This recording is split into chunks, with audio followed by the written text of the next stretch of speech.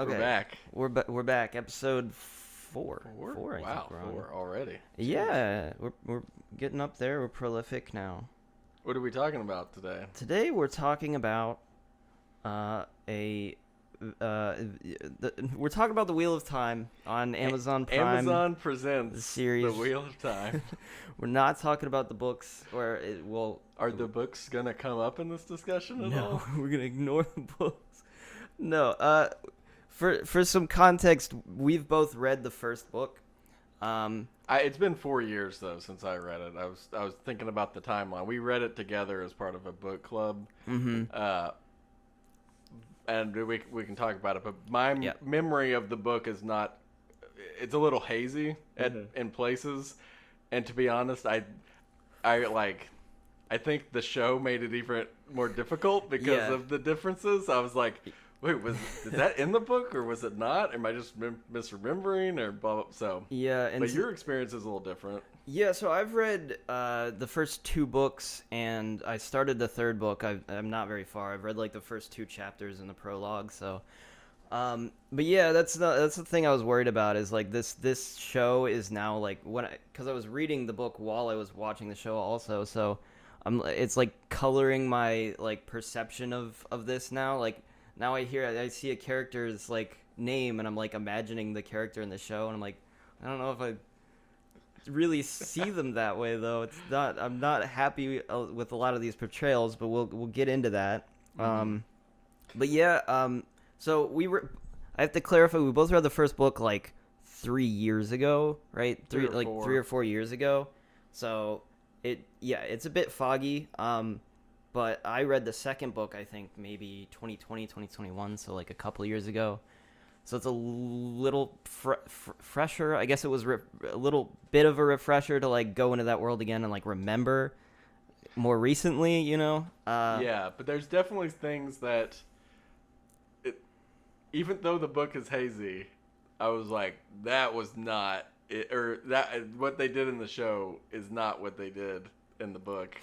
Yeah. And I think that like afterwards, the first thing I thought was kind of, I feel like I was almost hindered having read the book and then watching the show. Like, you almost should keep them as two separate, like, things. And I feel for hardcore fans of the book, I think they're going to be confused maybe and possibly disappointed. I don't really have any sort of attachment to the series, so it didn't matter, but It takes so many liberties and changes a lot of things that I could see it causing some frustration. Yeah, it changes so much in relation specifically to just the lore and the world building and how this works. There's stuff that's like left out, I feel like, and then because it's left out, it makes later parts more confusing because there's like less reason for certain things to happen, if that makes sense. But I was thinking about this while I was watching it, like, if somebody who hasn't read the book watches this, would they be confused? And I think they might be also, just because of the same reason. It's like, stuff just happens, and they just go places, and it's not really explained, like, why they're motivated to do certain things. It's like a double, kind of what you mentioned. On the one hand, it changes so much stuff that I think it's like, book readers are going to understand some of it, even if it's different, because of their background lore. Yeah, they're going to recognize that it was changed. But new viewers are probably going to be confused because it's unclear and they're pretty rushed. Like it's only 8 episodes, and we can get into that. But so it's like a double-edged thing of people who are fans and have read the books, I think, are going to be like, why did they change so much? People who haven't and are new viewers it doesn't really explain a lot. Yeah. And they're going to be a little confused. Yeah, and I did notice myself like inserting context into the show that wasn't there, that was from the books. I'm like, okay, I know this part of this thing. Like, for example, they don't explain this very well, but there's 2 parts to like the true source. Just as an example, I'm not going to go deep into the lore right now, but there's 2 parts. There's like a male side and a female side. and they don't really explain that too well. They kind of touch on it in like the very last episode, but they don't like. They mention it, and it's tough because like we've both read the book, so there's a few episodes where they mentioned, male users of the source, go crazy, Earthly Channel. Yeah. But I do imagine, a new viewer wouldn't know it. In contrast, I think it's the first chapter. The prologue of the book explains it, doesn't it directly? I'm pretty sure the prologue is what you see in the final episode, kind of. Which it's like, okay, you're showing that at the end, whereas the book, you get it kind of explained up. I mean, it's rough. I'll what's say your overall? Yeah, I don't think I would recommend this show to a single person. I don't think anybody should watch this. Honestly, I don't know if we should have watched it. Honestly, no, I think it'll at least it'll.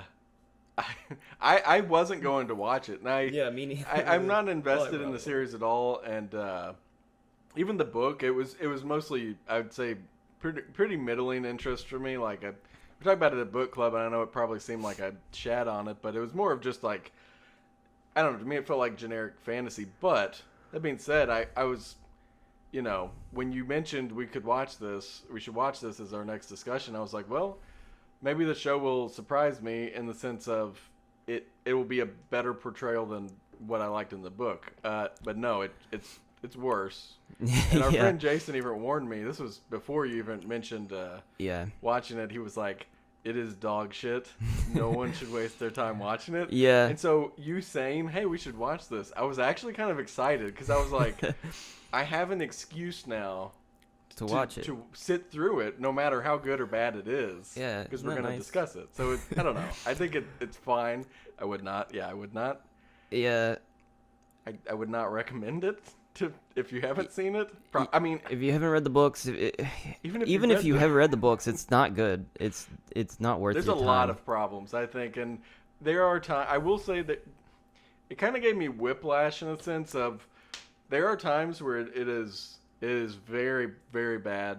There's a lot of times where it's just mediocre, and then there's times where it's starting to try and get like it. I think it was like episodes 5 and 6. It kind of slows down, and the characters start kind of trying to be characters, and I was like, oh, like this is approaching passable, barely. Yeah. And then it just gets really bad again, and so it's like at worst it's really bad, and at best it's like barely good. And but it's few and far between on the good parts.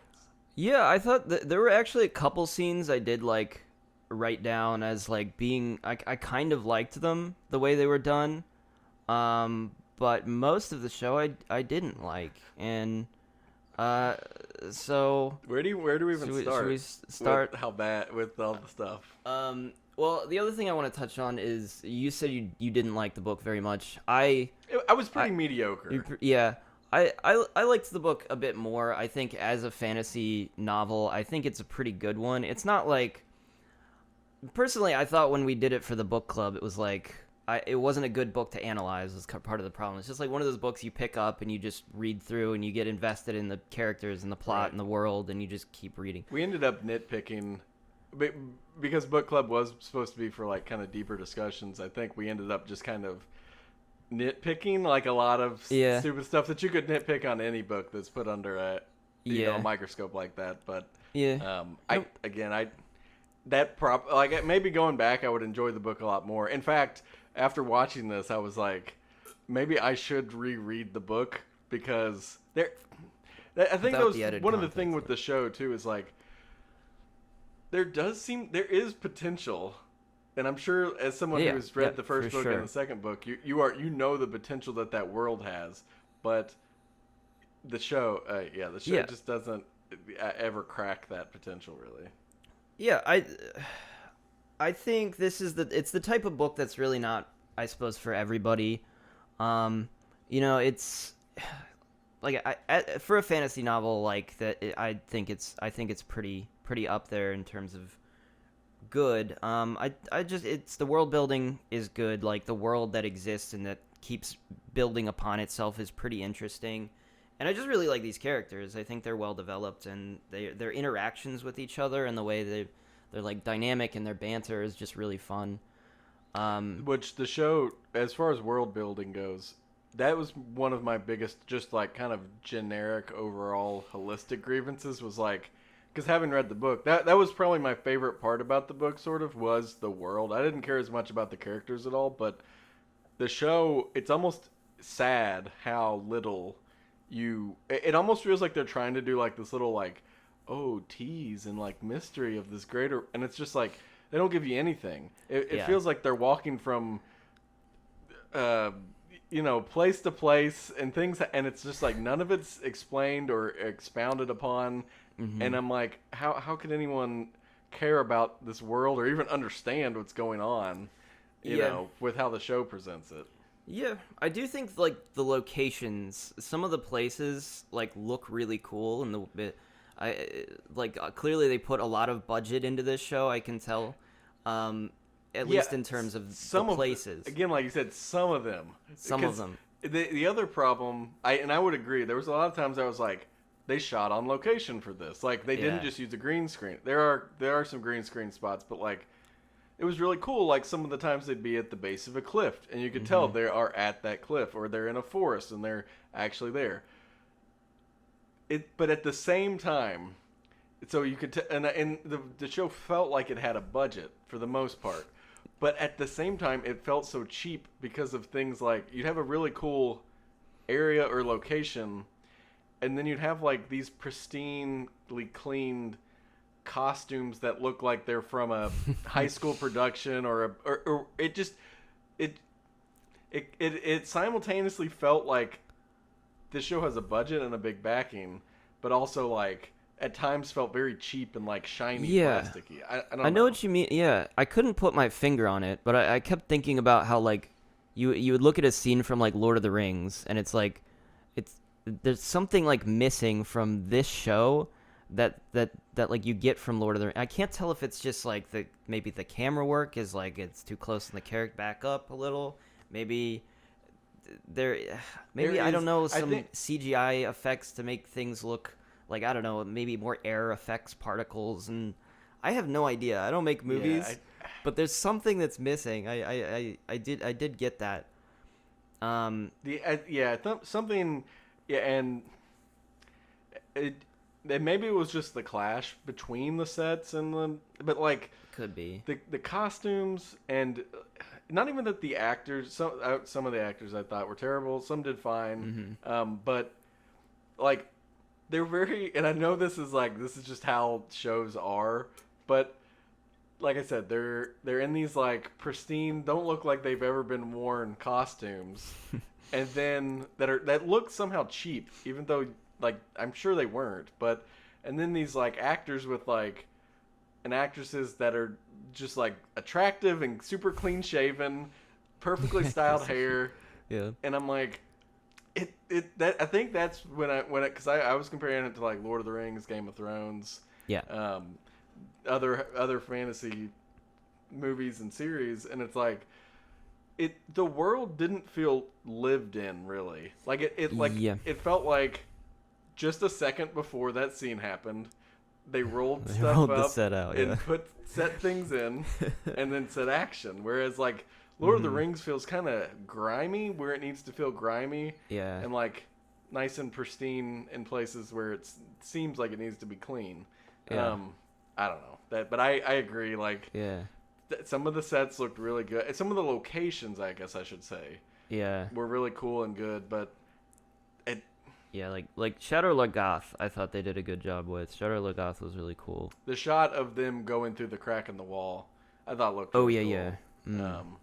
And yeah, how they like jump off the like wall into the water, and the water's like kind of seems kind of endless. Like they're swimming. I don't know. It's cool. There's some cool thing. That's when I was like, it whiplashes from being really bad to like passable in some places. There are a few things like that. It's just it's hard when the majority is bad, and I feel like it almost takes away from the few things that are good, because you're like, Well, they just do stuff like that all the time. Like, why is it bad the rest of the time? Yeah, hard to say. But it did feel like I think Amazon maybe wanted this to kind of be the next Game of Thrones. Like I could tell there were parts of it where they're like edging on, like just trying to achieve that sort of rawness, I guess, of Game of Thrones has. The gore, the sex. Okay, all I of wanted that. to ask you because your memory may be better, but like, I don't remember the main characters having sex. Nope. Ever.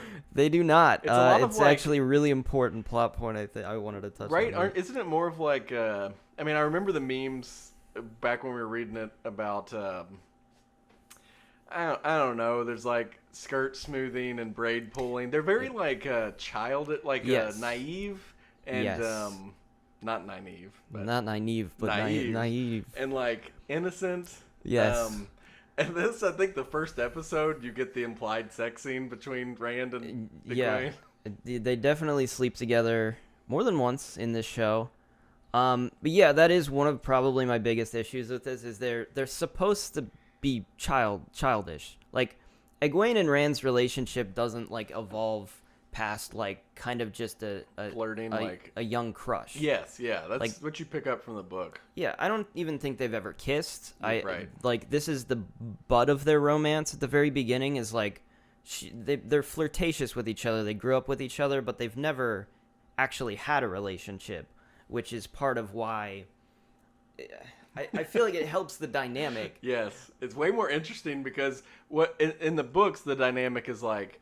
It's like It's like the first 2 seasons of The Office with Jim and Pam. Yeah. Will they? Won't they? What's Will they, going on? won't Blah, blah. And this, it's more of like drama alert.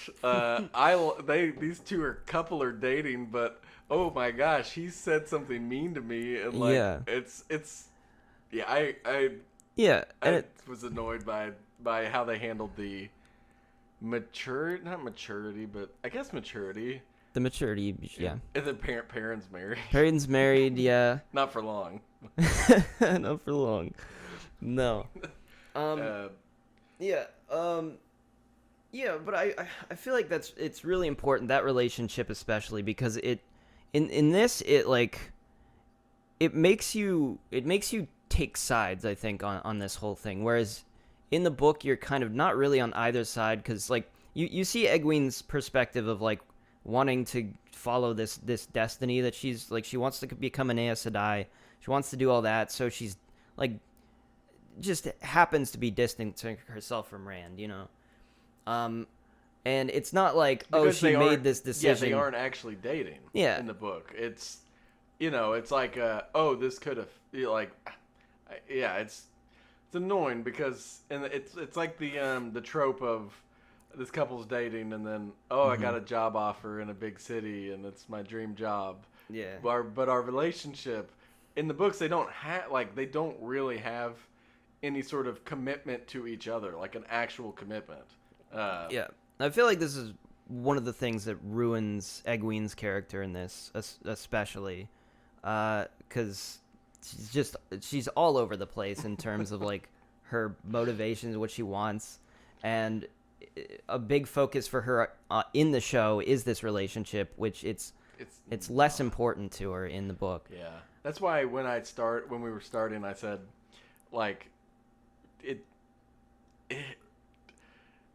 like, is it even work? Like, we're going to spoiler. We're going to spoil. We're going to compare this to the books, but like, it's hard not to. It's like you have to, but Yeah. it's almost like. It is just so frustrating. Like my thing, and I said this about The Witcher season 2. If you have source material that works, if you are going to change it, it needs to be like better or enhance it, not make it worse. Yeah.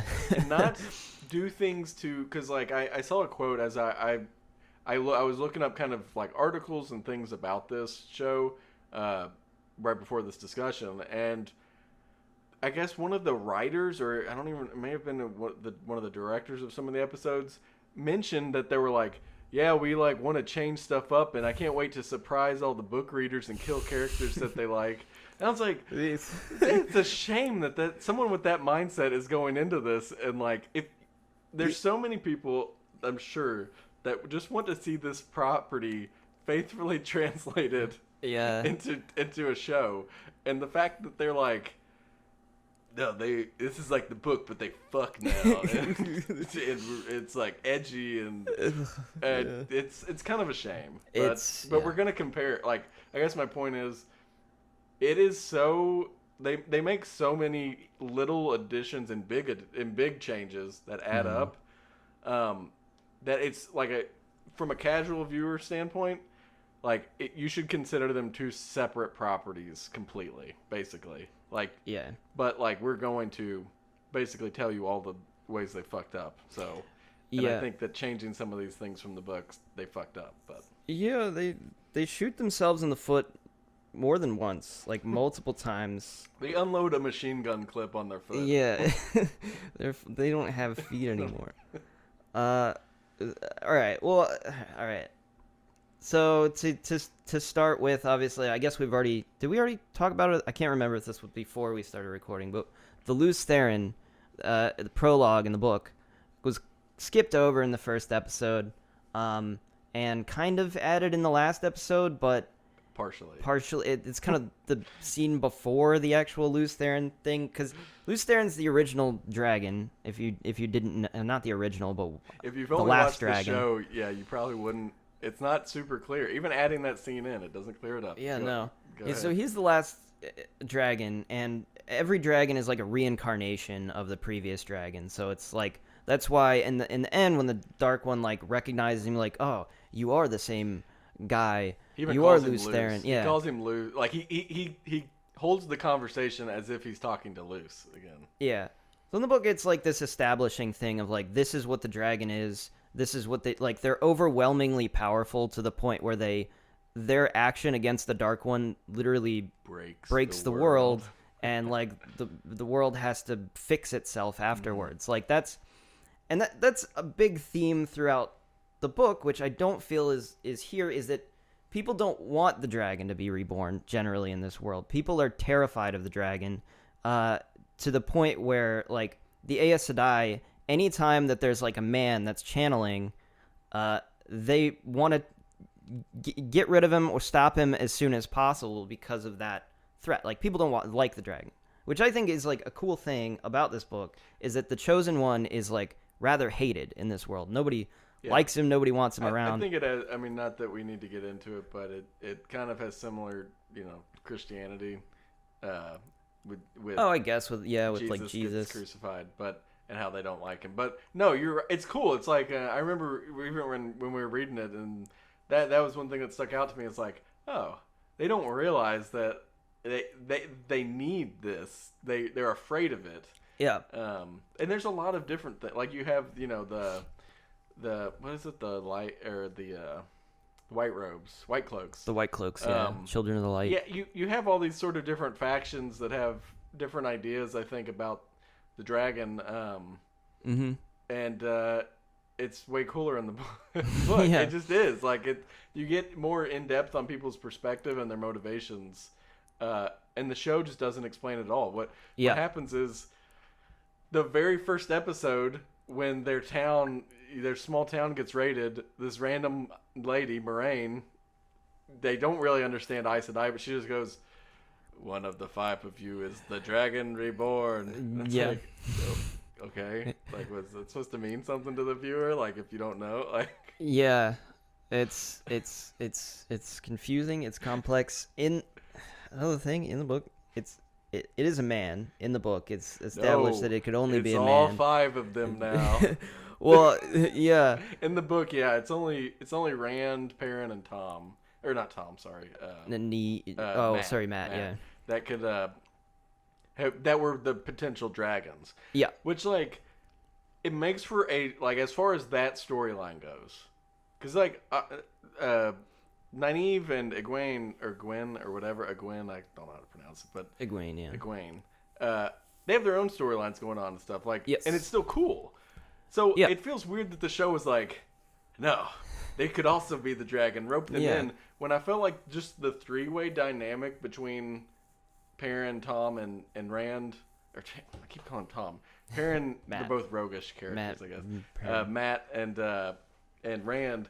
It was more interesting in the book, Yeah. and I do feel like one of my criticisms of the book though is like it's Rand the whole time, but at least Yeah, like it's pretty obvious in the I book. feel like it works better with the fewer potential people, and it just feels like I was just kind of like, you by saying the two women could be the Dragon Reborn. I don't really care that it's like inclusive, but it changes the lore of the entire world. Yeah, that's the biggest problem. The whole world, like it would be like I don't know if Lord of the Rings was just like, oh, the elves actually don't live forever. They're not immortal. Yeah. Because Yeah. because ageism or something. I don't know. It just felt weird that they're like, they didn't respect the lore. No. At all. No, and it's like you said, it's a change that has consequences in like the whole of everything and how things play out and how things work, the interactions with each other. Like for instance, the White Cloaks. There's like the Questioner and the White Cloaks just murders Aes Sedai, like women, and takes their rings. I was gonna bring this up, yeah. Which that's not really something they do. They question people. They're kind of like this creepy cult that like they're basically witch hunters. Is kind of the parallel to like the Salem witch trials and stuff like that. Is that they question people, but they can't really prove if you're a channeler or a dark friend or anything. Yeah, they're a little overzealous of like, oh, like it's I'm trying to, I guess Salem witch trials is the best way to do it. Like, you can't disprove that you're a witch to them.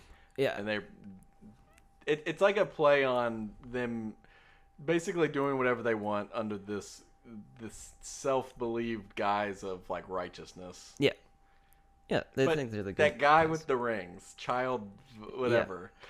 So the assumption here is that he killed however many rings he had. A lot. I killed Which a lot is of like, Sedai. First off, what the fuck? That's unheard of, I think. Yeah.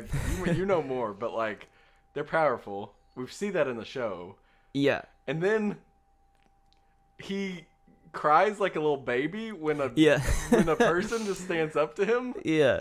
Well, it's how terrible. do you get those rings? What the fuck? Doesn't make any sense. That was bad. Yeah, that's really bad. It's like that's what I'm saying. Like they make these changes, and then it's like they have to deal with the consequences of the changes they make, and then it just makes for these really awkward things. They're like, oh, well, if a woman could be the dragon, then the Children of Light would probably go after Aes Sedai as well, because women could be the dragon, and so you have to have this guy, and he's killing women, and but how is he doing that? So then there's this other thing where I felt like the Aes Sedai were actually underpowered in this to make it so that maybe that was possible. Up until the end. Well, they had to like combine their powers to even call lightning. Well, yeah. And then even then they were like burning themselves out doing it. But they killed a 20,000 Trollocs. Yeah, but like. But yes, they killed themselves. Yeah, it's. They're way more powerful than that in the book. Like that's the moment I saw him with those rings, I was kind of like, oh, like because you see it first. It's kind of not a cool scene. Obviously, they're trying to play on the gore. Scene. Like he cut this woman's hands off and he's burning her. Shock value. And he's like, oh, but you see all these rings, and my first thought was like, oh, I guess they're changing it up to this new character. Like, what is he's gonna be like? Have something up his sleeve or be badass or whatever.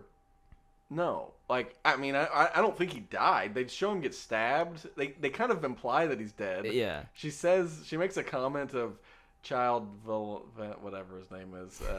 Well, it won't hurt anyone anymore. But in the scene that it happens, Perrin just like, or maybe it was Egwene, stabbed him in like the shoulder. And it doesn't show him like actually die. He just kind of falls to the ground. But it's like, how did this weak man who doesn't get off a single attack kill 6? I thought I counted the rings. Many Aes Sedai. Yeah, which are like some of the most powerful people in the continent. Oh god, I'm already getting stressed. Yeah, I know, right? It's like it's ridiculous. I mean, and it devalues, I think, something that they wanted to build up, which was like this idea of this sort of like feminist sort of angle of like this is a cool show where like The all women the hold the women power. are Yeah. the coolest in the world, but like now that the Aes Sedai are like lesser, it is really the dragon that's the only cool thing, a powerful thing, and like the dark one, and so like Yeah, it takes away. It makes them seem. It makes them seem worse. weaker in pretty much every way. Yeah. And it takes. That being said, like I mean, I think as a new viewer, you would get the idea of like women run the show, women are the powerful people, kind Yeah. of. But as someone who has read the book, they lessen it so much. They do. It does feel like why? But that's Yeah. my question with all these book changes are just like, again, if you're changing it for something that is like better or more interesting or something, I get it. But like, I kept trying to understand some of these changes and just coming up with like, but why? Like what? Like other than to like shock the book readers or something. I don't know. Yeah, and there's definite like other things that they left out that would have helped on that point, you know, because like there's the Women's Council in the Two Rivers that they completely don't even acknowledge.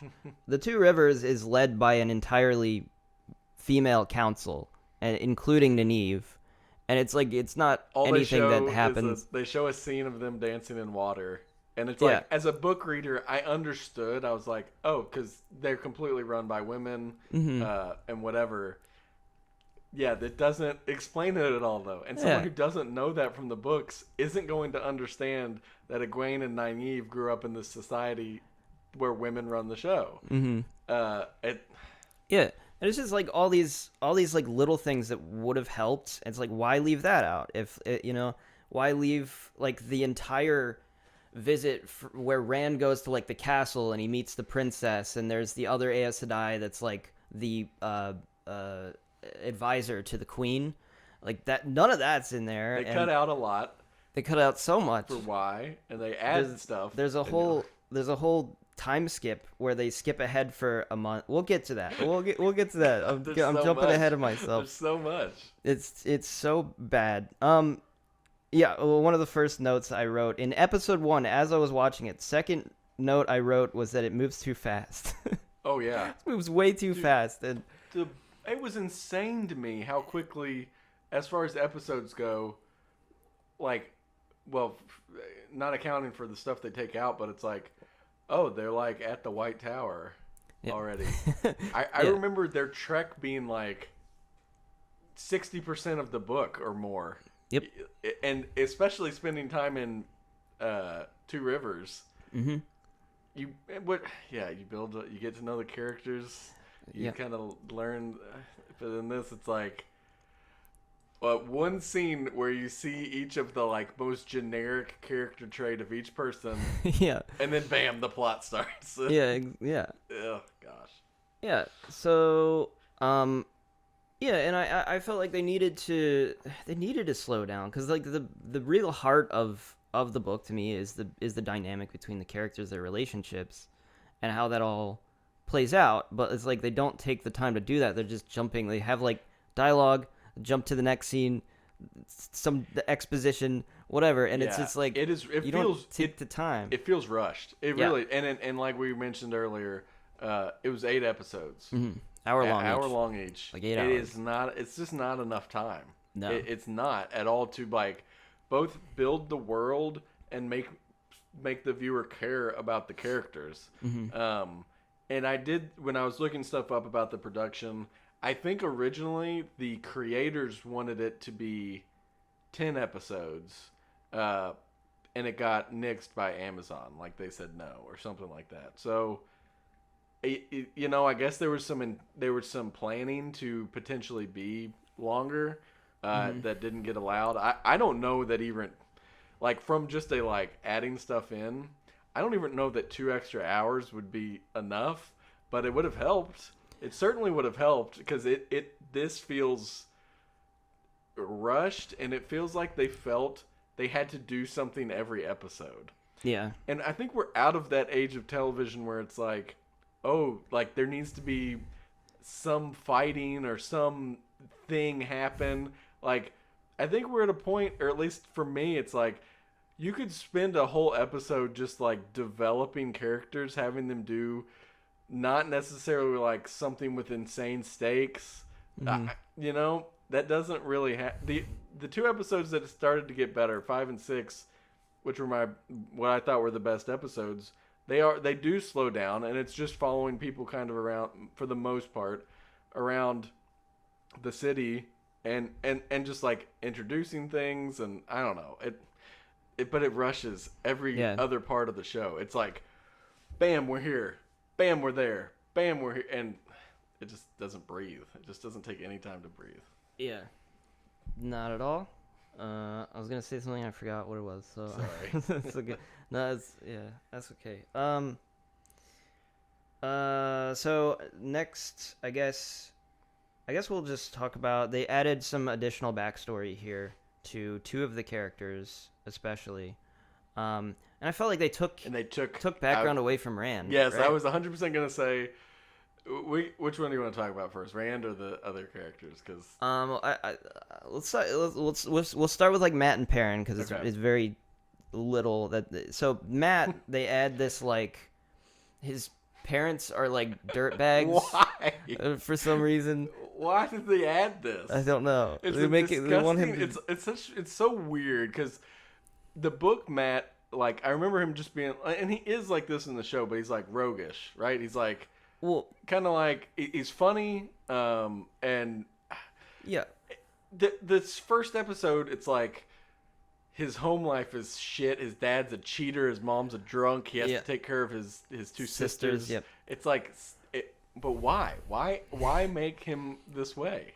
I think they wanted to set him up as like a bad person. I think they want to push him forward as like a potential villain.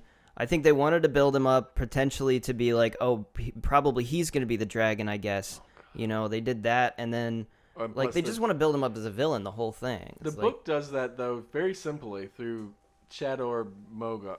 Shadow Logoth, with the dagger. Yes. It's very simple. And they do that in the show too. But it pissed me off when Moraine was like, because I think it was Lan says, he's like, oh, but it was the dagger making him dark. And she's like, the dagger was feeding off of him just as much as he off of it. And I was like, oh, okay. So why even... if that's the case, if you're going to make him dark, just take the whole dagger thing out. Like, make it like his... He's just dark, yeah. So this is one of the characters they absolutely destroy, is Matt Cawthon. Because Matt, and this is another thing, is like they left out, is that they leave out their kids, right, as we kind of already touched on.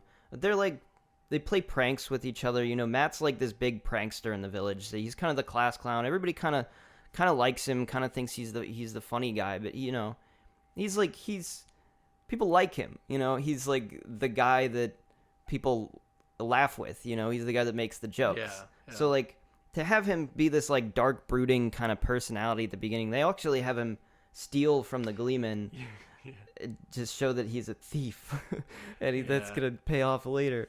Like, he reminds me in the books, this is very generic, but like he's more of like a Han Solo type as opposed to like a bad person, you know, like he may be a little like, not that he'd like steal, but like he's charming kind of, and people like him, like you said. Yeah, he's a jokester.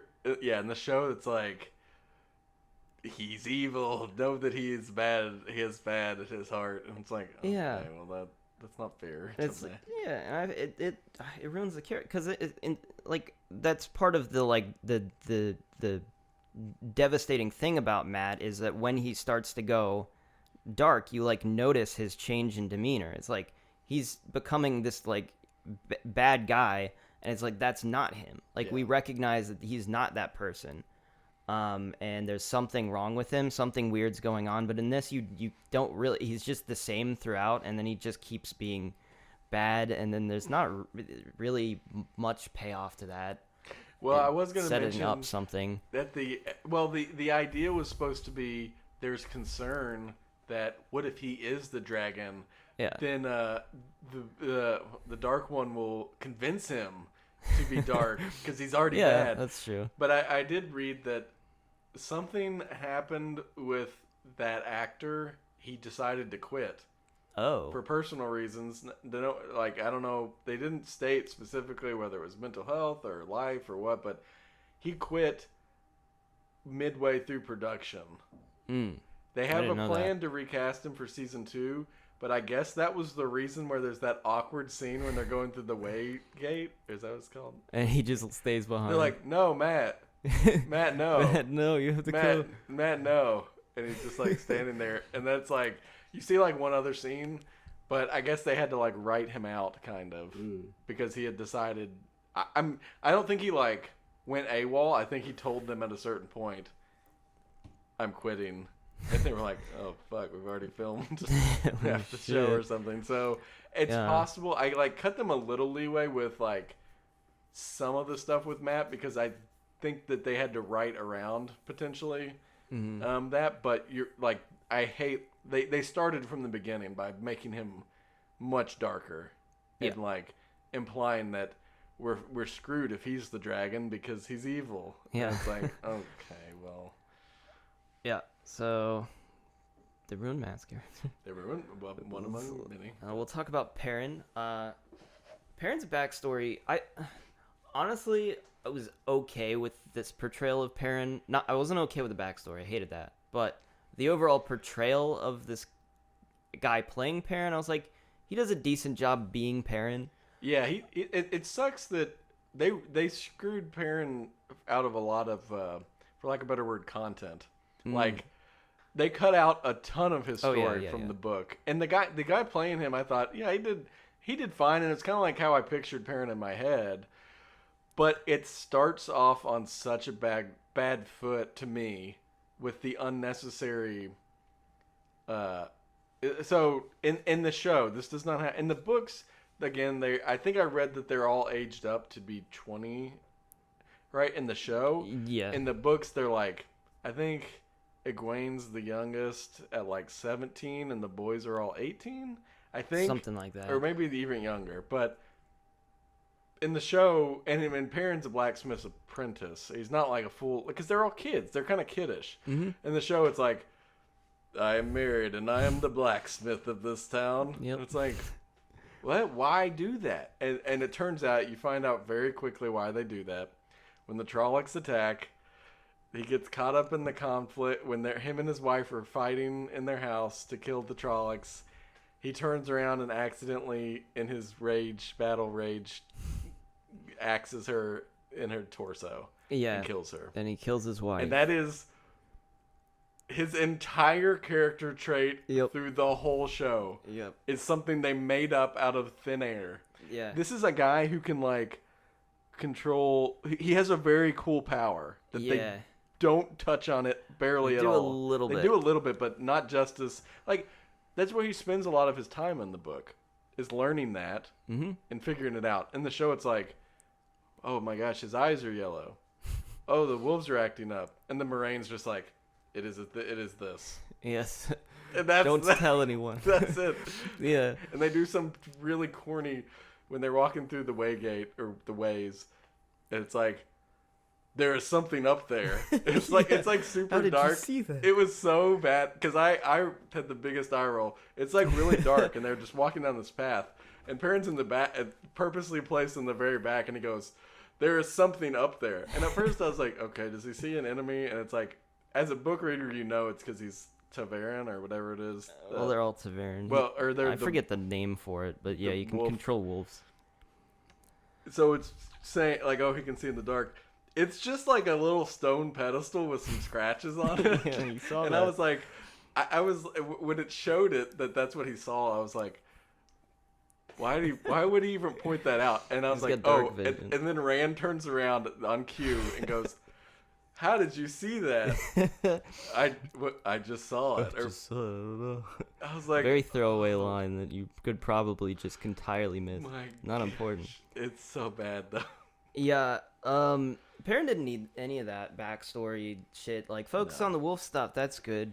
The first 5 episodes, every time the camera's on Perrin, he's going, I killed my wife. Yeah. But he doesn't. I can't tell anyone. And people are like making they don't really. It's like one of those things where the audience knows, but the characters don't. So Perrin will be like freaking out, and someone will come up and be like, yeah, but at least, you didn't accidentally kill anyone. And it's like cuts to Perrin in his eyes, say like, but I did. He doesn't say it out loud, but I did kill someone. That is his character for like the first 5 episodes. Yeah. It's and then there's like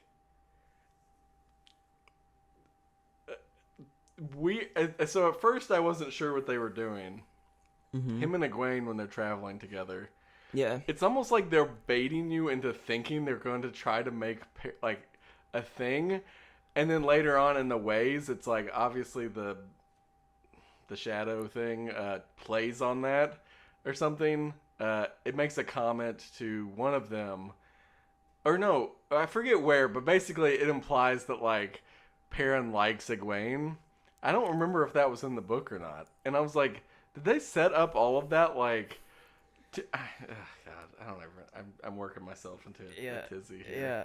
Well, okay. So Book Perrin is like one of the best characters. One of the best characters. Yeah, for sure. His traits are that he's like loyal to a fault. He's incredibly reliable. Everybody trusts him to the point where like not a single person would like doubt his ability to be there. They wouldn't doubt that they can lean on him. They can trust him. Like he's a big teddy bear of a guy. He's a little dumb, but like everybody's comfortable with him, and they do travel together in the book as well. That does happen where they have a pairing, but like I don't know, like it kind of like you learn that Perrin definitely wouldn't betray his friend Rand by like liking her, Egwene. It's very clear from Perrin's character in the book. Egwene trusts him. Rand everybody trusts him. Like he's loyal to a fault. Like that's his trait, is he doesn't do things like this. And like I think they throw a wrench in it by they leave it purposely ambiguous in the show. They don't like. I'm not saying they make it like. It's like if you know Book Perrin's character, he would never. It would never be like that with him and Egwene. The show, though, you don't know anything about Perrin besides he's upset over killing his wife. You know nothing besides that, and so it's like Egwene. It's like all these lingering shots of him like looking at Egwene and her like asking to hug him, and then I just didn't like how they handled that. I thought it was like I don't know, manipulative kind of the audience, but. Well, my theory here with the parent-wife situation was that they gave him a wife in the beginning so that people wouldn't think that him and Egwene would end up together in any way, especially during that time where it's just them traveling together. That was my original theory. It's like, that's why they did it. It's a terrible reason, but I thought that's why they did it. But then they just, like, decided, no, Perrin likes Egwene. And I thought that's terrible. I was like, that's stupid. Right. Like, what? He married a woman, and like that makes Perrin look like a shithead if he's like into this girl like this soon after he murdered his wife on accident. And now I recall now. It's Rand yells at him, "You got engaged the day that I got with Egwene," or something. And I was like, does that imply that he likes Egwene? I don't understand. Well, it was Nynaeve that comes out, and she's like, I'm sick of you two fighting over Egwene, and that's the realization. That's another thing. I was like, in what world would like it? You're right. It disparages, like it makes Perrin look like, because like again, Rand and Egwene are dating in the show. Like it makes Perrin look worse. Really, really bad. Not only because his wife just died, he killed her, but because like it's one of those like my best friend's girl or whatever. Yeah. Like, and it just doesn't make sense. Why? Yeah. It's like they were trying to make it like melodramatic teen drama. And they're not even teenagers. They're not. They're 20-year-olds. Fully grown adults. Yeah, it's the worst thing about it. Is they but in the book, these characters. you get really into him and his wolf powers. Yeah, he's and a it's cool guy. He's really cool. In this, he's like, he seems so frail and like mentally frail, and you don't learn anything about the wolf stuff. It's very vague. Yeah.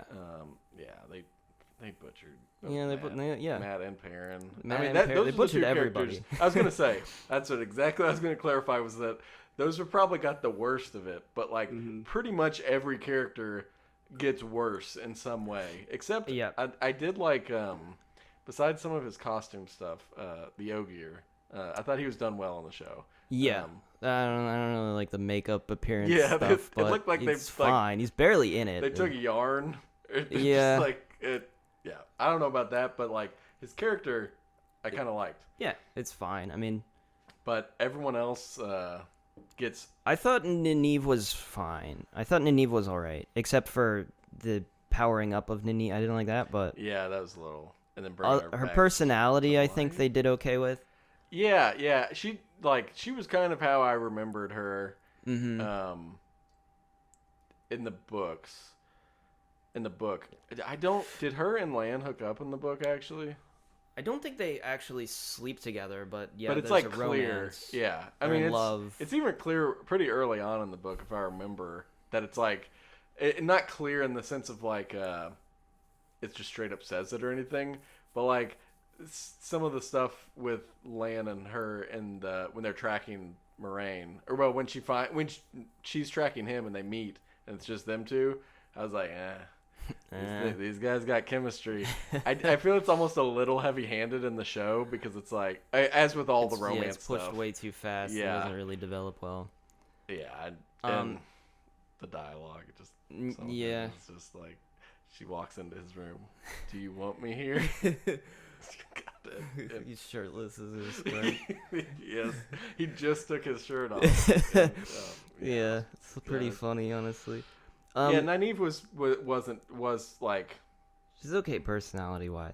Her powers are bad, and they leave out, I think, a lot of her like the start of her character, the sort of exposition of like the point of Nynaeve and the reason she's so like abrasive is that she's like put in this position of power from like a young age in this Two Rivers society. Responsibility. Yeah, because she can channel, because she has access, which is another thing that we'll cover later. But like, she wasn't ready for that. But the thing is, like, from a young age, as a kid, like, she had to, in order to be respected and taken seriously, she had to become sort of assertive, abrasive, and very impulsive. Like, that's where these traits come from. That's why she is the way she is. But over the course of the book, she kind of levels out, she calms down because she doesn't need to be that person as much anymore. And so you see her soften up, and that's like the development of the character, which I feel like a lot of that is missing. So you don't understand her as much in the show if you don't have the background knowledge of the book. But overall, yeah, she's abrasive. Yeah, she's like, she comes on very strong. They get that right, sure, but it's not as what about her endearing yelling and exploding source healing? Right. So the way they handled the reason she's the wisdom is that she can channel. Like, they don't. Two Rivers doesn't really understand it, I think. Right? It's yeah, like, they don't know what it is. They don't know what it is, but yeah, she can channel. Mm-hmm. Yeah, like, she's a healer. She heals. Yes. Yeah. She heals people during that battle. Like, yeah. Oh my God. It's very confusing because it's like, then why was she selected to be the wisdom? The only like thing we know is that she can hear the wind, and that's why they pick Egwene. They're like, oh, Egwene can also learn how to hear the wind, and that's it. That's the wisdoms can hear the wind. I always took that from the book of just like, it's people who can touch the source. They to Two Rivers folk, it was like hearing the wind. I thought those is the same thing. In the show, many episodes later, Nynaeve can't hear the wind. And I was like, oh, well, does that throw that whole theory out? Yeah. It's so weird, too. She's just like, I don't hear anything. Egwene's like, I hear a lot. It's like, what? Okay, so I guess it's not touching the source. Yeah. It doesn't make any sense. So, but yeah, in the book, she can channel. And it's like, she like when the concept is introduced to, or like the more fleshed out version is told to her by people, it makes a little more sense. But I think if I remember, the show kind of implies she doesn't understand it at all, really, right? She, She no. can't. She Like, can't heal until like she doesn't use her powers until like episode 4. till her heel explosion. Yeah. And I mean, I suppose it draws attention to that fact because there is like a dude that during the battle that like is lying in front of her and she's doing nothing. I'm like, why is she healing this guy? It's because she can't actually heal. She doesn't have any powers yet. In the show. In the show, which is, I mean, it's just it doesn't make any sense. Like The reason like, she why was is she the picked wisdom from a young age, the youngest wisdom ever, was because she had powers. Yeah, and she's really in the good show, why was she picked? Because she could hear the wind. You know. But we don't know what that means. It doesn't mean she can channel, at it. apparently. Yeah, who freaking knows? And Also, that whole scene with Logain, Logan episode 4. that that didn't happen in the books. No. Because do they even take? They do take Logain's powers in the book, but definitely not that early. I thought. So the way they handle Logain in the book is that you really only really hear about him. Yeah. And they talk about how there's a dragon reborn, or a guy claiming to be the dragon, a false dragon as they call him, who's raising an army and like attacking places. And his name's Logain. And then the first time you actually see him in the book, he's already been gentled. He's in a cage. He's being brought to. See, I love that about the books was that the Logain character, it's a rumor for them like a long time. You hear every town you go to, it kind of comes up and like someone mentions it, or you hear it in the tavern or whatever. It's like this rumor thing, and then you see him, and he's captured. Yeah, you said he's captured already. Yeah, this is the first time you see him. And in the show, he looks real pathetic. In the show, he is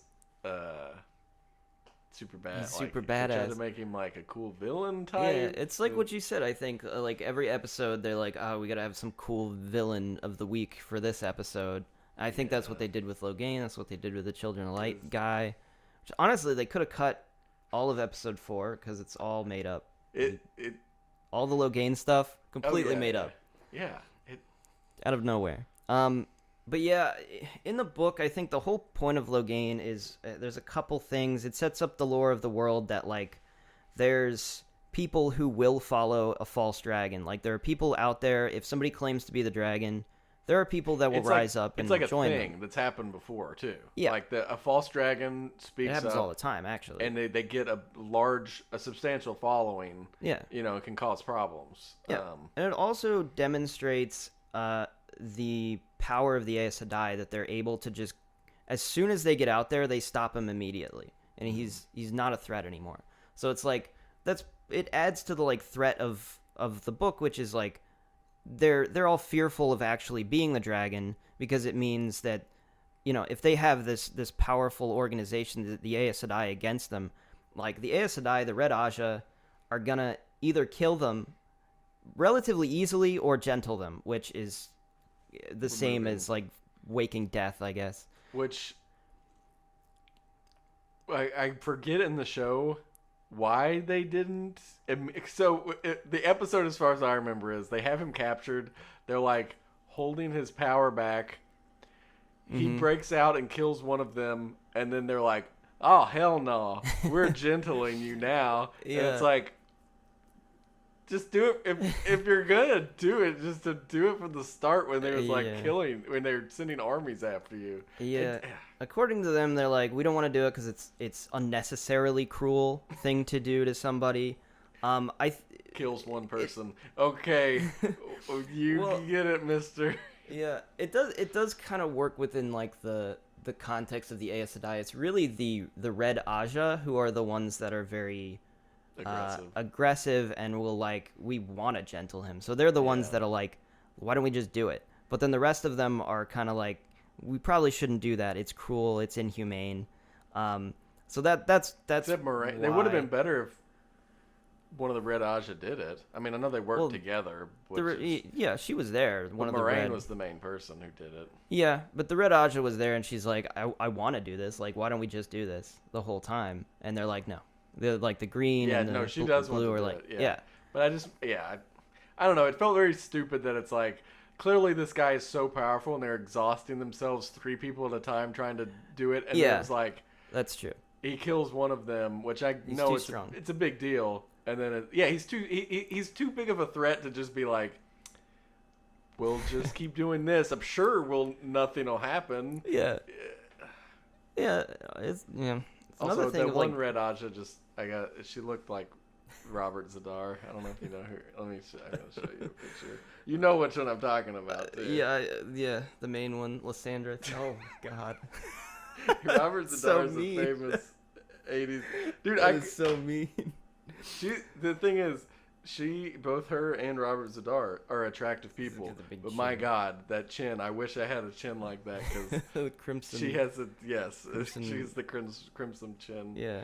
Um, Yeah, they did make the Red Aj, like all of them, kind of weird looking. I've noticed. Even the background ones, it's like, yeah, they odd stood looking out. women.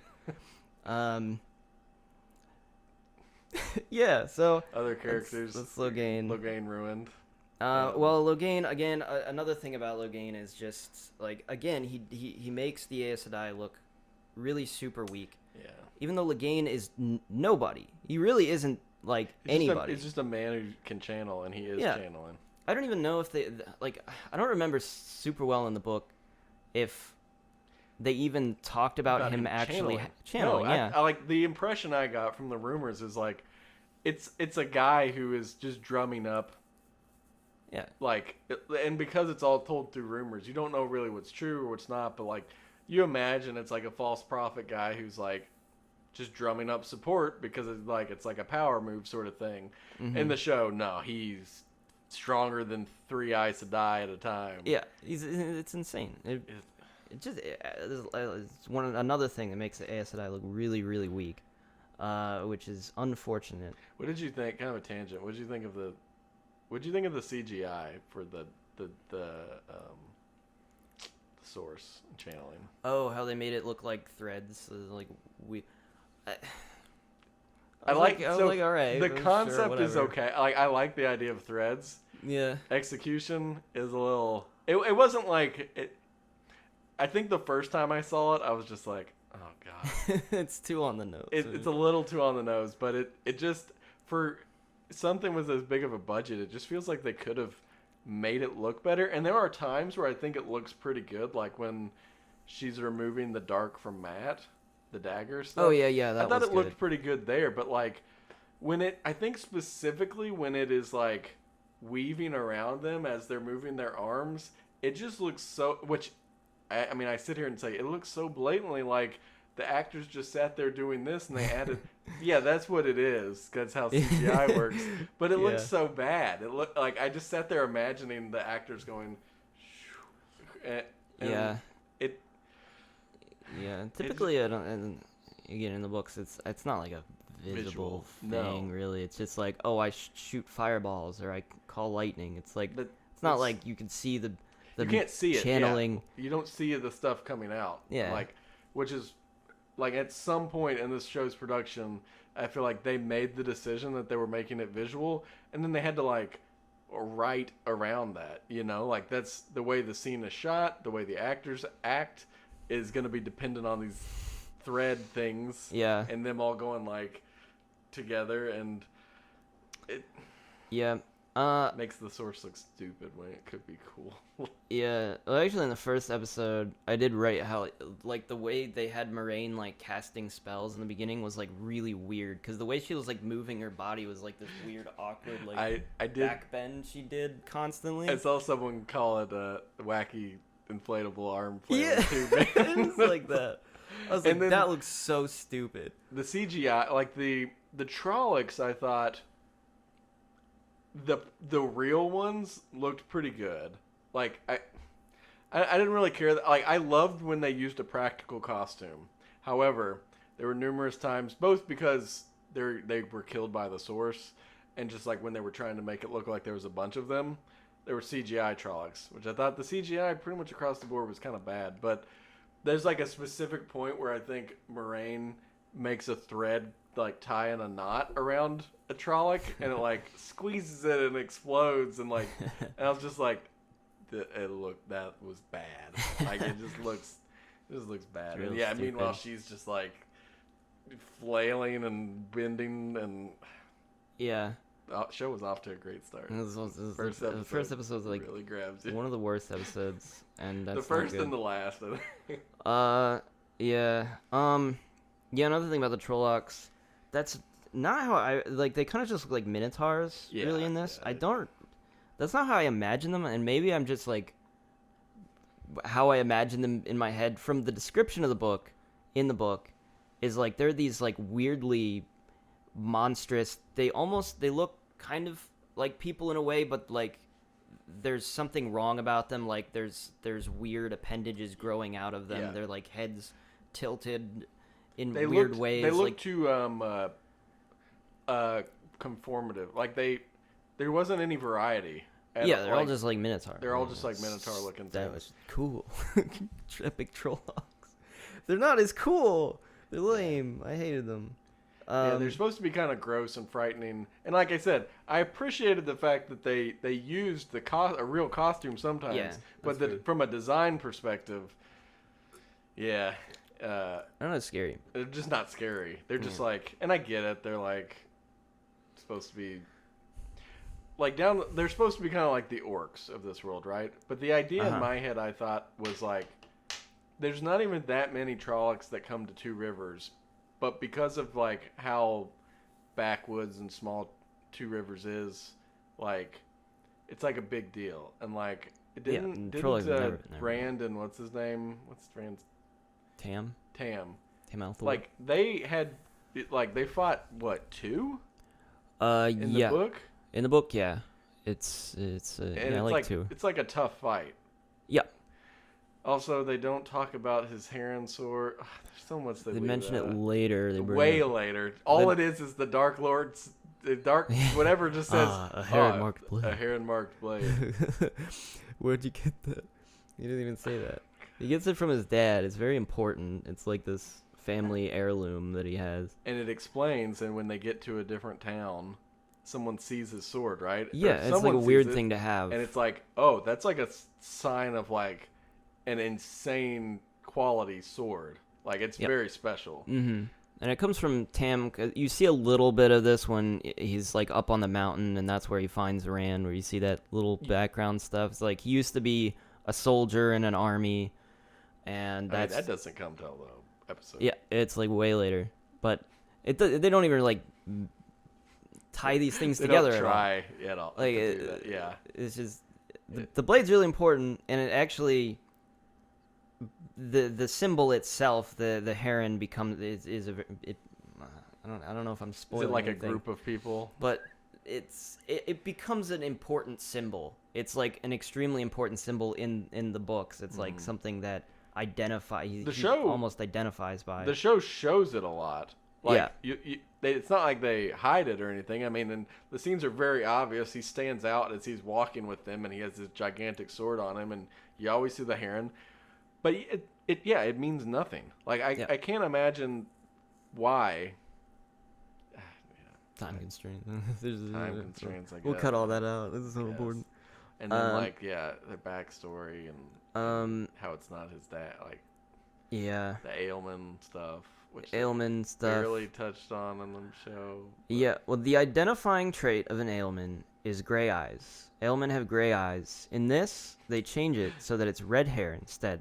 They have, like, Loyal, later on, identifies him. He's like, you have red hair, a trait of an Ailman. very And Rand's like, blatant. "What?" It's a scene that kind of drags on because it's kind of part of Loyal's character trait, but like it's as if they were like, we are changing the lore here. Yeah. Look at us. This Yeah. is different. Like, let us beat it into you. Yeah. And it's why? like, that's the stupidest thing. Like, what?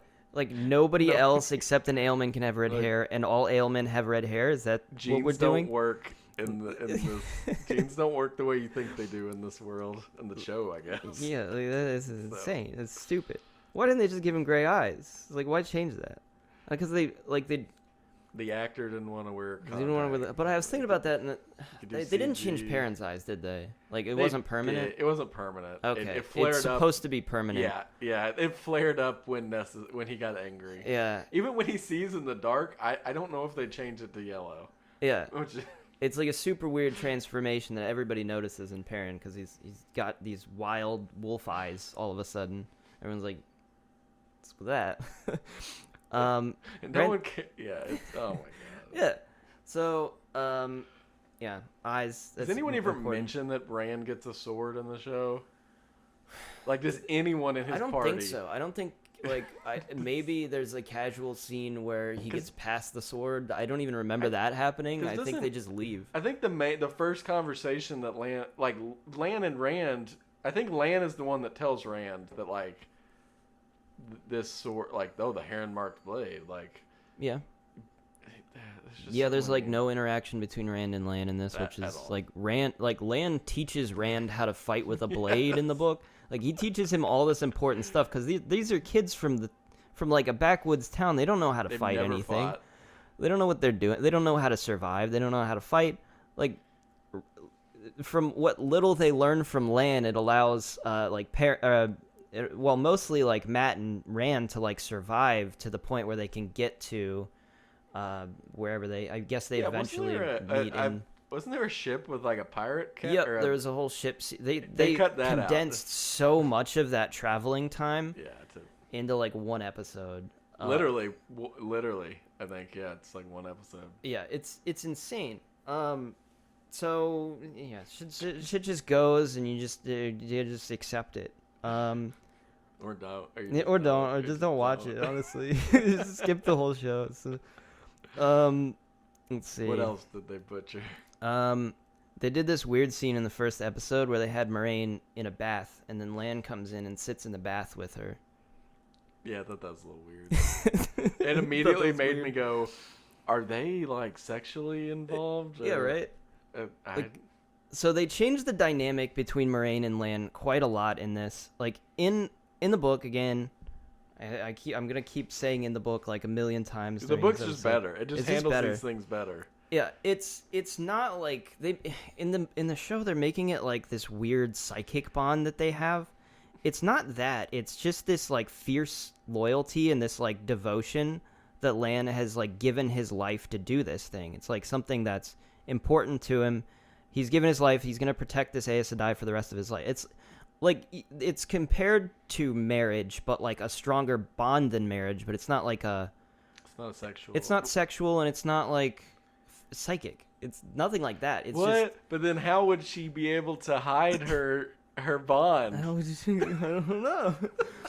Yes, in the really show, awkward. They make it psychic so that there are points where Moraine can, what do they call it? Cloud the bond, or Cloud the bond, yeah. hide the bond, or Break the bond, break whatever. It's just like, so they can just turn it off and on. I think only Moraine can do it as well, which makes it even more of an awkward situation when it's like, it's only her that can do that. Like, there's no point at which Lan can break the. At least they don't show that.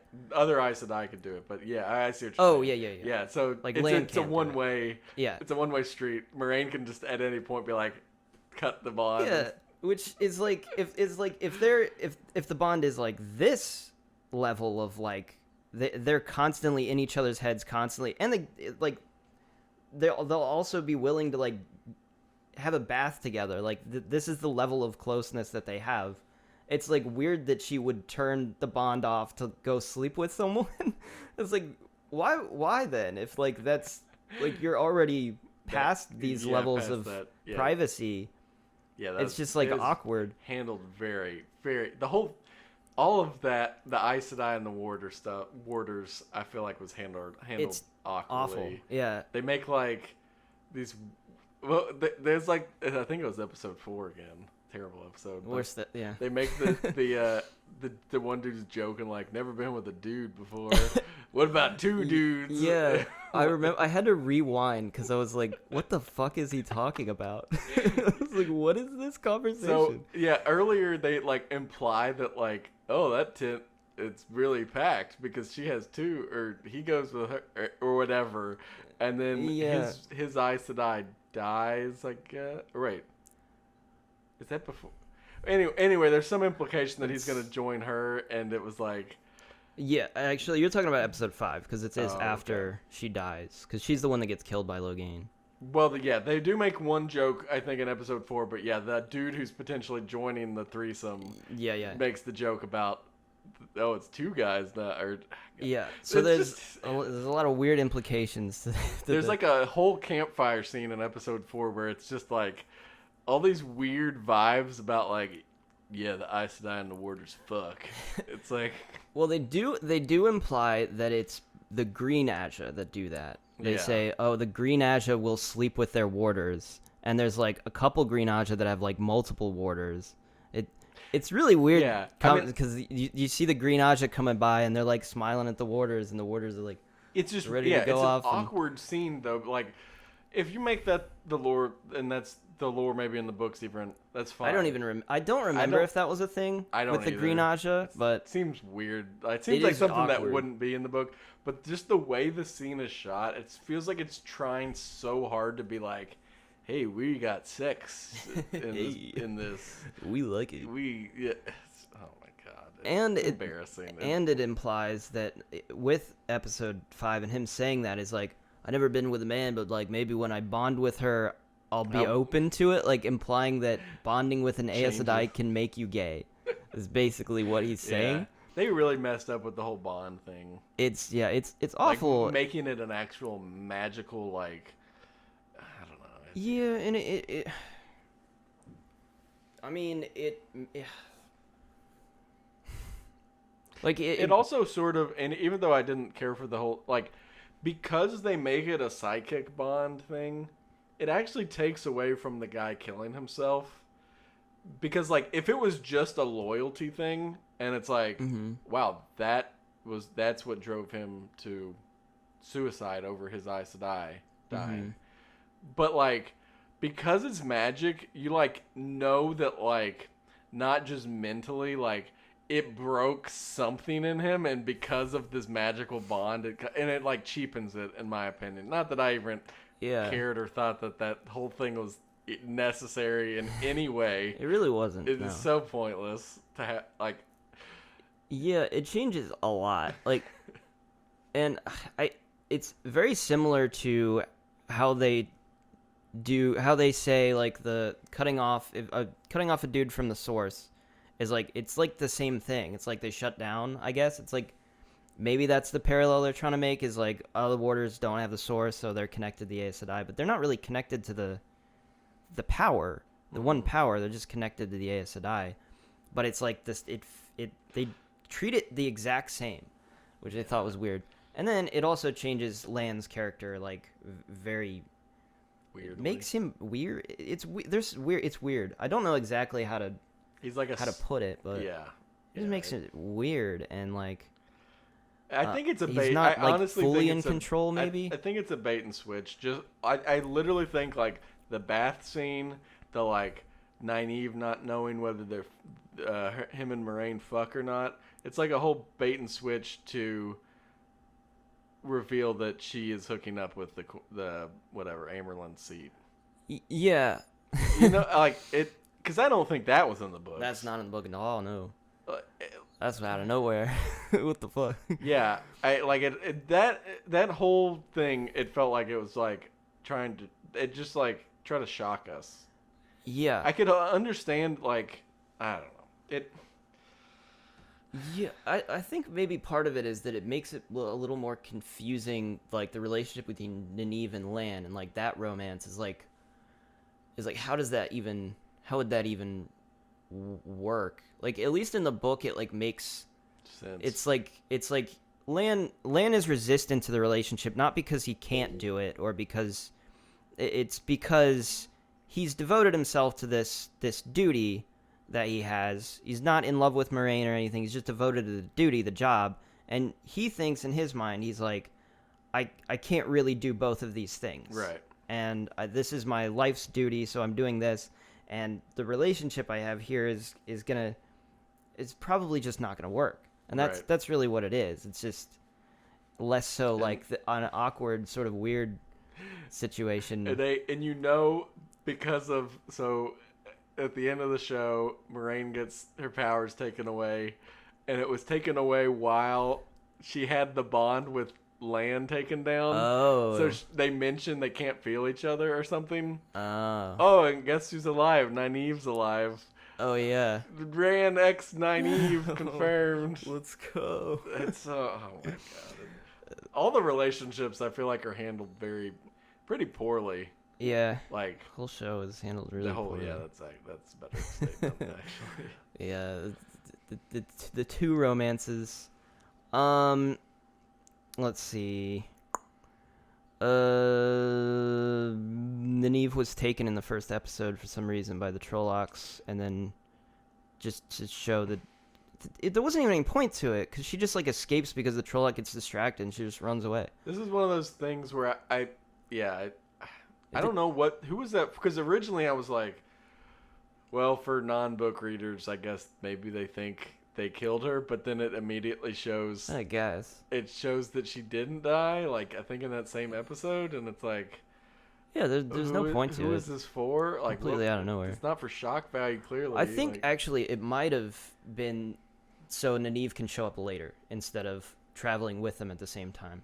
I mean, yeah, but what? Well, Moraine would have because the way they started it is like she has to take all 4 or 5. Like that's why Egwene comes with them as well. Yeah. So she would have been like, Nynaeve, you have to come with me, and it would have just done that. But instead, I think it's just to follow the book plot almost, because she shows up later in the book. Yeah. Rather than having her be there the whole time. But again, there's issues with. It's very clunky. Like Nynaeve, yeah, it ruins part of Nynaeve's character, which is she decides to stay behind, not because she has no potential to be the dragon of the book. So, but Egwene decides to go with them, which is part of Egwene's like. You're right. Heroicism. This all hinges on. The girls can also be dragons. I think you're right. I think you're 100% right that they screwed themselves up and were like, it destroys everything. If we make girls be dragons, they're all like Nynaeve would have to go with them. But in the book, she stays behind and takes care that she heals the people. Yeah, and she doesn't really have any reason to go along except that she wants to make sure that they're okay because they're like family to her. But she can't. And there's also like I don't think it was conveyed at like they tried in the show, but like the general populace is like distrust for the Aes Sedai. I felt like it was just and like their potential for trickery. They like try to do that in the show, but it doesn't feel very effective or like I imagine it just feels more clear in the book, like, or maybe it's because I read the book and I knew it was gonna happen, but like I don't know, Moraine. It just felt like they were like trying to make her seem conniving and sneaky because. I'm now that I'm thinking about it, it's probably just because I know what happens in the book, but like the show, it's just like it feels very generically like, oh, she's an Aes Sedai, she's a blue, like she's like conniving and a spy, and I don't know. I feel like in the show it was always like, or in the book you'd always see like people looking at her weird, or like people talking to the main characters about like, oh, you can't trust them, blah blah blah. I don't know. It just felt more organic. Yeah, it works better. It's organic. It's just like, oh, she's just out for herself. Yeah. Well, yeah, the main motivating... The thing about Moraine, and this is in the books, is that Aes Sedai can't lie, like, specifically. They can kind of dance around the truth, but they can't lie.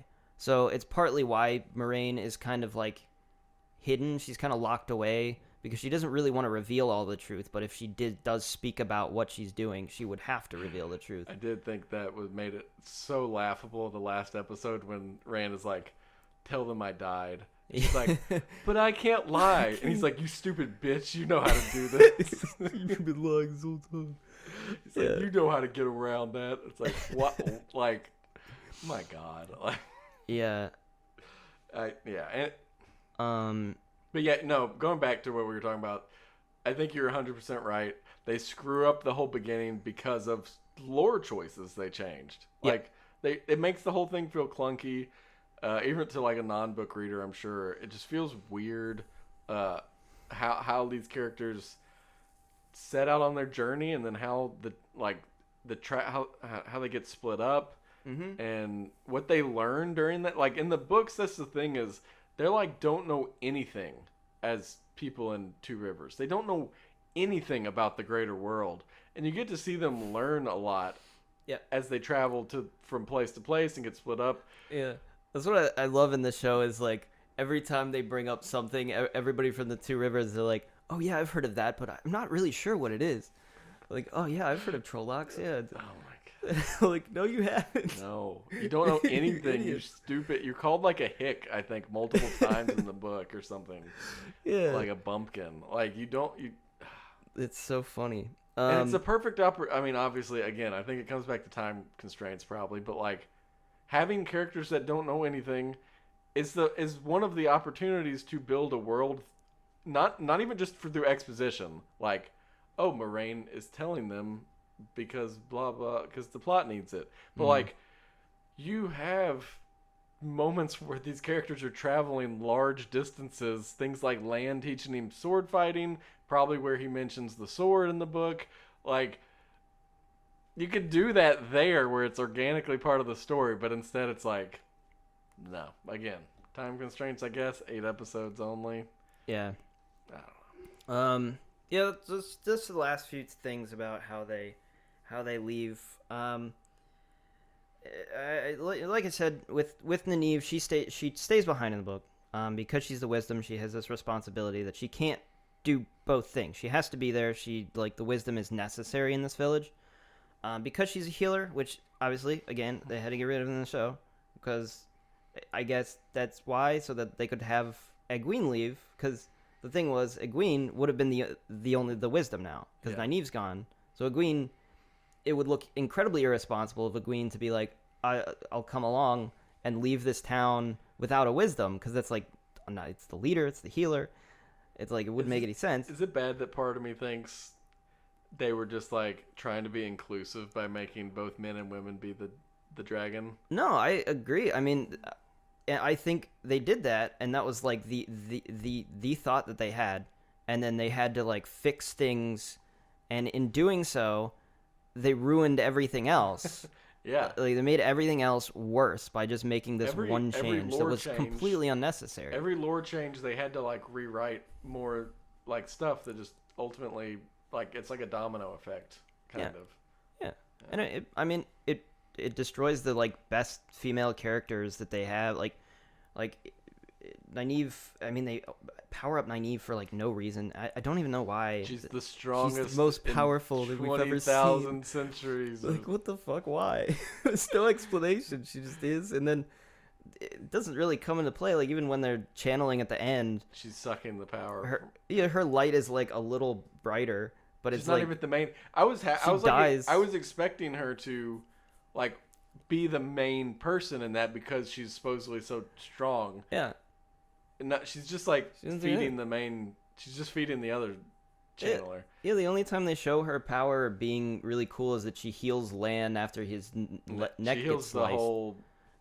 Yeah, and it's like, that's just a basic thing she can do in the book. She could do it. Yeah, from the. It's not that cool. God, the CGI they used there, like, she's like upset over Lan being dead, and she just like screams, and this huge burst fills the cavern and heals all the other people's injuries too.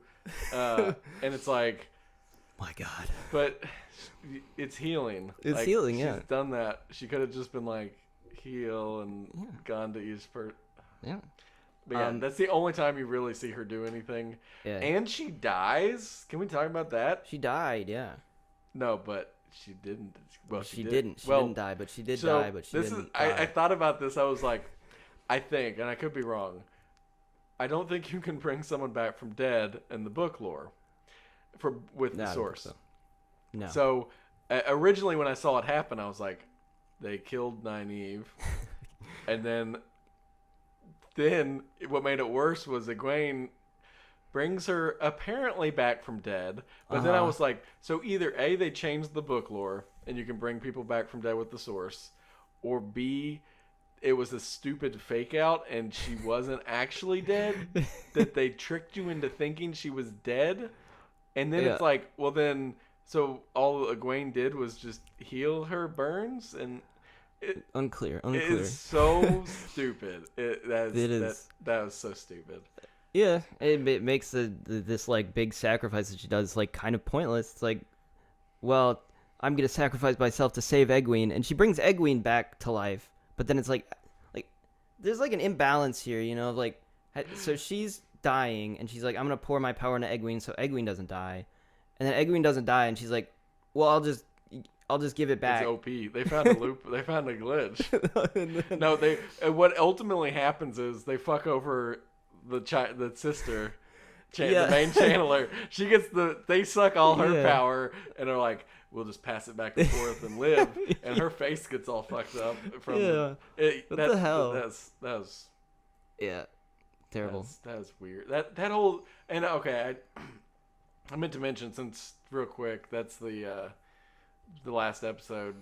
I guess there were COVID issues, big COVID issues with this. That makes sense. I think for the last 2 episodes, they had limited access to, like, some actors couldn't be on set, and there was like their locations got messed up, and that's why the last 2 episodes it feels kind of weird how it's like the whole them five people standing in a field and like miles away, and then like even though Rand and Moraine are going that direction, they don't run past the Trollocs or something, and then like true, then it's like the light. I don't know if you noticed this. This bugged me though.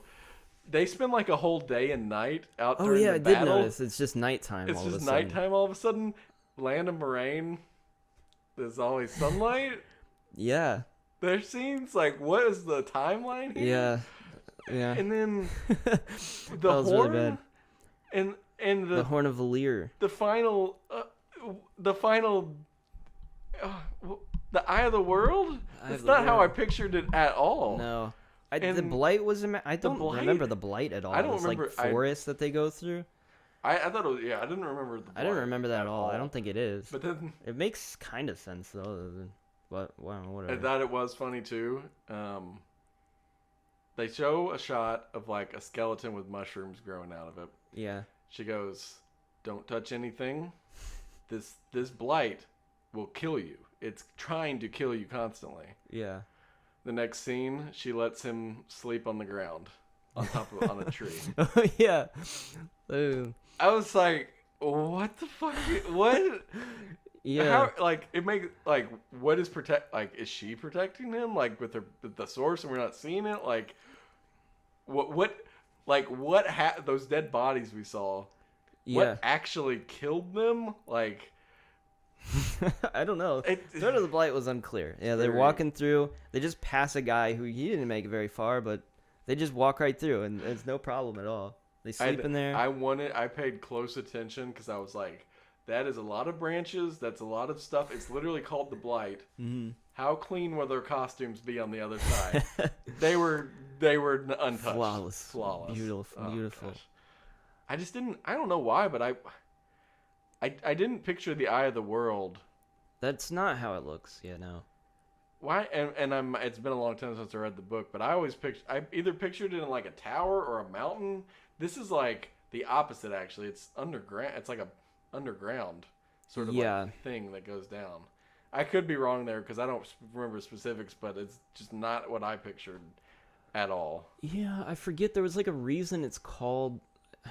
There's a reason it's called the Eye of the World. I think it looks like a big eye, but I think it's like surrounded by like water. There's like water there, and it's like special. I remember something like that.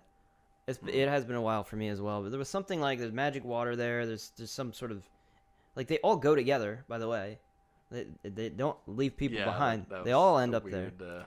I think that again that comes back to what I was mentioning. The last 2 episodes apparently were heavily affected by COVID issues. Like that's why, like those last 2 episodes, there are sometimes like.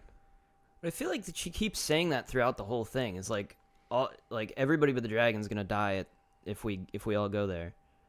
Like they say that they like build it up as like a risk. Why? I kept when she mentioned it like multiple times, and then they even like ask her to clarify or stuff, or like, Yeah. and I was like, but why? Yeah. Like, be specific. And Yeah. then it ends up not killing her. Yeah. She just walks in. She's I was fine. like, was she lying? Like, Lane goes there. He's fine. it just feels. Lane walks in. He's like, "You're not dead?" She's like, "I guess not." She's like, but he took my power. Yeah, there's no threat of anyone dying at all. It was never yeah. a thing. That's the thing, though. Did they? I thought they killed people. But I guess like Nynaeve was a fake out. They kill people in the show. You mean? Yeah. Yeah. Who? Couple people what main died. character though? Well, Loyal died. Loyal, yeah. I was upset about that. Obviously, Tom doesn't die. We know that. Well, we don't know. We don't know in the show. We don't know what happened to him. Well, I mean, even from the book. I think In the book, we talked that in the book did discussion. they reveal it in the? They don't, but it's like so obviously set up to okay. where it's like. I was gonna say because I'm like, we don't like. It's more. It's less of we don't know what happened and more of like, oh, Tom died trying to say, and it was like, and I was in my head. I was like, that is too cool of a character. This book is not brave enough to kill him. and they don't show him die. Yeah, they don't show him die. But Well, I read the second book, so I know. But I was like, he's an I don't think they important reveal it in the first character. book. Those Gleemen, they know history. But Yeah, but they don't kill. There's no stakes. And even if there were stakes, I don't care about the characters enough to, like, they don't. The only one I was upset about was Loyal dying. Yeah, I can't believe they killed Loyal. Like, out of everybody, that like, so weird. Loyal? He's the one unique, like, different species. yeah, And then, like, he gets stabbed unceremoniously. yeah, and he's like, he's so necessary because of how woven into like the mysterious things in the world that all the he people knows going about.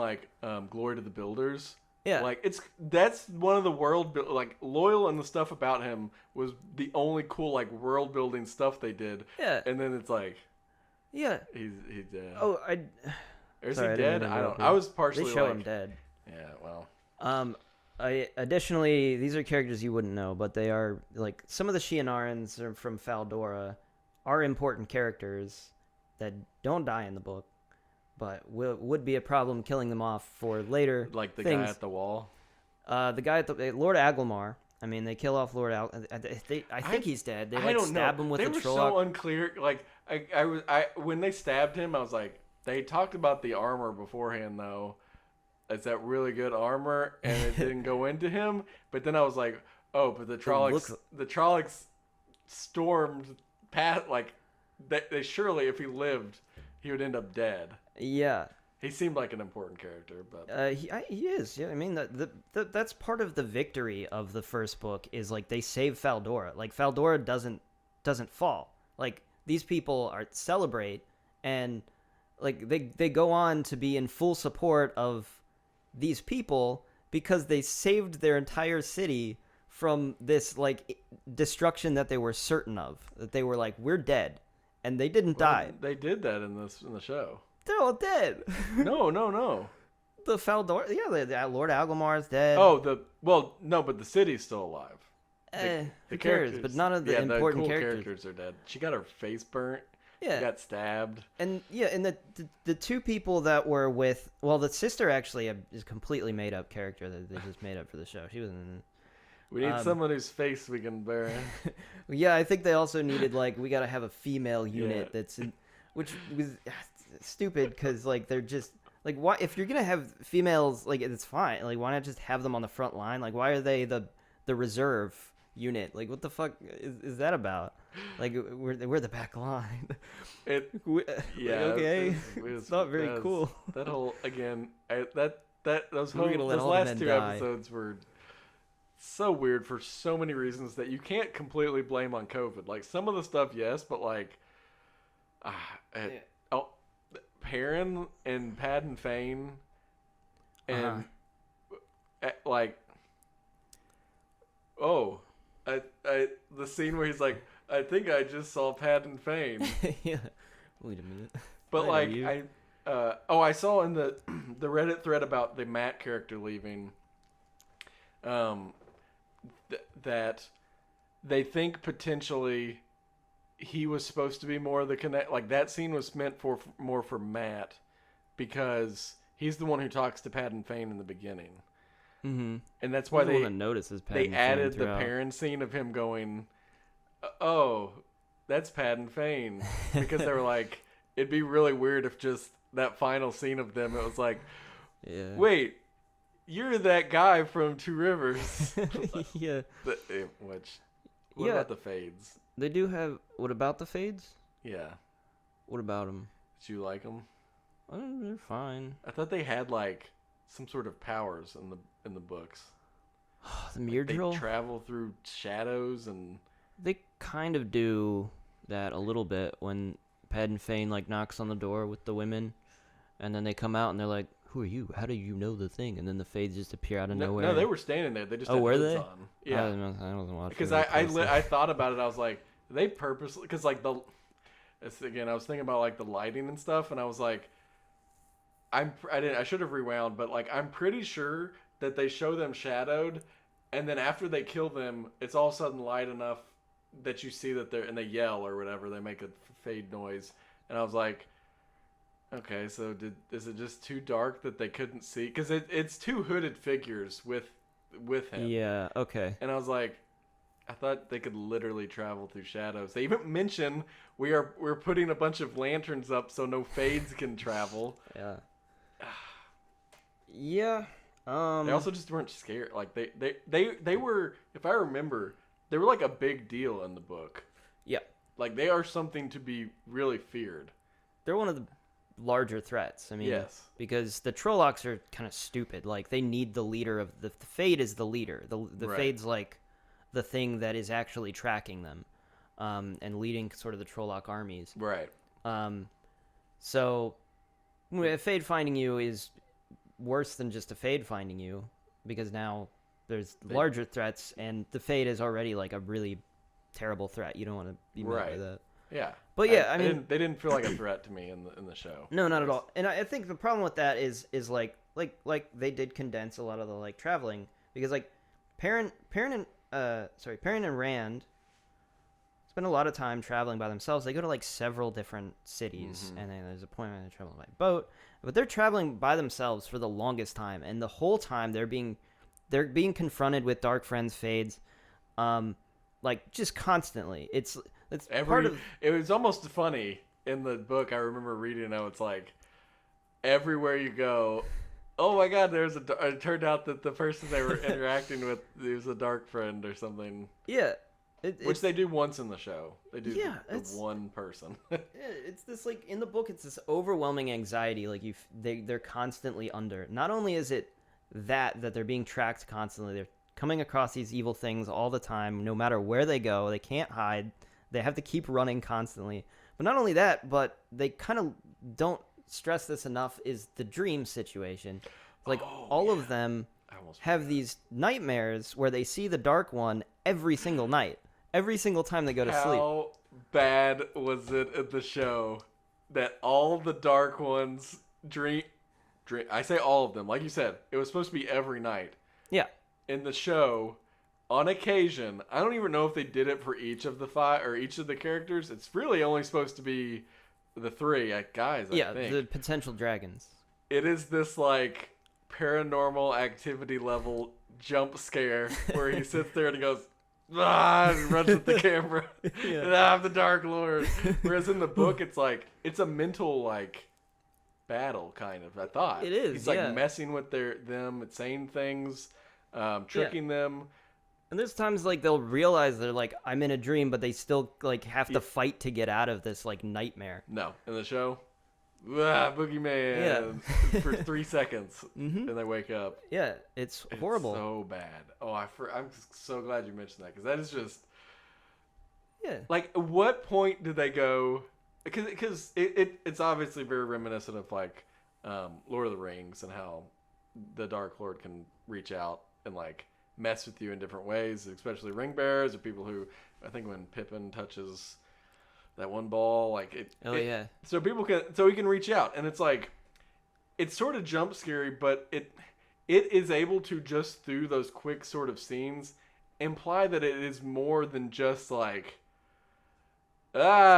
something was coming at them in their dream and they woke up. It implies that it's like this draining blah blah blah. I mean, this looks like a dude wearing like a pumpkin Halloween mask almost looking thing. Even though Yeah. it's not, it's like fire eyes or something. I did not like the way He they just did like that. goes like it makes that generic horror screeching sound as it and the next second he's right up in the camera and like it's like Yeah. what? Yeah. It's why? But why? Why do that? I don't know. I mean, there's a lot more levity to the show now. It's still not really a fun show, but like, it's not as like dark and debilitating as like it is in the book. It's like Right. there's no escape. There's nothing they can do. The threat doesn't feel real. at Right, all. and it's like overwhelming. It's Yeah. it's like they can't It's even constantly, rest, yeah. and that's part of. It's also part of why I think Rand's character suffers a little bit from this, is because, they have him have these like outbursts, especially towards like Egwene and whatever, and that's like part of his character is like sometimes he has these outbursts and he moody. loses his. And it's like He says mean things to his girlfriend. yeah, there's like no reason for it, but in the book it's like he's under this enormous fucking stress. And like People are betraying him and Yeah. the towns, and he's And- constantly being hunted. yeah, and part of the Egwene sort of thing for him, Egwene is this like this comfort, this person that comforts him, that it's a girl he likes, so it's someone he feels something for, and she's like going off and wants to do her own thing, and it's just like adding on to his pile of stress. So he, when he pushes her away and has these lashing out things, it's just like It's weird. he's under all this stress, but it's not like as kind of like, wow, he's kind of being a little shitty right now. That's what it comes off in the show as him just being a little dickhead. Yeah, but it's like, yeah, and he's also terrified because throughout the book it's very clear that he's realizing very slowly that I'm probably the and dragon, yeah. and this sucks, and everyone's gonna hate me. So another thing is like they treat the dragon, especially towards the end, as if it's like a cool thing, like, Yeah, the what do dragon you think, will Matt save can't be the dragon? You never thought he was cool Yeah, enough. yeah. Oh my god, when he gets mad at her, and he's like, Yeah. "Wait, why don't you include Matt in that? He could be dragon too." And it's like, what are you talking? Like it, you shouldn't. None of you want to be the dragon. Yeah. It's not about like, oh, the most powerful or the coolest. Like, oh Yeah. my god. It's a terrible thing because they know, Rand knows especially, that if he is the dragon, nobody's going to want anything to do with him. He's going to lose everything. Like, Well, that's the threat. Even in the context of the show, the way they're implying it when they've decided to leave, whoever the dragon is basically leading. At that point, the thought is, all my other friends are going to die. So why would anyone like? It just doesn't make sense. Why would he want? Why would the dragon be the cool thing, even in the show? It's not. He has he has a line at the end where he's like, yeah, I thought it was going to be a queen. He says to Moraine, because Moraine's like, or he says like, you thought it was going to be a queen, didn't you? Like, yeah, I thought so too. Like, why? It can't. Why that, would you that want line, that? it doesn't even make sense because Yeah, it doesn't make sense because she's not even that powerful. and she's not. She's a girl. And she's a girl. I mean, yeah. it's just the way. Like, I don't know that decision. I don't. I wonder what made them go. We are changing a fundamental lore and story element. I just hope it wasn't like, oh, because girls are strong too. Because the fucking whole book shows how women are Yeah. strong. Like, there's so many other like. unnecessary. It's the whole. It just. I agree. Oh my God.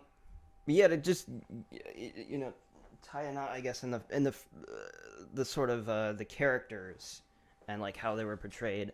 I talked a little bit about Egwene's portrayal, but in the book, she's kind of alien to the other three. She decides to go on this journey of her own volition, which is to the other three absolutely insane. Why would anybody want to go leave the comfort of the two rivers? But she's courageous. She's this adventurous personality. She's following this destiny. She's very brave, and she's like she's doing this because she wants to, and she also wants to protect people. Like it's a character It's a character moment trait. No, that no, she wants to now, be there. Now, Moraine is taking you because she might be a dragon. Yeah, so it takes all of that weight of this decision that she's making, and like all of that character that goes into that, and instead, and then throughout the whole thing, they have her just be sad and serious most of the time, and like, why isn't Rand paying attention to me anymore? Even though I broke up with him. I literally, what was the scene towards the end? She walks out with her like arms folded like this, Yeah. and she goes, "When are you gonna apologize to me?" And he says something like, "I know you were gonna come find me when you're ready." And I was like, "Oh my god, I can't." This show, It's so bad. they ruin like They ruin Egwene. Egwene's like the worst one for me, is like in terms of like destroying her character, because they take every aspect of her away from her. yeah. I mean, for like they destroy a lot. Like I hate what they did with.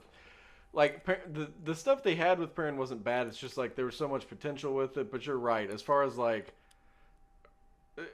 taking her agency and her traits and the things that lead like are make her character are just void in this show. Like they don't even replace it with anything interesting. Like the only thing they replace it with is complainy girlfriend, Yeah. which is like why? Like Yeah. why would you, why? And she's also sort of the heart of the group. She's like she's like this. She has this like aura about her of this like brightness, this like pleasantness. I don't know. She's like, people like having her around because she just brightens the mood. She makes everything happy and fun because she's always in a good mood, and she's just not like that at all. Like she just doesn't have anything going for her whatsoever, and I like her character a lot in the book, because of the things she chooses to do, the decisions she makes are purely her own, and she's like even braver than most of the guys, honestly, because she's like I said, she's choosing to be there.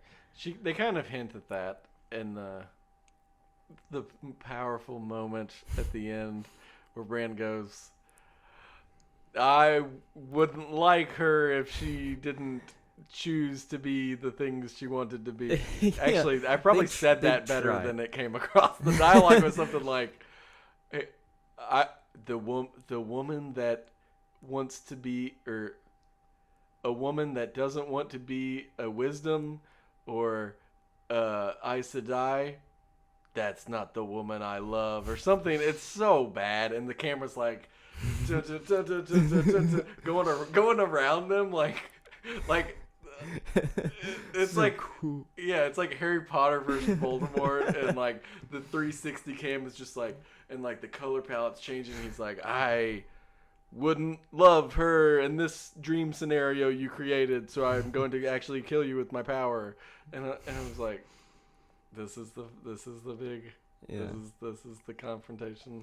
Yeah. I don't even remember how it happened in the book, honestly. But I know it did not involve a camera and them dramatically looking at each other and him going, "I love Egwene because of her agency." And I don't think it had anything to do with Egwene. It was just like in the book it's not played up as a good moment or a bad moment. It's like kind of both, because at the same time, like, yeah, he's standing up to the Dark One at this moment. Like, this is like his big hero moment. At the same time, he's becoming the dragon, which is this horrible thing. Yeah. And so there's like two sides to it, and there is like some weird sort of sequence where I think he like goes through various things in his mind, if I remember correctly, something like that.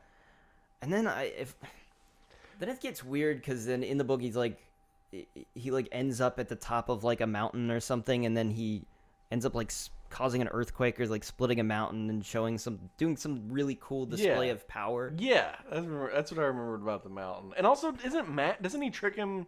Like, he takes the form of Matt or something at some point? Does he do that? Maybe not at the very end. But I don't know.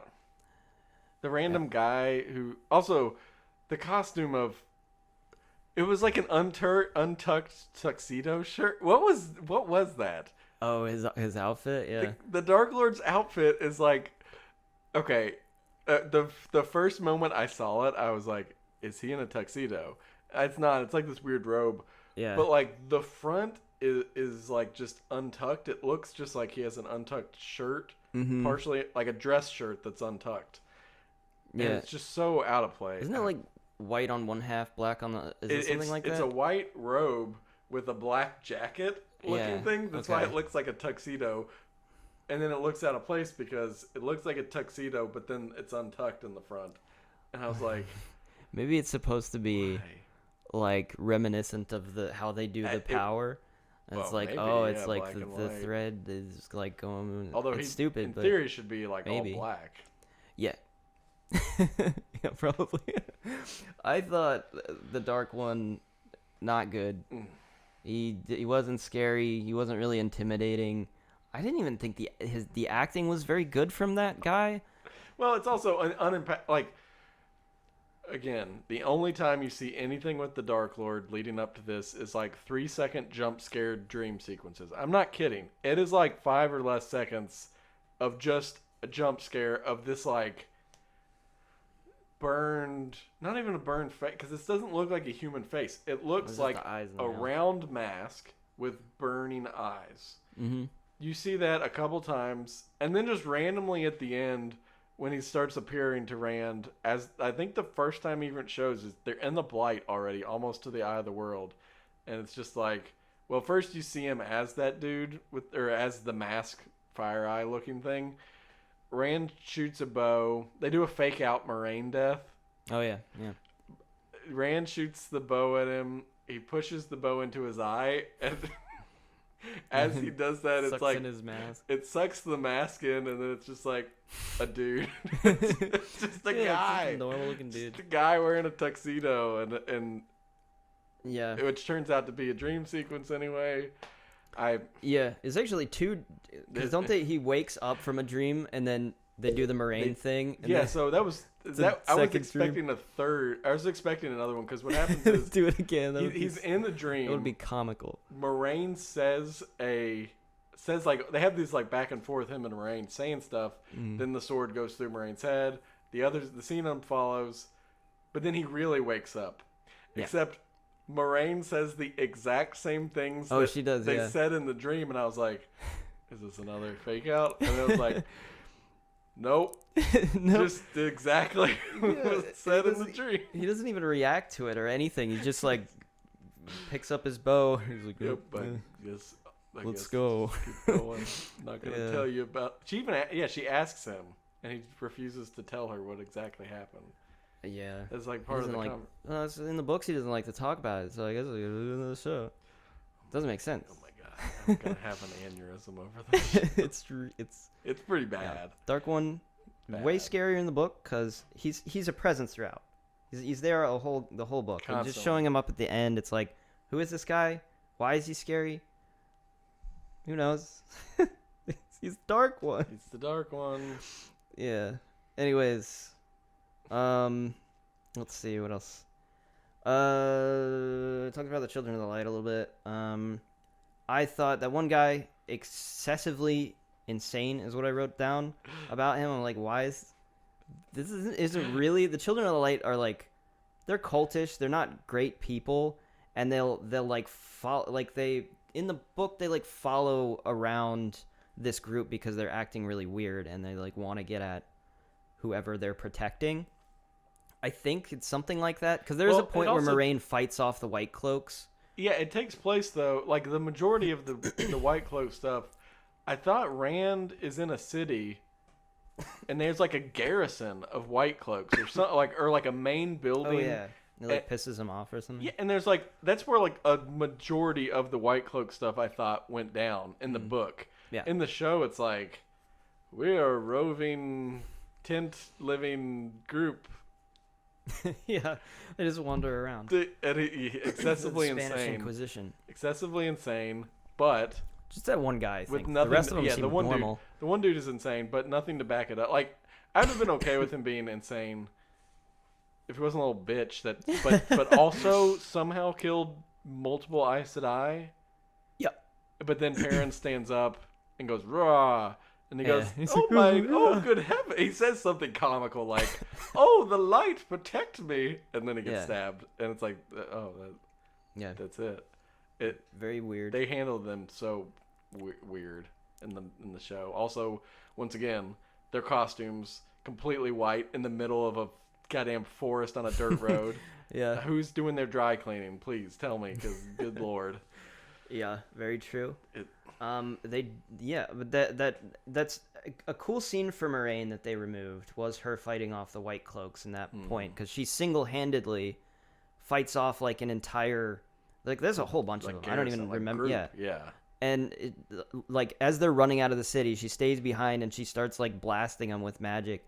And there was a point I remember when we were in book club, we contested whether or not she actually got really giant and stepped over the wall. Yeah, that's Because right. it was described in the book, or if that was like an illusion or something. Because I thought that's what she did. That was that scene. They should have done that. they in didn't the do it. show. God Yeah. damn, I would have changed my mind completely if we got a gigantic Moraine walking around. That's like one of the cooler Moraine scenes. That's like establishes how strong she is. Not only her, but the Aes Sedai in general. And they just didn't do it. They don't ever fight the White Cloaks, because if they had an Aes Sedai fight the White, they'd just kill the Children of Light. Would apparently just kill like 17 of the Aes Sedai and steal their rings. There's no nuance either to their powers. You have healing and force powers, and I guess gentling. Yeah. But like, it is so visually not cool, to be honest. Like, No. There's like no cool combat scene. Like none at all. None. Like they cut out everything that would have been a cool combat scene. And I don't know why.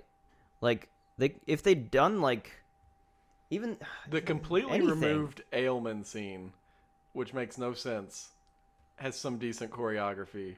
Oh, It's you like- mean the pregnancy, Yes, the pregnant but- fight yeah, scene? Rand's birth scene. I That was guess. really funny. It's like, it's so weird. It's so weird. It's like they went because I guess leading up to it, this is like in episode 7, I think. But like Wes said, the show has no real cool combat, and not even that this combat is cool, but it is so different and more like sporadic than the stuff leading up that you're like, oh, they took some time to choreograph. It's also like a one versus mostly one or two at a time, so maybe that's why. But like, then you throw in the wrench that it's this pregnant lady literally going through contractions. And yeah, I was it's like, insane. I It's was like, ridiculous. am I supposed to just believe she's like insanely strong? And then like she gets stabbed where like in like the stomach and like the side. yeah, and I was like, would that affect the like? It's a weird. It's kind of a weird scene, but to me, it's the only scene where they were like, we're going to try. Not that they succeeded, but we're going to try to make cool like combat choreography. Yeah. Everything else, it's just like generic, either source moving or just like cut to a shot of a crossbow bolt or like a spear stab. It's so uninspired. It's all wasted. It's terrible. Like there's Like, you there's don't- build up and then It's so weird Nothing. too, because like even the show conveys like Lan and like how he's a force, you know, and he's like maybe again it's probably just because I read the book, but like you get a sense of like this dude's the shit. Again, In the show or in the now book? that I'm saying it, it's probably just because I've read the book. yeah, in the show I was gonna say But the exact opposite. He doesn't do it. I guess what I was gonna say is he doesn't do anything in the show. He does nothing. He yeah. does nothing Yeah, in yeah. the show at all besides brood. Yeah, and yeah. But Sleep with again, Nynaeve. sleep with Nynaeve. But I guess it's just because I read. Yeah, now I'm thinking about it. It's because I read the He book. does nothing. But in No, the does show, nothing he at does all. nothing. I did think the actor did an okay job of just like being stoic or whatever. I thought that was my thing with the acting was across the board pretty bad. I thought the younger actors did pretty terrible, personally, Yeah. for the most part. Some of them are passable. And I'd that the say. adults were a little bit better. Yeah. And I don't know I But thought Moraine was actually Moraine probably was- the only one that yeah. was like perfectly cast. It almost feels like they're like, you'd look great as like Moraine in the Wheel of Time series. We should do a show. We should Yeah, I build mean, a show around Rosamund you. Pike is like she's an established actress too, though. She's like the biggest Yeah. name of the whole of everyone on the show. So, and she's really good, and she's good as Moraine. Yep. Literally everyone else, I don't think I'd ever seen before in anything. No. And again, it's tough because like the main five and like the younger actors and actresses, it's like, is it their fault or was the writing and because like there are some dialogue stuff like we talked about before, like especially with like the petty relationship stuff or the squabbling, that it's like, is it just the writing that's so bad, or did these actors and actresses just like, I don't know. I don't know. Yeah, it's hard to say. I think with the material they were given, the characters really weren't. They weren't characters. They weren't really, characters. They weren't given anything. Their motivations are completely missing. Yeah, I don't know if it's the actor's fault, but it felt it's weird. bad. Yeah. That Tom was fine. Tom was fine. He just disappears. It's great. They make an offhand comment, and they're like, "Tom's gone." It's a month later. Yep. He's gone. He's gone. That's it. It was like why did they do that? It was so awkward and like just. It's like, did they just delete an entire episode, or what the hell have happened? a feeling that there must have been just like editing, just issues all over the place, rampant. I bet that like to get this, I wonder if there's extra footage because, like we said, it feels rushed. It feels like everything is just crammed. Mm-hmm. But the problem is, they added so much stupid stuff that wasn't in the books or necessary. Mm-hmm. They removed stuff that is in the books. Yeah. That it's like, can you really blame, like, if you had just stuck to the script, kind of, would 8 episodes have been enough? Maybe. I don't know. It's a lot to cover, though. Yeah. Like, but you make weird decisions like, okay, I meant to ask you about this because I don't remember it clearly. Very early on, they take the ferry across. Mm-hmm. And they kill the ferryman? Is that what you're going to bring Well, up? that doesn't happen. Okay. It doesn't happen. For though. two things. I didn't think that happened in the book. I thought she gave them money. In the show, he makes a he's like, I have to go back. My son is over there. Cuts to a shot of the entire shoreline and It's everything full of troll. and they're like, you can't. It's too late. No, I have to. And so she cuts the ropes to not let him. Yeah. And the ferry moves out. She starts creating a whirlpool. She starts creating a whirlpool. I think before he even jumps in. Yeah. He decides to jump in while the whirlpool is spinning up. Yeah. And get on the boat and then die. Yeah. What the fuck? What?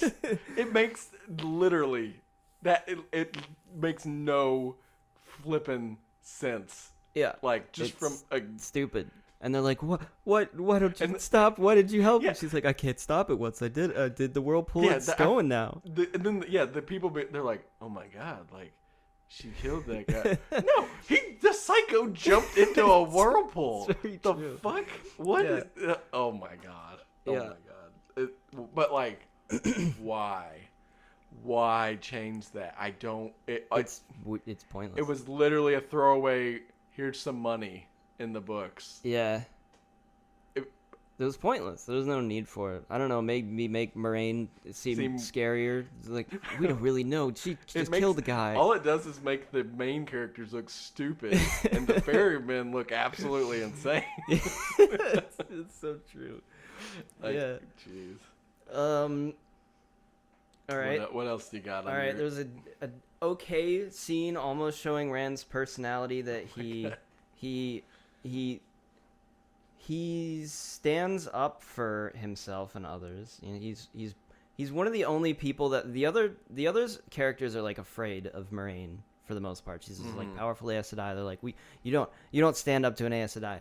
But Rand does. He'll like speak out and he'll talk and be like, what you're doing doesn't make sense. You pulled us all out here and you're not telling us anything. So they do have Rand do that, and I kind of liked that they had Rand at least do something like that, because that is Rand's character. Is he's the one that will even if he's not like especially smart, but he is logical at times. And so if something doesn't make sense to him, he's gonna call people out on it.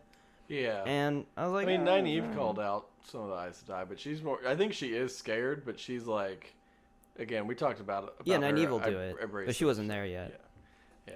But again, you mentioning that, what did Rand do this entire he did season nothing except for No. the dramatic camera swirl face off? Yeah, I think honestly they kind of wrote out a lot of his moments because I think my theory is that they wanted to build up Matt to be the dragon.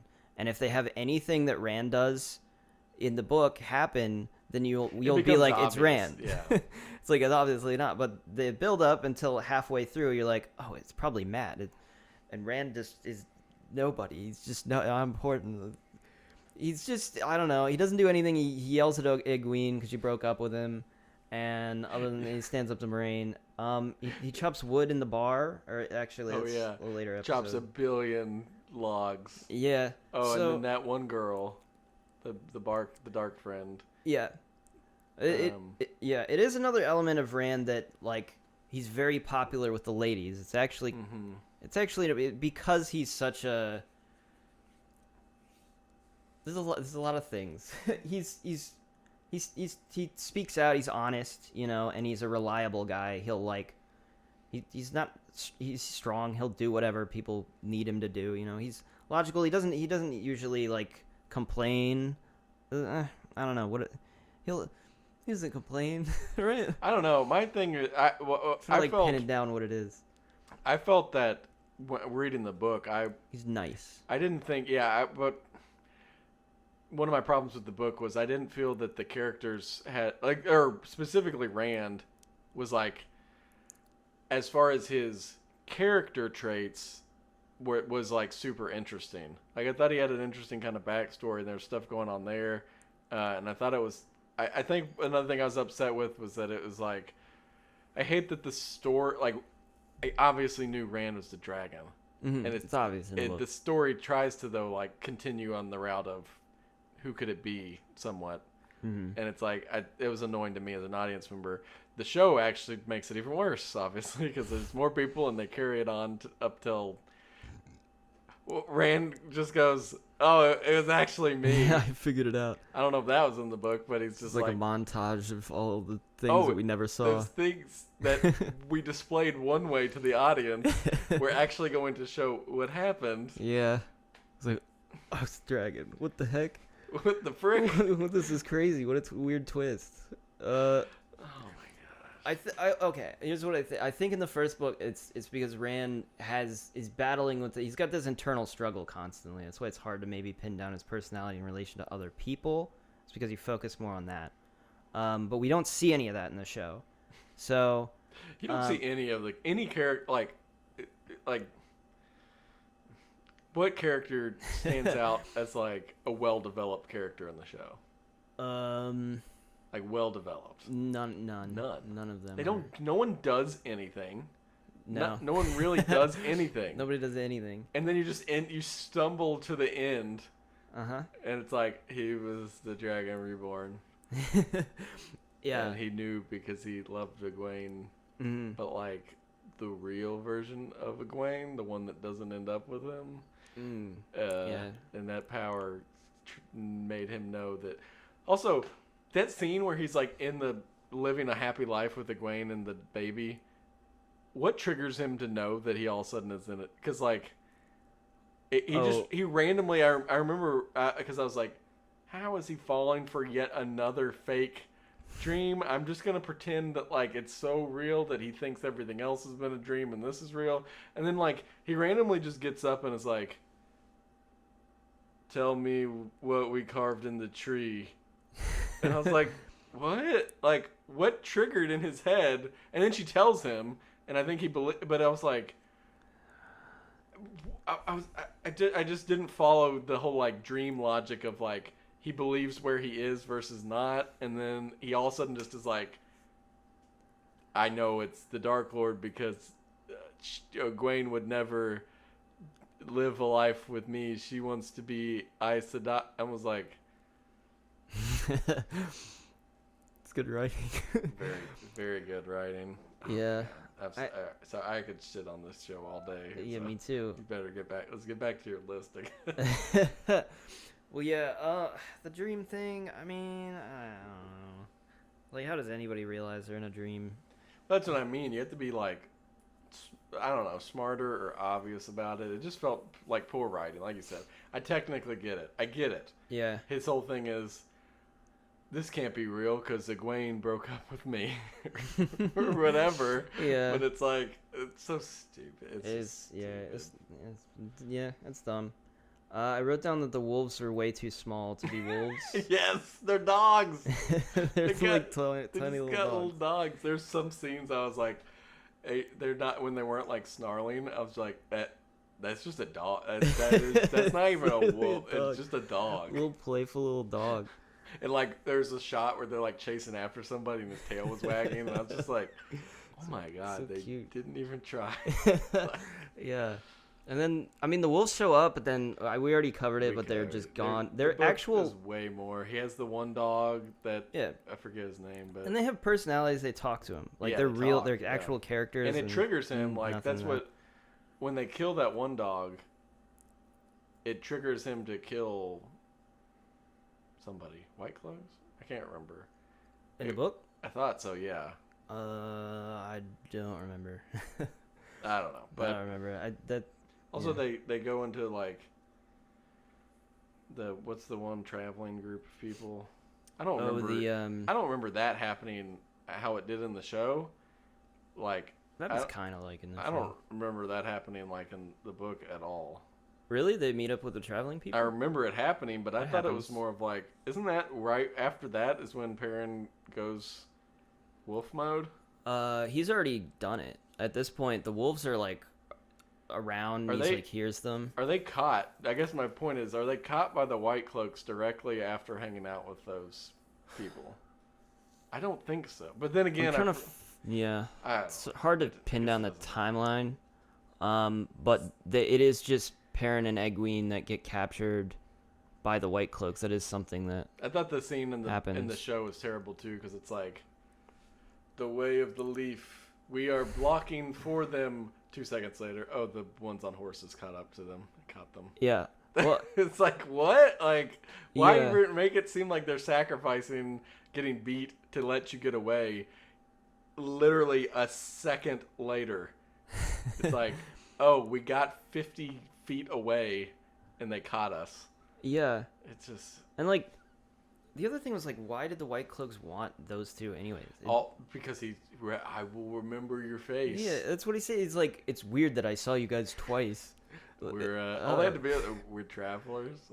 Yeah, it's like, this is No. so stupid. He says, This is setup. I wish I could remember what he says because I'm sure it's idiotic, but he says something like, to give, it was more than just like, I recognize your face. It's what is he?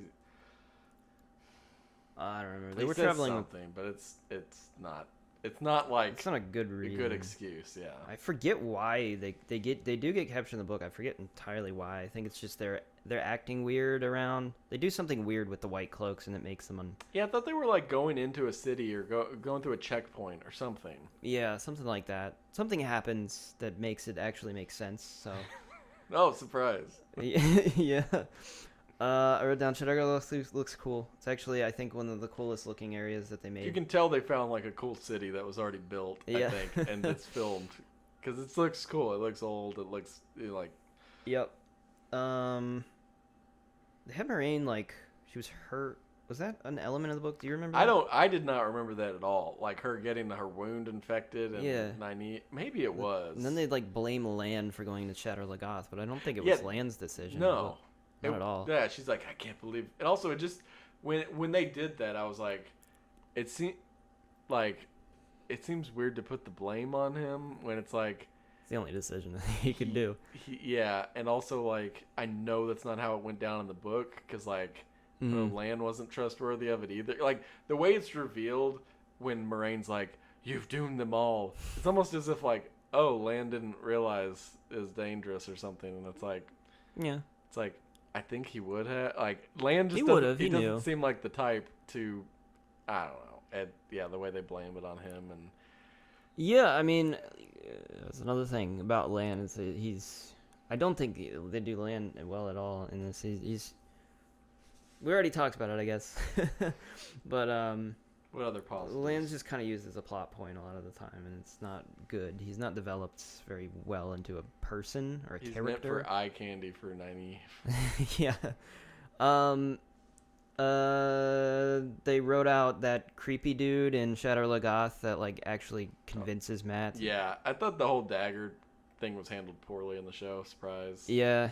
Again, It's like, it's not why handled well. did he take it? He thought he had to be convinced or tricked or whatever. Mm-hmm. But no, he Instead, just it's goes like- and finds it. Just finds it and I guess they're trying to push that he's a bad person rather than, you know, like they there was a specifically- guy there in the book that like convinces him like, it's you can here take this, it's cool. Seems more likely to be tricked. Literally, the scene before Matt finds the dagger, I'm pretty sure Lan says, "Don't touch anything, don't do anything, Yeah. whatever." And then it's like he's immediately a- Matt's like, He's bad. which He's a they thief. say in the book something like that, but it flows Yeah. so much better in the book because you get the idea that he's like kind of tricked into it. Whereas Mhm. this, it because the preceding scene is literally Lan telling him not to touch anything. It's not. It does make him. It's like, oh, he's like purposely defying Mhm. and being evil, because the whole evil Matt arc, I guess, for this show. Yeah. Ugh. Yeah, next thing they made another thing about Matt. I mean, they just try to make him look as kind of scummy as possible, but they also show him as a bit of a like womanizer in this. And in the beginning, he like goes after some girl in the bar, and they talk about how he's always going after. It's like a new girl every night or something like that. Something. But then he goes after like the barmaid immediately, and he's also like doesn't want to participate. But partly he's influenced by the dagger at this point. But they do this weird reminds me, lasciviousness though, with Matt. How they do that, and then also his mother's like, "You're gonna be just like your Oh, father." yeah, and there's It's like, that, yeah. Oh, that's kind of gross. it's fucked up. Like, that's so weird. Like, why add that element of like it just yeah. So yeah, he's kind of a womanizer in the show. Mm-hmm. The introduction of Tom. He shows up. He sings a song, and then he steals Matt's pouch, and then doesn't give it back, and then leaves. I don't think he was like that dickish. He was not. in the book, but also, I don't know if you've seen The Witcher, but do you feel like they added the singing thing because Oh, they might have. it just felt so like we want a song in our high fantasy show as well. Yes, that was very Witcher-esque, wasn't it? Yeah, and then then he's like, I was like, I thought Tom was like knew something was up with it. Like he was perceptive to it. It just felt weird that he's immediately He just steals from. just steals from. Yeah, it's not a nice thing to do. These two poor kids he's never seen before walk into town and he robs Robs them. You should have paid me. Okay, doesn't make Tom look very good or very likable. So He's cool in the book. he's cool in the book, and I think in the book like they meet him beforehand, don't they? Don't they all meet him as a group, and then he shows up later and finds them on their own, and helps them, something like that. I could be remembering I think incorrectly. so here the way I remember it is. I thought they met him in the. Oh no, it must have been a different city. They met him in a small town. There's like 4 or 5 cities from the book they don't go to. They literally just they have a lot of cities they stop at. The show, they have like one. Yeah, they go to Tarvalin and they go to Feldora. They go to that small town with the barmaid Yeah, I was as well. gonna say the one small town with the barmaid. It's like. So in the book, there's like the whole place where where Moraine confronts the White Cloaks. There's also the one where they meet Tom, which is a different one than I think even where the barmaid is, right? Or Yeah. yeah. Well, there's also the first town where they meet Min for the first time in the book. Yeah, you meet her earlier. Yeah, that might be the same town they meet Now Tom they in. I put don't Min remember. all the way in. Min's in Faldar. Why? Move her Why? over there. Well, Yeah, and they also completely removed. I think they tried to tie. There's the big city that they go where the queen is in the book, Yep. and I think they tie that into just being Tar Valon as being the same place in the also show. Yeah, it's a big deal because once again, these are country bumpkins we're talking about, and it was like a huge deal to be in a place so big. Yeah. We don't get a lick of anything like that. Yeah. Like, yeah, they meet the princess, like- they they're meet the just like, queen. They don't know how to act. we're in the show. It's just like we're here. We're having audiences with the head of the ICDI, and it's just like they spend time in each of these places, and that's what the book does.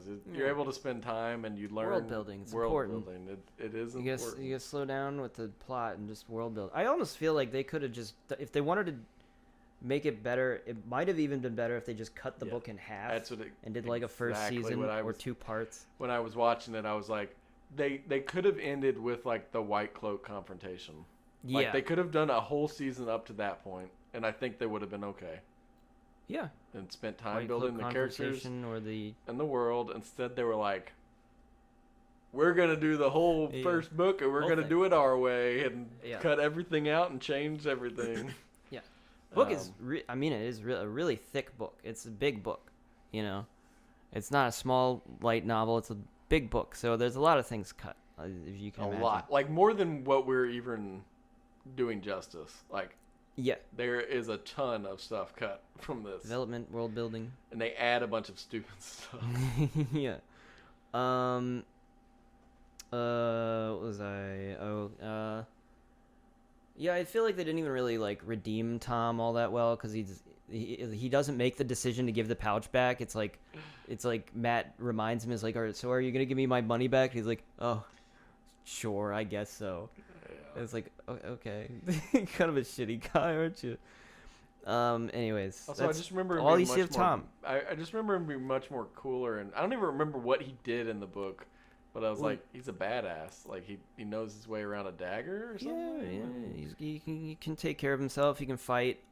He's the one that he actually teaches Matt and Rand, like, useful skills because he teaches them how to, like, sing and play instruments. They spend time having to make money. Yeah. And now I realize the show tried to do with the cutting and the Matt serving beer for, like, 1 second. Yeah. And it's like in the book they spend like weeks, yeah, and they're like they had to hide in like a trolley at some point to like get into a village, and then they do that. They go to several people's like bars, and that's the only way they get to stay is because they don't have any money. They become gleeman, basically. Yeah, they become walking, talking gleeman, and that all comes from Tom. I forgot all about that. Yeah. And in the show it's like Tom's in one episode, barely. Yeah, barely. And then they're like, all right, forget about him. He disappears, he's gone. What happens to Tom in the book is that I believe he stops to fight some Fades, right? Yes, he's fighting 2 Fades, I think. Yeah, single-handedly. And they run away because they have to. Right. He tells them to run. The book tries to imply that he's dead, but it's very brave. You know that he's not dead because it's too cool of a character. Yeah. It's just really weird because they like end the episode. They don't. They end the episode like they're walking away together, and then the next episode's like 1 month later, Tom's gone, and that's it. It's like, what the fuck? Also, I got up to get water at some point. Yeah. And I came back and like a little girl was dead, and then was the and then later on I saw it come up like when Matt was sick, like or something. Was the implication that he killed her, or like what is I don't. Why was there a little dead girl flashback? I literally was like, that was a little. I was like, I cannot be asked to rewind. I'm just rolling with it. I don't care. Yeah, no, I felt the same way. I was really confused that they were implying that Matt killed this whole family. I don't think so, because I think what they were trying to do was. I think they were trying to imply that in a way, but it's like a misdirection because then you see the Fade show up and it's like, oh, the Fade did it. Maybe Matt did it. Maybe. Well, it the never only really reason clears it up. It comes back like a episode or 2 later where Matt is like, has a flashback, and you see the girl, and then you see Rand go like, "It wasn't you," or something like that. And I was like, "Okay, Yeah. like, I don't know. They want Matt to appear as evil as possible. no wonder the guy left the show." Yeah, like, I could. Yeah. You're ruining my character. Yeah. At the end of episode 3, they mention instead of it, they start with 4 of you are the potential Dragon Reborns, and then they expand to 5, and then they're like, who's the 5th one? Which is weird. Kind of, combined of all the things Talking we about talked about. Or... Yeah, Nynaeve is She's apparently too the old. 5th potential. I say that. I remember the exact line. She's talking to the queen, or she's talking to someone. She's like, I think it was the terrible episode 4. She's talking to another Aes Sedai, and she's like, well, Nynaeve is too. Like she clarifies that there's 5 potential dragons. Mm-hmm. She's like, but Nynaeve is too old. But her massive amounts of power cannot be ignored. That's true, yeah. So Fuck the prophecy of the with age being important. Yeah. Oh yeah. my god, it's so bad. Yeah. So bad. That's all 5 of them, and it's not. It's. I don't know if they know in the book like if they're potential dragons. I mean the 3 for sure, but they're all they're called like Tavalin or something. It's like they're Parts of the weaved wheel. into the thread. Yeah. They're like really important Moraine people. doesn't tell them until much later that they're potentially Dragon Reborn in the books. In the show, it is like one of the first things out of her mouth to them, I think. Yeah. In the first scene after the Trollocs attack, she's like, "You guys could be the Dragon Reborn." What? Guys, guess what? What? We took a water break. We've been frothing at the mouth, destroying this show that it's dehydrated us. It's just, it is just bad. Like, I don't.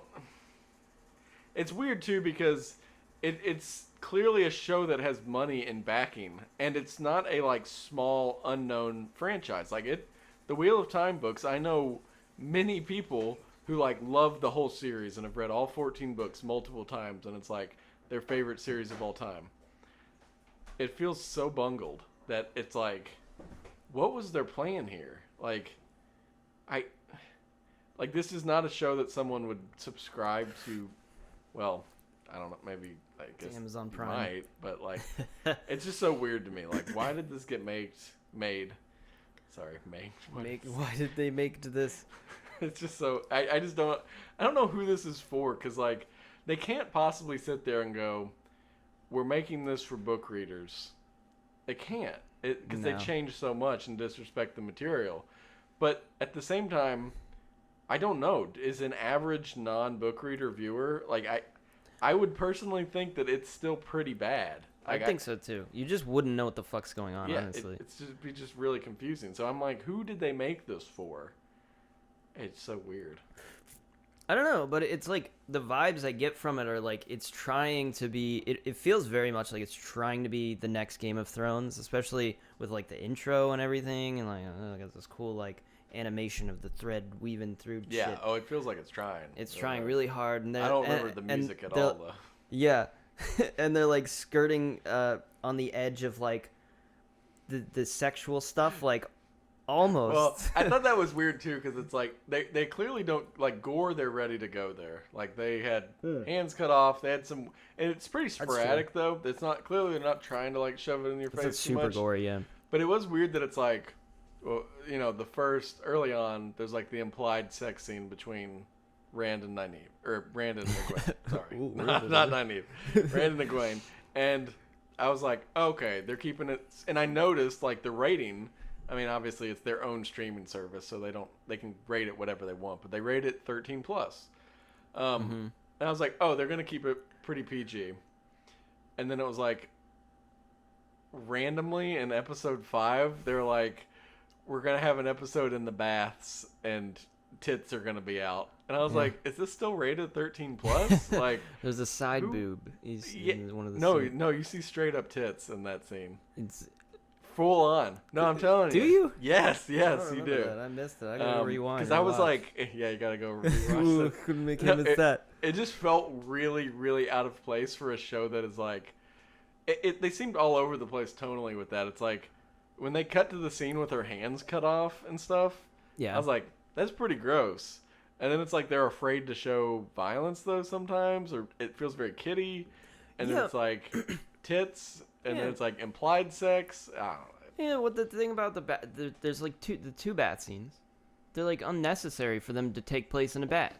Like there's no reason for either of those scenes to be. I recall. I will say this. I recall Moraine taking a bath in Two Rivers, and I recall some sort of mention of her being like, I'm surprised they even have this, which they do directly in the show. Oh, I don't. I do remember that. I feel like now. I remember that.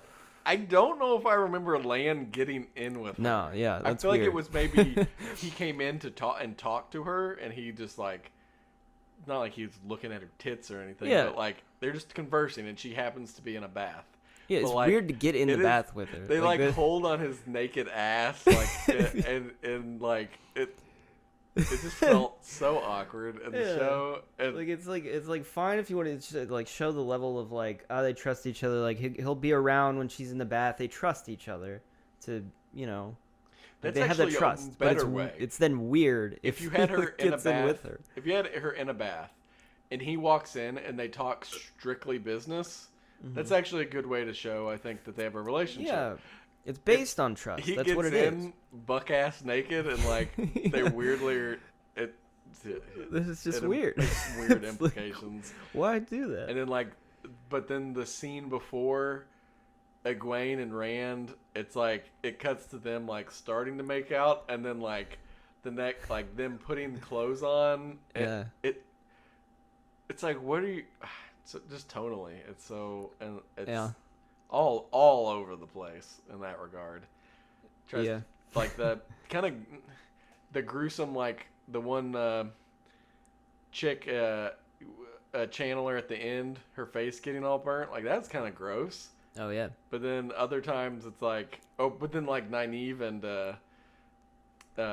Egwene, their face getting burnt. It's like, I don't know if you saw the makeup on Nynaeve when they like she was dead, quote unquote, but it's just like it's like burn on her face, some black like burn kind of soot.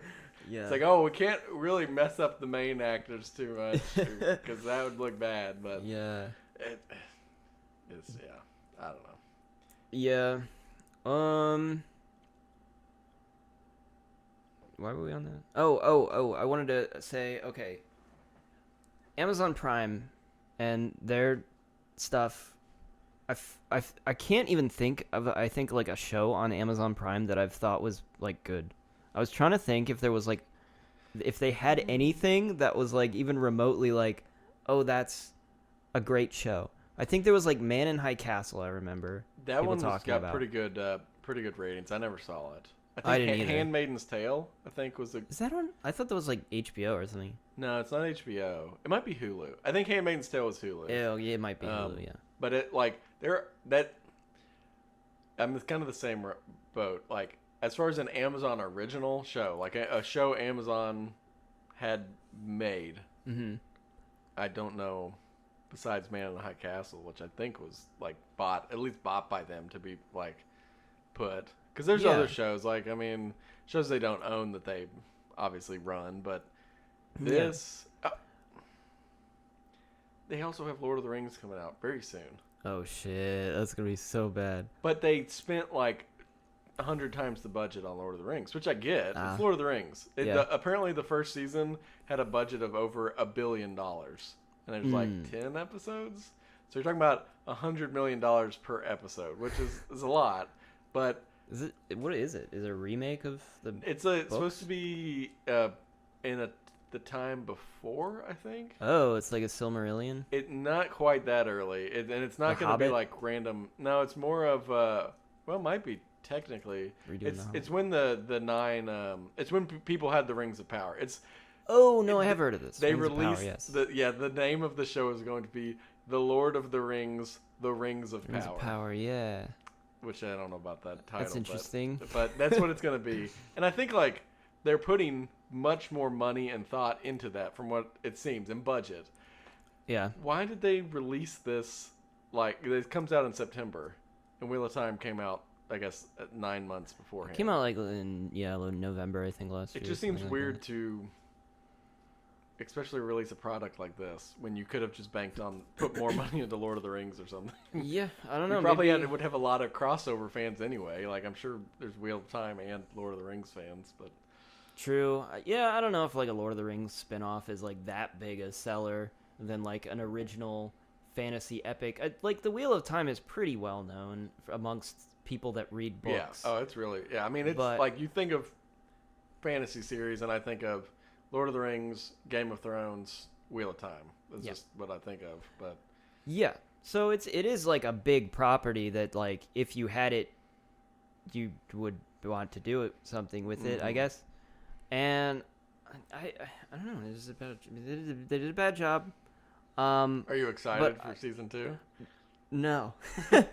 Weirdly, I don't even know if it came out, I don't know if I would even watch it. Even maybe for this. If you want to do it, maybe we'll do it. But like, I don't think it's gonna be good. I've read the second book.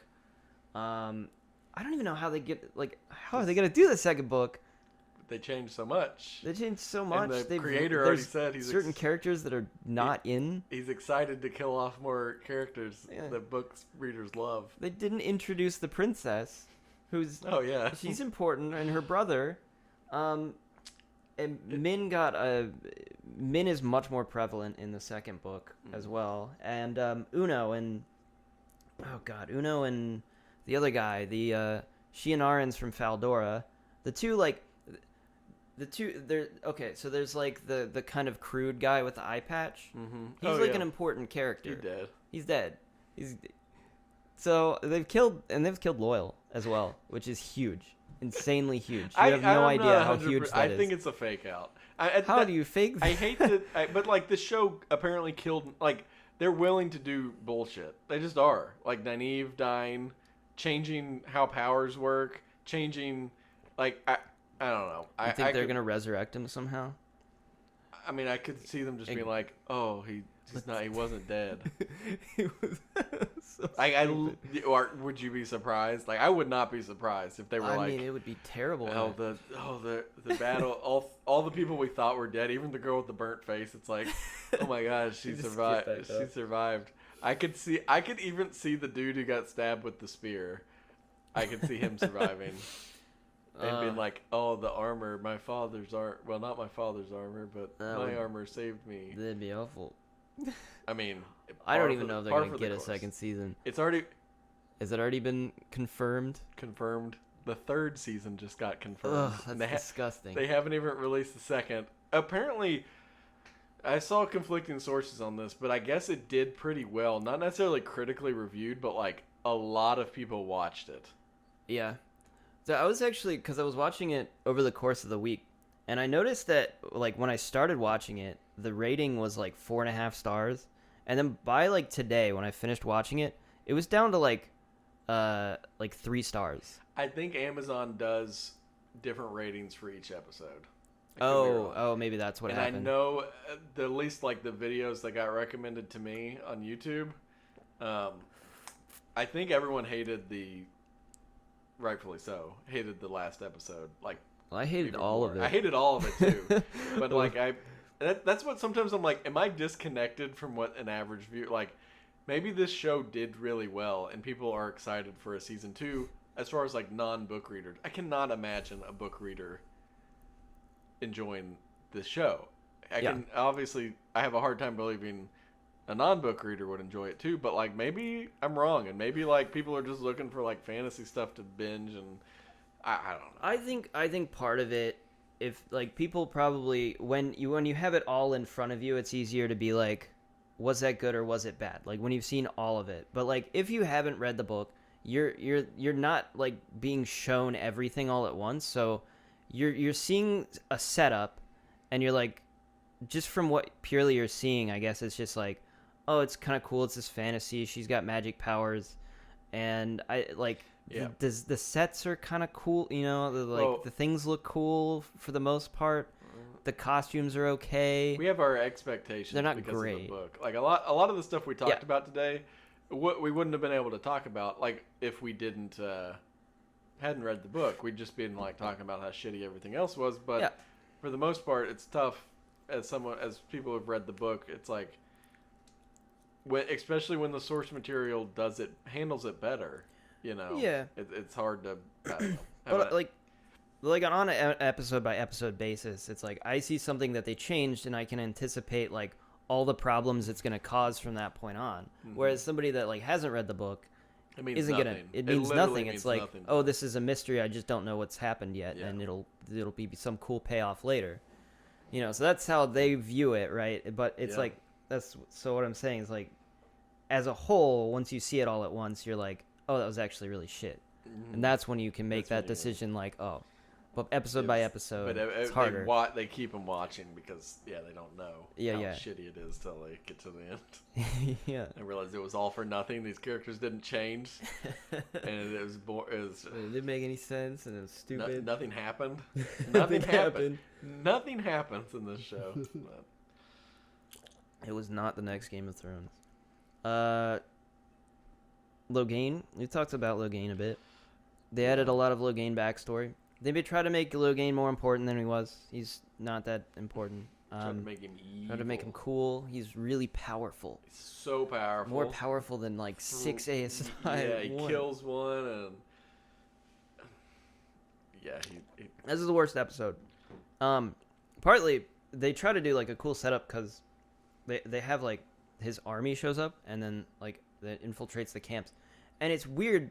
The Aes Sedai are like actually having trouble with these like normal Yes. dudes. that battle And the is warders. pathetic. Yeah. It's like what the heck? Like this is the point where you show how These cool they are. These are like trained Aes Sedai too. Like I guess what's stupid kind of is think of the final battle where they literally killed 20,000 Trollocs with 5 non-Aes Sedai channelers. Yeah, I guess we could assume that just Nynaeve is super Nynaeve's OP. yeah, she's like But you have like trained green Ajas. Yep. Battle Aes Sedai. They're having and trouble. they suck. And there's warders there as well. And warders. Warders, powerful Everything. fighters, warriors. I also noticed just a small tidbit.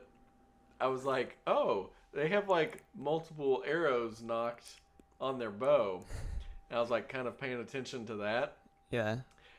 I quickly realized, and they do this in a lot of shows with bow and arrows, but I haven't watched Hawkeye, but I was thinking like Lord of the Rings. Yeah. They just like throw their arm onto the bow Yeah. and pull and then like CGI in the arrow completely. It looks really bad. And I was like, oh my, this whole battle scene is just it's just sad. It's terrible. It's a waste. It's just not well choreographed. Nope. That episode is it's just trash. Yeah. And then they quickly set up the Nynaeve Lan romance, which is not very well developed. Comes kind of out of nowhere because she's like, oh, here's this saying that my dad told me when he died, and he's like, do you want to know what it means? And then she like falls in love with him as he translates this thing that her dad said before he died. And like that's the point, isn't it? That's when she's like, "Oh, I like I you." don't know. There was nothing else. I thought there was stuff earlier where maybe it was just because it's tough to separate some stuff where it's like in the book I thought that I can't remember exactly when, but it's like Nynaeve and Lan have this sort of like tension attraction going on. Well, they meet. That's like before that they just meet. You know. I guess my more of my point is that like. In the book, you can tell like Lan has this appreciation for her ability, not necessarily channeling at all. Fuck, like whatever that, but like the tracking and like just her like practical abilities and that sort of stuff. Like Yeah. He likes her personality too. Yeah, but that's what I mean. It's like that stuff kind of adds up in the book to where I'm like, are these guys something going on here? Yeah, in the feels show natural, it was like right? in the show it was like if a high school girl was crushing on a dude, like an older dude or something, and she's like, I don't know, it just felt kind of poorly acted, and like some scenes where it's like, she's clearly like looking at him, and they're trying to like she likes him, but she's a strong woman and wouldn't admit that everyone is outside. Oh, Yeah. it's stupid. And then like Yeah. it ultimately leads to their awkward sex and like him her ogling his. Well, actually, she's not even in the room. The camera just makes us look at his scarred, shirtless self for whatever reason. Yes. Then she walks in and goes, "Do you want me here?" No. Go away. So, oh my gosh, It's, yeah. could literally go on. Yeah. Yeah, I guess a lot of the stuff I was very nitpicky. That's fine. Pick away. We've already been. May as well. There's a really funny moment where they're talking to the travelers, Perrin and Egwene, and Perrin dramatically stops when the lady says something. He like stops, and then he keeps going, and then she says something else, and he dramatically stops again, twice in a row. Oh my god! And I thought this was so fucking funny. I wouldn't be surprised if that's, like I said, there were scenes I feel like where, so like we talked about, I haven't mentioned this before, but Perrin like is grappling with the fact that he killed his wife. Yeah. And people seem to be mentioning stuff that like yeah, just and I feel like that could be the same that scene. That is, yeah. I forget what they say, but it's almost like comical how it's like how they keep saying stuff. Yeah. Like Very funny. so many scenes like that. Like just bad. Yeah, there's a moment where Lan asks Moraine if Loghain is as strong as Egwene, and Moraine says, "I don't know."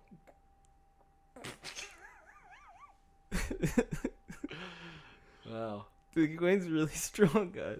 She's so strong. If Egwene tried, she could take out 6 Aes Sedai at the same time or whatever. Fuck. Jesus. Yeah. Oh.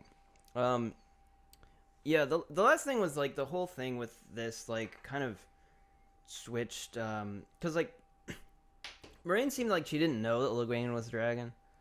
Like, wasn't sure. She's like, I need to talk to him to be sure. But it's like, then how does she know that the 5 that she chose could be the Dragon Reborn?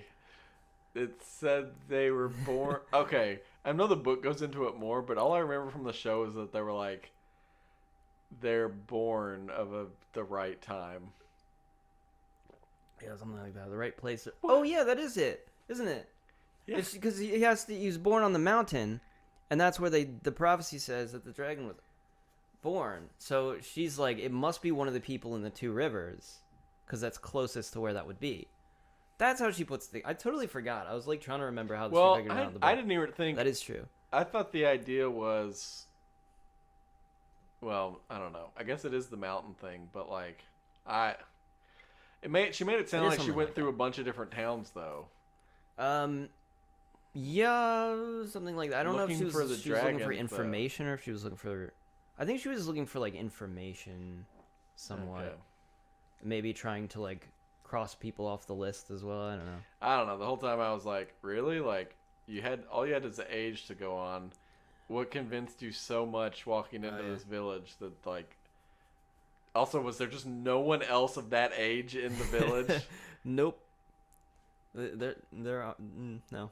Apparently also, not. If you're not the age, apparently you can come along or be considered. Yeah. Later when you find out. Yeah. Oh my gosh. So yeah, there's that.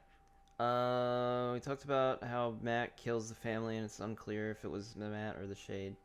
They beefed up the Loghain conflict. Yeah, they did that. They used the Loghain conflict as like a cool combat thing they could do when there's way cooler stuff that they cut out in the show. It's just it didn't make sense. Like why they used that. It's like they took something that didn't exist and cut out something that did exist in the book, and it's like, but they did it worse. Like it's just like it's worse than what they had. Why? So why do it that way? Yeah, and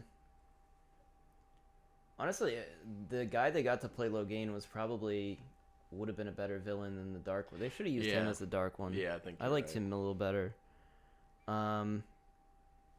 Anyways, Yeah, the time skip. Tom's gone. Tom's gone. Rand gets a haircut. Very cool. Did he? I didn't. His hair looks, yeah, it looks really nice. This I mean, episode. I thought the whole time I was like, all of their, they like, does he never shave? He's a 20-year-old. Like, I don't know, whatever. Oh, also, one point about Rand, his appearance. He's supposed to be the tallest. He's actually. Is he taller than Perrin in the book? Yeah, he's taller than Perrin. Perrin's like stout, big. I mean, but Rand is taller, which is why there's a conflict in the second book, a little bit more of a conflict about like because Rand sort of fits the image and they sort of think he's leaning into like accepting this like he thinks he's better than them because he's fits the role so well because he's taller. Yeah, he's taller. He's built. He's an imposing figure. He looks like somebody that could be called the dragon. Mm-hmm. So he's supposed to be taller than Perrin, but Perrin is bigger Very in tall this. It's just a small thing. You have introduction of Loyal. We already talked about it. And he identifies the ailment as having red hair instead of gray eyes. Already built that. Stupid. Terrible. The warders also. I also thought the warders seemed really pathetic in this because this is the one where like, this is the one where they have the warder be like, oh, his Aes Sedai died, so he's like all depressed and sad, and it's like that's not really.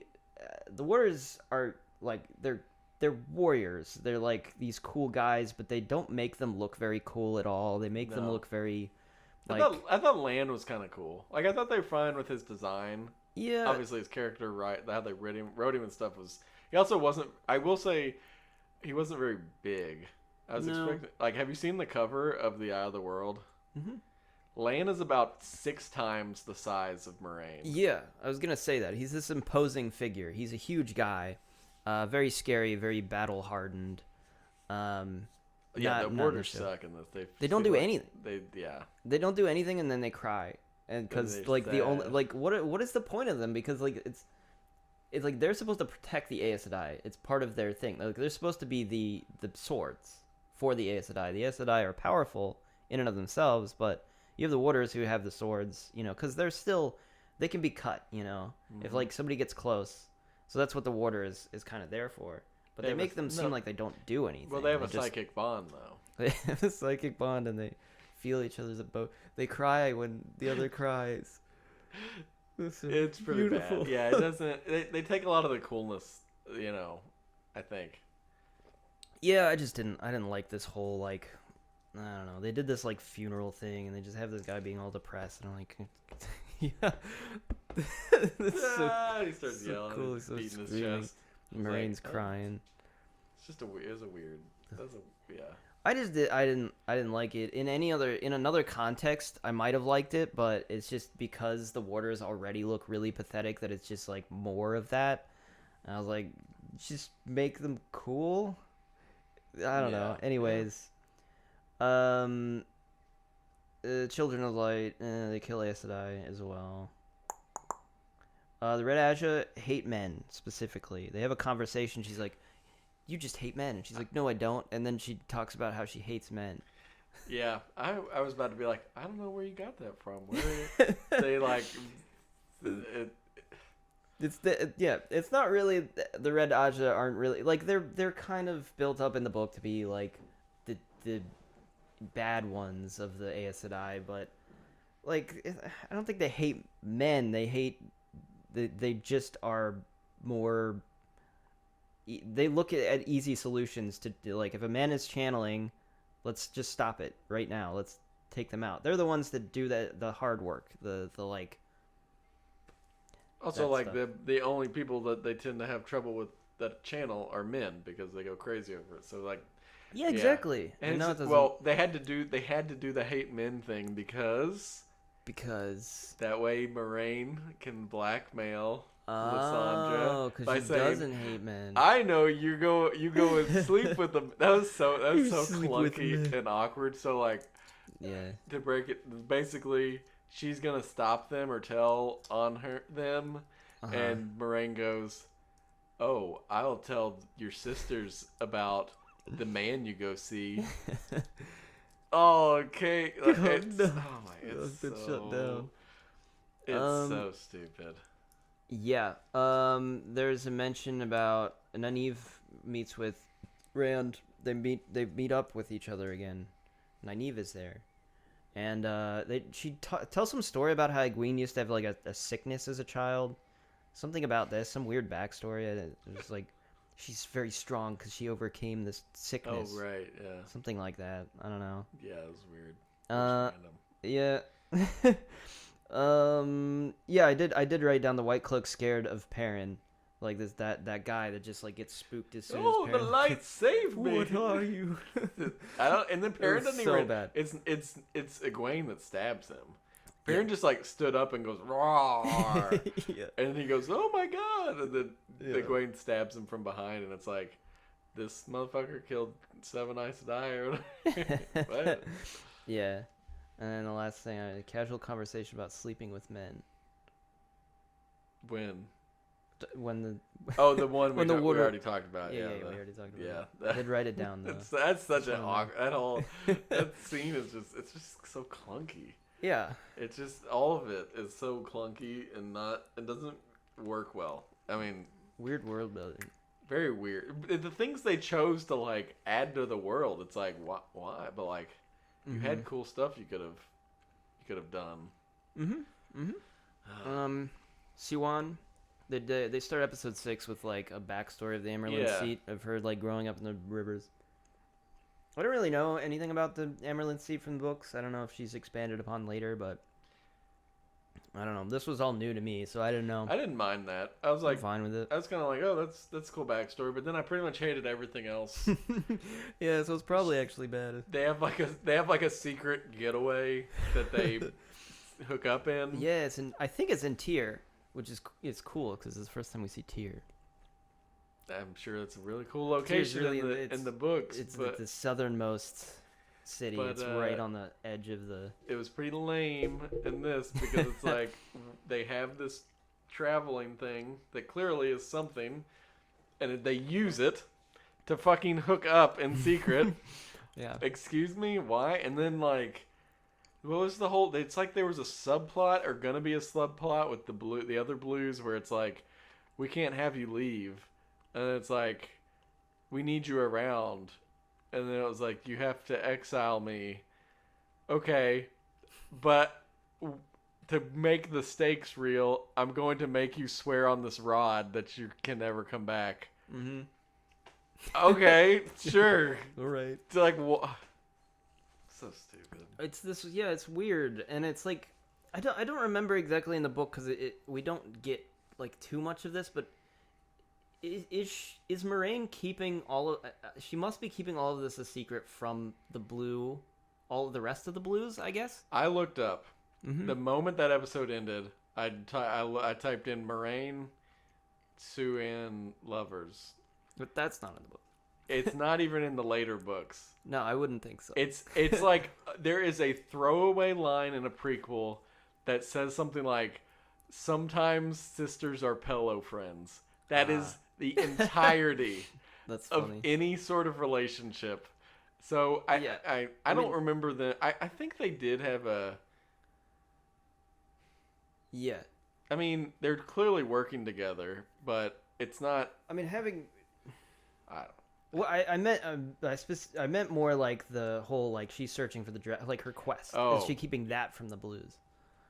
Yes, I think so. In the show, she is. I don't remember if she was doing that in the book because it's part of the. Oh, you conflict. mean yeah. Well, yeah. I guess I don't remember. Yeah. It would make sense that the other blues would know but not tell. Yeah, because that's their whole thing is they keep secrets. So why wouldn't Right. they just keep the secret? No, this is a super Like the special secret. The real problem is the Red Aja. If the Red Aja find out, that's the problem. Yeah. That's what they don't want. So why would she keep it a secret from the Blues? I don't really understand. Also, sleeping with the Amerlin seat is fucking insane. Yeah. In any context. Yeah, it doesn't make It's like sense. this is wow.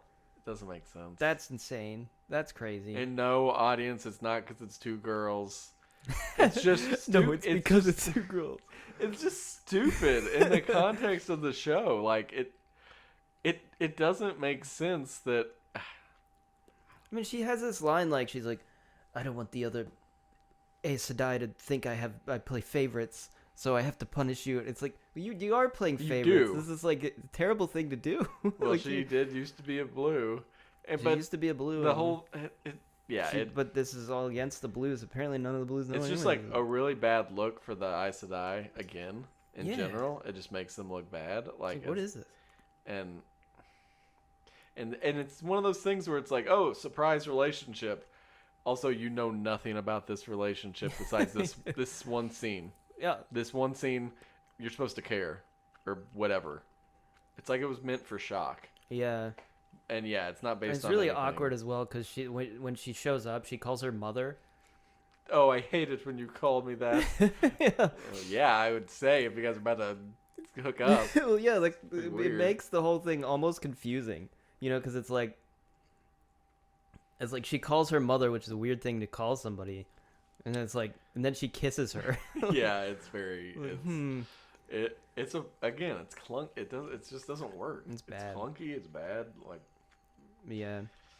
Reneve's the most powerful channeler ever. Yes. It's really good. it's really good. Good writing. Too old to be the dragon. All five of the dragon. She's too old to be the dragon. She might though. She might be She though. could be though. She's very powerful. Did you consider that? But the timelines don't match up. But still, did you consider she can yell heal or whatever? Yeah, I did want to go over this because I can't remember. Did they travel through the ways in the book? Do you remember? They did do Yes. that. Okay, I couldn't remember if that was from. I remember the. There's a different thing, and No, I remember the now I forget the name, but the thing in the ways, the darkness or whatever that says things to them. I couldn't remember if the first time they did that was the second book or if I that don't wasn't remember the first book. Loyal being there. Maybe he was. Loyal had to be there, yeah. The ways were the ways of the builders, the Ogiers. Yeah, no, that's what I mean though. Is I don't remember enough about the ways. Like I feel like I would have remembered. I mean, I'm sure he was there, but I don't remember the details enough. All I remember is the shadow thing while they were going through the ways. Also, yeah, I mean, I guess we talk about the actor thing, but yeah, Matt, come, stop, Yeah. come, Matt. please come, Matt, no, Matt, don't do just it, stand there. don't Matt. do it, Matt. Matt, you're gonna get written out of the show. Yeah, that was just really clunky and and the parent scene. Well, there was something up ahead. Parent, it's a rock. It's a rock with some scratches on it. Yeah. Oh, like the fuck. Yeah. Well, the other thing was they did write out like Loyal's importance to the plot line because this is part of what Loyal offers is he knows the ways, he knows where the ways are, he knows of the ways, he knows how to find them, he knows how to navigate them. He's the one that does that. In this, it's just like Moraine also knows all of this information. She just brings him along because he's an Ogier, and so the ways were built by the Ogiers. So I guess we should bring you along too for some reason. A new viewer or a non-book reader, that has to have been so confusing. Like Yeah. they don't even try to explain any of it. It's just like Yeah. Also, it's their first reunion. Like everyone's back to because Moraine's been lying about them being in the city. Yeah. They all come from different directions to this Waygate, and it's like we are going to directly to his prison. Oh, okay. Oh, cool. No, Matt, don't get in. And then like, I imagine it's a non-book reader. People are just like, what the fuck is going on? Like, yeah. like what? And then it's like, oh, we can't go to the Waygate we wanted to, so they end up in another city, which is fine. It's just not explained well to people who wouldn't understand that, who don't have previous understanding. The ways are important. They're heavily corrupted by the dark power. Nobody uses them anymore. This is important because they're flooded with there's this shadow monster in there, and they're heavily it's so dark in there. It's not supposed to be. It's so dark now that nobody reasonably could navigate it except an Ogier. The problem with Ogiers is there aren't any around. They stay in their steadings most of the time. Loyal's like a weird Ogier who decided he was going to go travel. And so this is all lore. that's not in the show show. doesn't explain. So they need him because he navigates the ways. The ways are normally not used anymore. I was trying to think that like what did they even in the book? Where did they end up did they end up in like did the same thing happen where it was like, oh, someone messed with the inscriptions and Loyal couldn't read it, so they went to the other city? Did that happen? It was something like that. He got lost because they messed up the Okay, signs. so that did happen. But they did make it out on the other end. Hold on. I'm gonna grab the map from my book, and that'll help. Did they? No, I think they must have just taken it to Faldara. I don't really remember because I did get confused whether or not that was the first book or the second book. I was like, wait a minute, did they do that? There's something else in the second book that they use. Yeah, that whole thing. It was. Probably I think if they left from Tarval and used the ways, they would have gone to Faldara. Very confusing though, too. And I mean, like that. I imagine that just. Yeah, they don't explain any of it. No. Yeah, it's all gone. Also, Padden Fane does travel through the ways. They don't bring much attention to it, but they show him like walking away from the Waygate. The thing about Padden Fane is he's a dark friend, obviously. They only show one other dark friend in this entire show, so maybe you forgot. They're everywhere though. They're a threat. No, there was off screen. They cut the drawbridge rope at the end. They're talking about defending the city, and someone goes, someone cut the ropes of the drawbridge, and then he goes, there are dark friends everywhere. Like, They're literally everywhere. They're literally everywhere, all two that you've seen. Yeah, so dark friends are just people who are kind of like persuaded by the Dark One. He's got some sort of hold over them. They're sort of weak-willed people usually that just get corrupted and sort of forced to do things they don't always want to do. They could also be evil people. Like, so for instance, Fadden Payne is chasing the party all across the map everywhere they go because he's compelled to do stuff. But by the end of it, he's just so messed up. It's like he's gone insane because he's had to travel without much rest everywhere they've gone, and then he had to go through the ways and literally walk through this shadow thing, and it like totally fucks him up like immensely. That's where Padden Fane just goes insane. In this, I knew there was going to be a problem from the start. In the first episode, when the Trollocs attack, and they show him like smiling and like eating an apple, walking towards the Trollocs. So it's like, I feel like in the book, when it happens, it actually specifically mentions, like, it doesn't say what he does, I don't think, but it mentions Padden Fane during the attack. And I remember being like, that's weird that they called him out, of all people. But, like, it doesn't give any indication at that point, I think, whether he's good or bad. No. You don't know. In the show, he's like, evil smile, twisting his mustache, going, we got them. And it's like, okay, well. Yeah. And also, do you even, like, the next scene you see with him is the Waygate scene, isn't it, in the show? No, actually, there is one scene I remember from, I think it was either episode 4. It's when they're in the same episode where they meet Loyal, and they're in the city, and they're kept apart. But in that city, there's like a parade, and Matt sees Padden Fane. Yeah. Yeah. That's the only other time that I remember that I noticed. Yeah, they changed his character a little bit. Padden Fane? Yeah. Yeah, I guess so. Yeah, they made him more crazy, I guess, from the start. He doesn't really seem as crazy though, I guess, in the last episode. Well, that's what I mean. That's more so what I mean is like it implies more like he seems more cool, calm, and collected and in control in the show. Mm-hmm. In the book, yeah, he's insane. Yeah, I mean, he's literally just a peon. Yeah, that is good. Yeah, and the show makes it seem like he's, incomplete. Some sort of mastermind. Yes, kind of. Yeah, like I've been going to your town for years because I knew that you knew you were the dragon the whole time. Yes, it's like what? Yeah, that's part of why the Two Rivers is actually attacked by Trollocs in the beginning is because of Pad and Fane. Yeah, It's not really anything they really clarify at all, but yeah. Mention this is where I put that they when they go to the ways, they literally have a line where like I think Rand says like, "Oh, I've heard of the ways. I don't know what they are though." It's like what? No, nobody knows about the ways. You have not heard about this. Like, this is one of the dumbest things that they could have had a line like that for. And that's part of. Okay, this is something I maybe skipped over a little bit, but like, the Two Rivers is super isolated. Like, they don't get travelers like much at all, ever. We mentioned that before. Like, they are country bumpkins. They're country bumpkins. That are unaware of the outside world.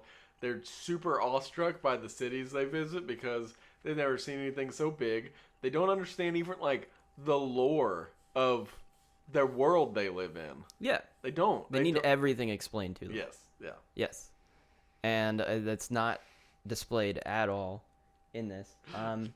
Not even in the slide. No. Yeah. Anyways. Pregnant fight scene, real cool. That's actually probably the coolest fight scene. Yeah, but that's not saying a lot. No. It's so unbelievable.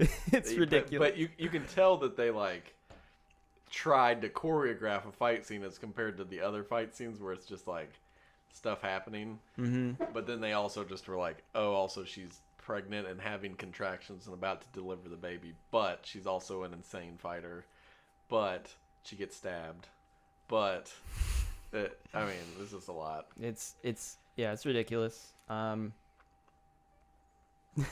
Yeah. Characters inevitably know more than they should. Moraine knows about the Black Wind. She already knows about it before they've gone in there. If I remember correctly, either that information came from Loyal. I don't remember if she would know about that. I don't even think she knows that the ways exist, but not much more than that. I don't remember if she knew about this Black Wind or anything like that. I don't know. I thought from the book she might have. It was like the ways were something she had heard of. Yeah. But never used, but saw it as like kind of a last-ditch opportunity to get where they needed to go quickly. Yeah, the book implies, or the show implies that, like, I don't know. She just seems to inexplicably know everything. Yes, yeah, she knows. She knew, yeah, the shadow thing. I don't know. I can't remember in the book if it was the shadow, if she mentioned the shadow, if Loyal does, but it would be weird if she knew. Yeah, I don't remember exactly, but I thought she only really knew of the ways existing.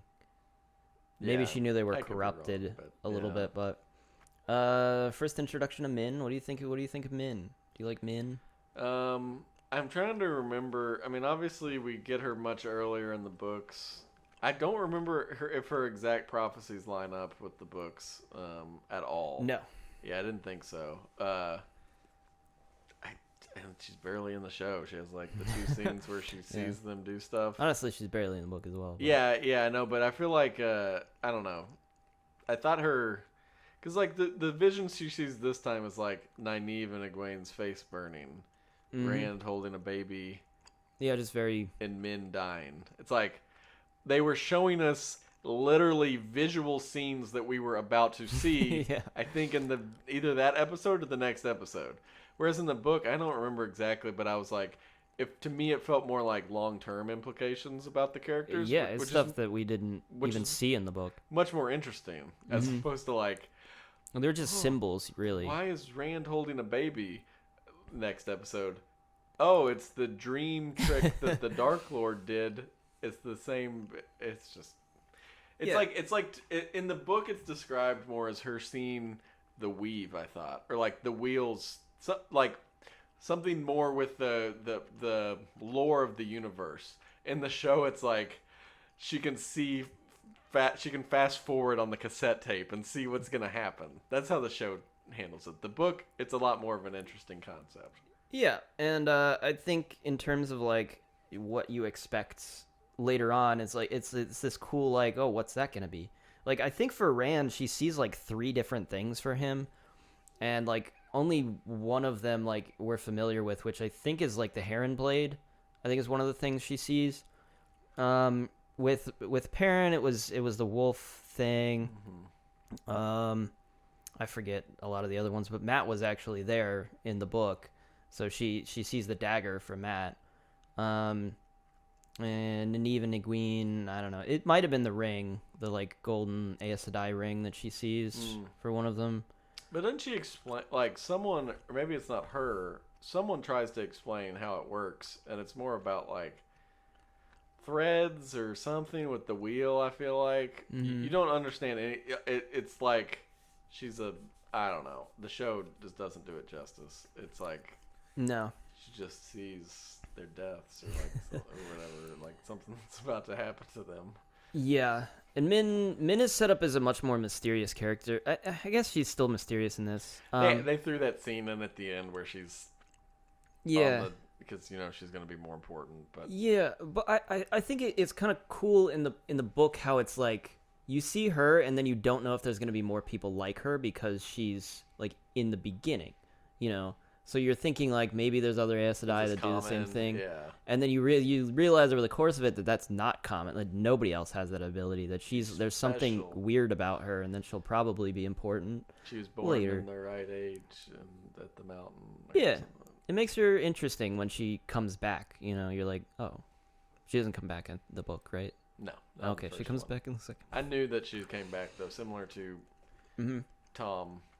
She has bigger role, but she is special. There's something special about her. She does have a background with Moraine. Moraine knows her for some reason, and did they even name her in the show? I'm trying to remember. They did. Did they? Okay. They do call her Min. I remember. I was so thrown off because like I thought they just cut that whole city out, like the one where you actually meet her in the book. I think they did. And they were like, and Moraine's like, "Oh, I need to go see the seer."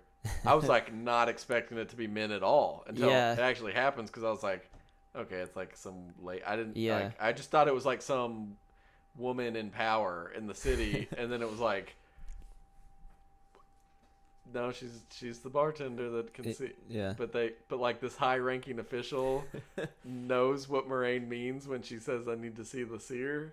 It's clunky. It's just clunky. Yeah, real weird. Yeah, that's Min. She's cool character. In the book. In the book, she's cooler. There is an interesting thing that she says. Actually, that's later on, I think, because Rand goes and talks to her later. Don't worry about spoiling anything for me, because I'm telling you right now, I'm never. Well, I'm worried about spoiling people for the audience. Oh, screw you, audience! No spoilers for you. Moraine sends a message to the Red Aja. She's like, she talks to somebody and she's like, send a message to the Red Aja to find Matt. Oh yeah, who did she tell that to? I think it was the sister. Sister, yeah. Yeah. To find Matt. No, it's even more clunky than that. It's a send message to the city to find Matt. To who? The Red Aja. Yeah. Like, what? Why? No one would ever just explain a message like that. Yeah. Send out a message to find Matt. Yeah. Who? To who? The Red Aja. Yeah, I don't know what that was. And I guess this was like, I think it was supposed to be confirmation that like, because it was unclear. They were talking to Moraine like, did you tell Matt to stay behind? And so this is confirmation that she clearly didn't do that, I guess. But also, he can't channel. She knows he didn't channel. Yeah. But I maybe she thinks he's a dark friend because he stayed behind. Like, he's got darkness in him. So she's like, you gotta find that guy. He could be bad news. I guess. But, yeah.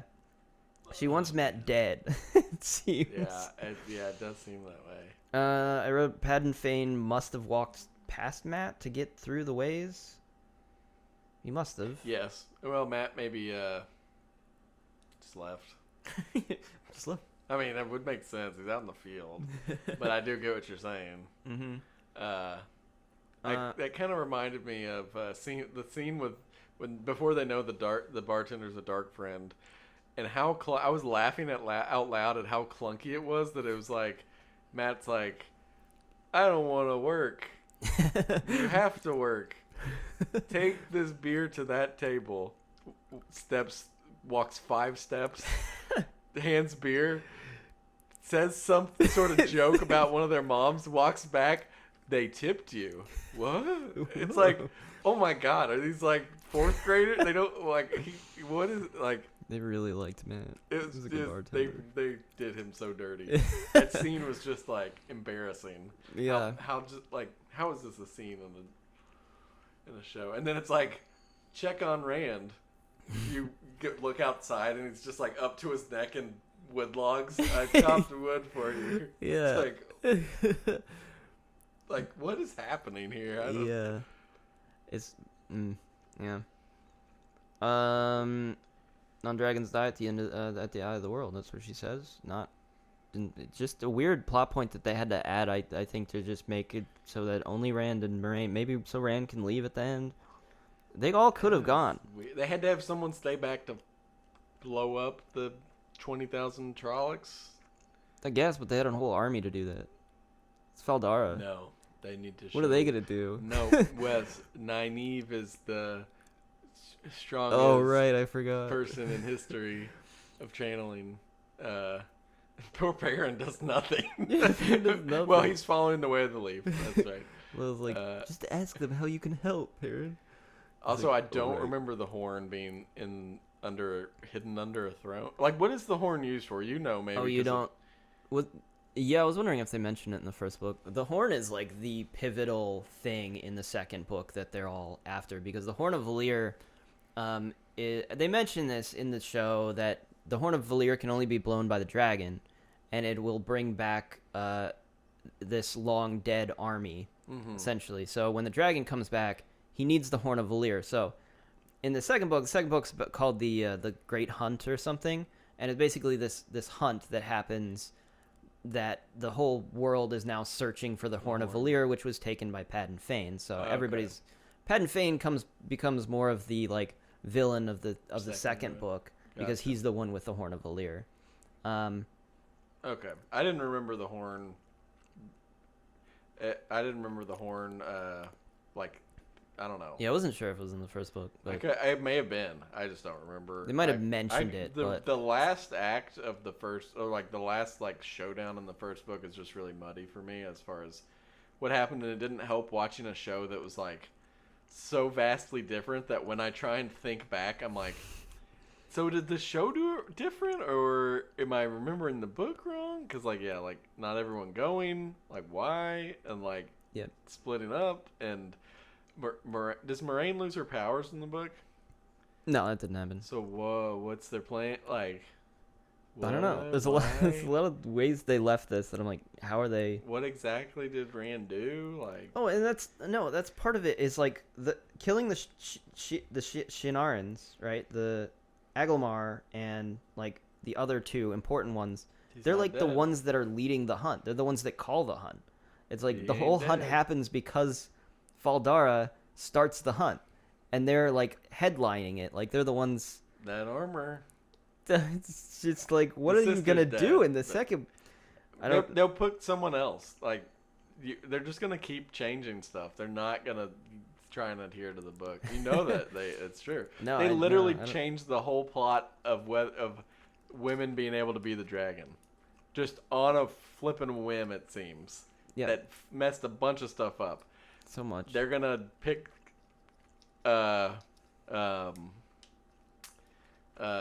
who could Perrin is now leading the hunt. Mm-hmm.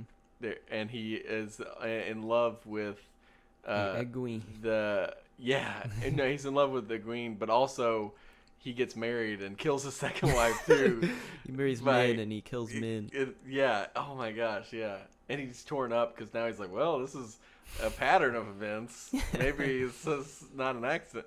No, I'm not. I wasn't excited episode to episode, like from a. No, I want to see what happens. I was more of like, how much are they going to change? Season 2, like, I It's mean, fucked. it's a little different for me because I haven't read the book, it's gonna be so messed up because like I have to like trust what this show tells me. Yeah. It's just scary because I know it's gonna change so much. I feel like it's gonna be like Harry Potter. You know how like the movies just like they left so much stuff out by the end of it. It's like they just like almost made up how the plot was supposed to. Have you read Harry Potter? Yeah, I've read Harry Potter a lot, and they leave stuff out, but I don't know that they leave. They leave a lot out. Yeah, but not like this show. Like this Maybe. is a whole nother level. I mean, Yeah. I can think of like three things, like main sequences that they leave out in Harry Potter that like I've heard fans complain about, but like it ultimately doesn't affect like the way the plot of the show. This has it would be like I mean things like Harry and Neville and the prophecy and stuff they don't really mention in the movies. Seems like a big deal to book readers, but it doesn't really change anything that happens in the show as far as like lore wise. In this show, right off the bat, they're just like, no, the dragon can be girl, boy, Yeah. and Nynaeve is super powerful, but she can't channel. Like, this show just doesn't respect the actual lore, and like, No. I don't know. I mean, I guess it happens with every adaptation. Like, I mean, it happened with Game of Thrones. It happened with Witcher. They're gonna take liberties. They're gonna make changes. Yeah. And I don't know, as long as you sort of respect the core though of like the way the world works and you don't get too egregious with like character stuff you change, like killing people off that shouldn't be, making people like replacing characters with another one and being like I want them to do this now cuz I like them better than the book person. It's like I don't know. That can like slide on the radar if it's not too egregious, but you also it all comes down to as well like it needs to be done well, which I know I say every time with remakes and stuff like oh, it would have been fine if they just did it well, but like so many little things like technically like how it's directed, the lighting, costumes, the writing and dialogue, like not even considering the plot and how they moved it forward, were just done poorly with this. And it's like if they had even like if they had stuck to the plot but like kept it in this condensed 8 episode format where they had to rush through, I don't even think that would be a good show. Like they did so poorly on so many plot points and it was so rushed that you know what I mean, like I don't so at the end of the day like I don't know how you even salvage it from this point on because it's not like they can go back to we're going to follow book 2 to the T, Yeah, right? we can't. It's literally its own thing now. Yeah. Yeah, it's true. Let's see. I wrote down. There's a point here where Egwene says, in this argument, that she's not there because Moraine told her to be, but she goes, because it's the right thing to do.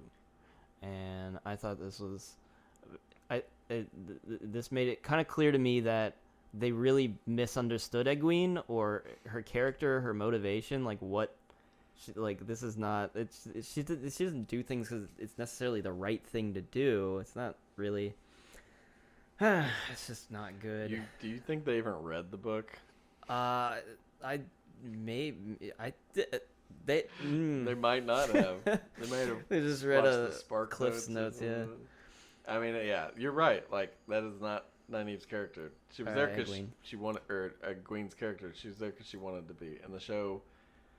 But that's the thing, though. It's Is almost fun for her. That's part of the thing. They- She's there for the adventure. they She's don't adventurous. they don't like the thing is that is even just in itself that single line that is deeper than any of the character traits in the entire show. Yeah. The entire show, like that says something. I mean, they're not characters. They're just like these, I don't know, moving vessels that do things without motivation. That's so true. Perrin likes Egwene. Big reveal. Worst thing they did in the show, by far. This It's is so stupid. awful. Like, Perrin, I actually kind of liked his portrayal throughout until they did that, and then I was like, No. Why did you do this? This is the worst thing you could have done. I didn't. I did not like from the moment I realized they're going to make him killing his. Yeah, I hated that, I was but so stupid. Like, why is this his for 4 or 5 episodes? It's his defining, and then yeah, the cherry on top. Yeah, like he likes Egwene. yeah. It's the worst thing in the show by far. Then there's this weird, like, Nynaeve is really creepy in this episode because she, like, follows Lan around, like, awkwardly and, like, watches him go in his house, and then she's, like, watching through the window and eating dinner with his family. And then it's just, like, it's really creepy, Nynaeve. You're talking about the scene leading up to them having sex. Yeah, it's just, it's weird. It's weird. It's, like, not weird. normal to do that. And then he teleports outside? What the fuck was that? I don't know. Editing is pretty bad. Like, what? It's hard, man. Editing's What? hard. They couldn't show him opening the door. Made no sense. Awkward romance, terrible. Egwene, her like argument with Rand. I wrote that this was basically gaslighting. That she gaslighted Rand here. Yeah. That she confirmed that she like. Rand's like, you obviously didn't think that much of Matt. You don't think he could be the dragon or whatever. And she basically, she confirms that she didn't think much of Matt because she keeps saying like, well, he left us. And so it's like, well, yeah, so you don't think much of him. Like you think he's kind of a shitty person. And she says that he probably went back to Shadow Lagoth. She's like, he probably went back to Shadow Lagoth where he'd steal a dagger again. And so she gaslights Rand. It comes out like it's his fault. He literally called her out for what she was actually thinking. She walks out afterwards with her arms super crossed and goes, "When are you gonna apologize to me?"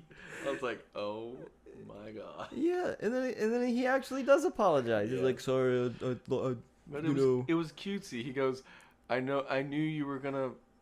I knew when you were ready to hear my apology, you would find me. Like, that's kind of gaslighting.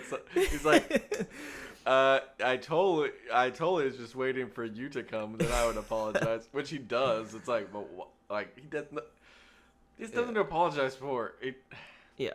So it sets up that this relationship is incredibly toxic and bad, and it's better in the book.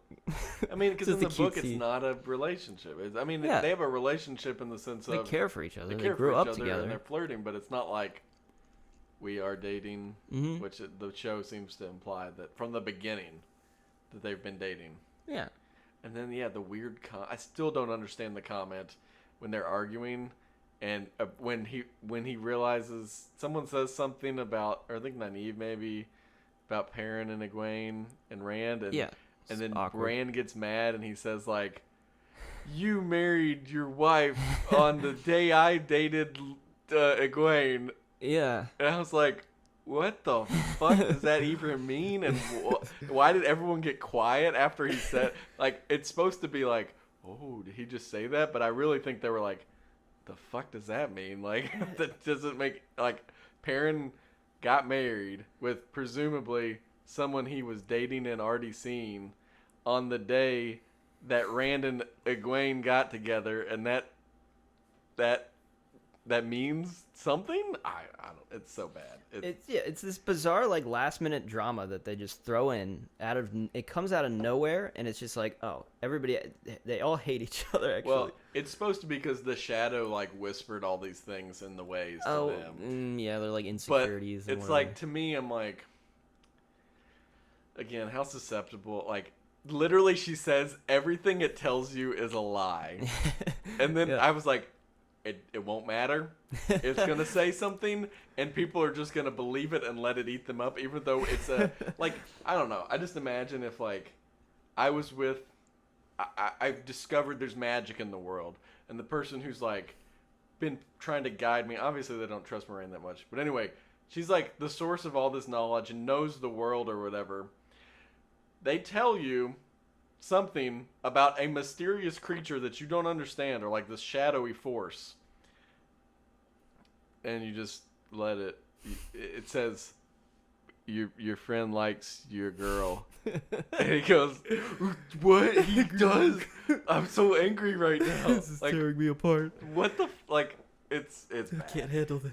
It is so bad, and I knew from the moment she was like, she said, everything it says is a lie. Don't believe what it tells you. I was like, they are all going to believe. It's gonna tear all apart. God, We're yeah. screwed. Yeah, I've probably talked enough about Egwene. So Rand meets Min, and then he goes and talks to her, and basically is like, "So what did you see?" And she does mention that she sees 3 beautiful women in Rand's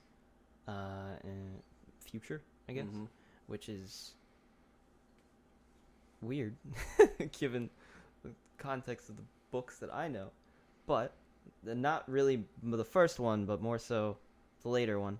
Who is it? I'm assuming his mom, Egwene, It's his mom. his daughter.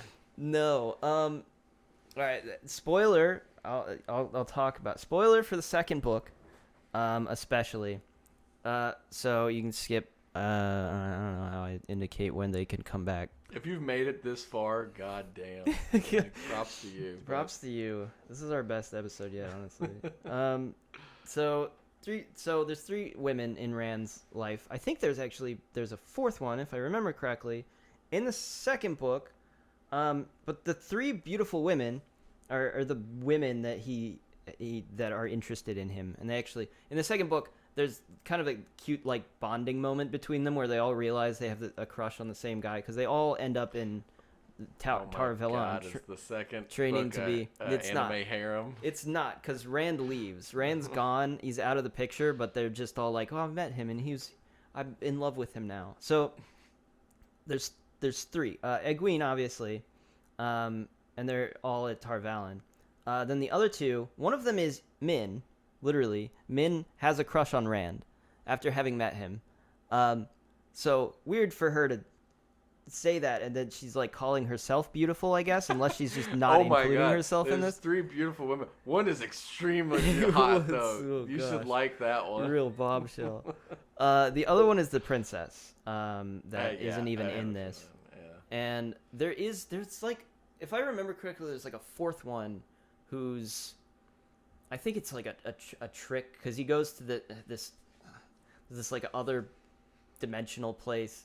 Gets real weird. And he meets this woman, and she kind of wants him to like stay with her there. It's this whole thing, but she's like, she continues to be a character, and like there's this kind of what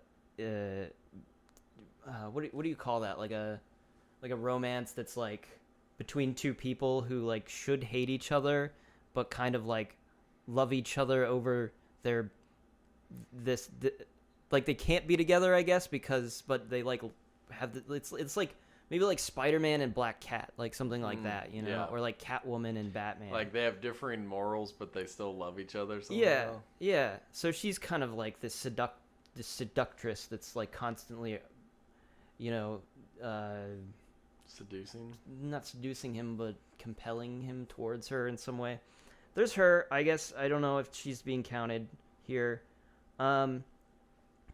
But I did kind of think Rand had a moment here that I thought made him look kind of heroic, was when he like did the whole he had the whole montage of all these things, and he's remembering, he's like, I must be the dragon. He just kind of accepts it, and then he goes and he talks to Moraine. He's like, you got to take me and no one else, because everyone else is going to die. So like that's kind of cool moment for Rand, I guess, in this show where everything else is shit.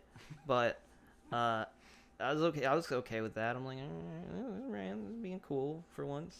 And then the last thing, episode 7, Loyal is just not in it at all, I noticed. Again, I'm telling you, the last 2 episodes, they had like issues with getting actors and locations and the sets and like where they could film. Mm-hmm. That's why the field is actually a big green screen.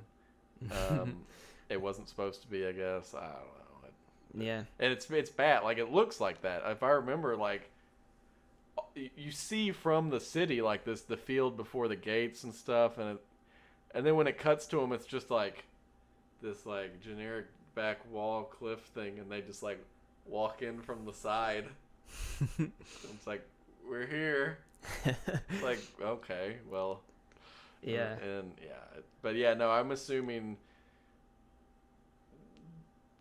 like the editing and the because obviously they don't film things in exact order either, but like it wouldn't surprise me. I mean, since he's in episode 8, that it was like something specific with episode 7.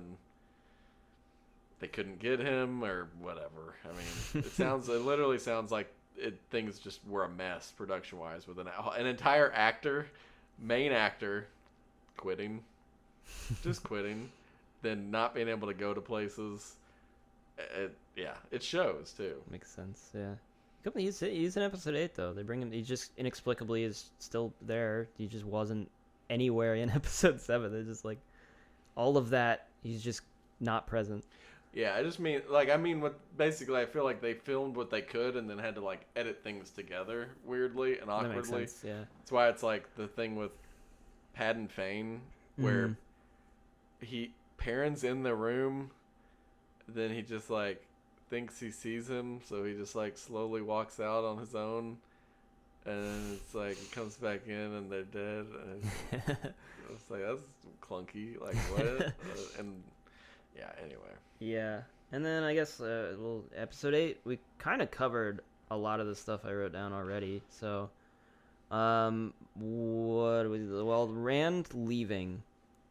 Rand leaving, I think, is interesting because at the end of the first book, he doesn't leave right away. It's like he's talking about leaving to everyone, and there's also like I already kind of mentioned, but like there's this like awkward air about everything that his friends are kind of like distant towards him at the end. Like they distance themselves. They're not like thrilled for him or celebrating his victory. Yeah, they hate it. It's like it's a terrible thing that they're realizing this is going to drive them all apart. And so he says at the end of the book, he's like, I'm probably just going to leave on my own and just go away because this is going to affect everybody. And, it's kind of a big moment for him. He doesn't just leave, though, is the thing. It continues. He doesn't leave right away, is the thing. Continues into the next book. Yeah, he's not gone instantly. Doesn't go, tell them I'm dead. I can't lie. Yeah, he doesn't do that. You'll figure it out and then walk off into the sunset. Yeah, exactly. It takes him a little while, and then like he stays in Faldara for a bit. And I think when he ends up traveling, I can't remember who he goes with, but the party kind of disbands. It's like you got the Aes Sedai, Nynaeve, Egwene, Moraine go to Tar Valon. Lan obviously goes with him. It doesn't make any sense. It makes we've talked about it to death, but like he doesn't know where the fuck he is. He walks off into what blight surrounding for how many miles on his own, an idiot, knows nothing about the world, and his decision is I am going on my own in a random direction. Is he going back to it's kind of like, is he going back to the city? But like he told them to tell he told Moraine to tell them he's dead, right? So clearly he's not going back to the city because if he runs into anyone there, they're going to know he's alive. So he's walking... He's going somewhere. ...into the distance as a country bumpkin who knows nothing about the world. It makes no sense at all. Like, it's the stupidest end of a season that they could have done. Like, it doesn't make sense, man. It just doesn't make sense. And he doesn't go alone is the thing, and I can't remember if the others. I think Perrin might stay behind in Faldara. I can't remember what Matt does, but I feel like Matt might go with Rand. Matt might have gone with Rand. It just makes sense for Matt to do that, because what else is he gonna do? He's evil. He's evil. So they've written him out. They finally show him, and he's like wearing a hood, and he's back in Shadar Logoth for some reason. Why would he go there? Nothing there for him to do. This is where he found the dagger. But okay. But he definitely does travel with Loyal is the thing. And Loyal's integral to the second book because he's the one that knows I'm telling you, man, I don't think I could 100% see them being like, "Oh, we just read the second book. Loyal's in it. He's We just, gotta bring it back. he was just stabbed and he got hurt. Nynaeve, she's as powerful as healer in the world. She brings him back to life. Like it.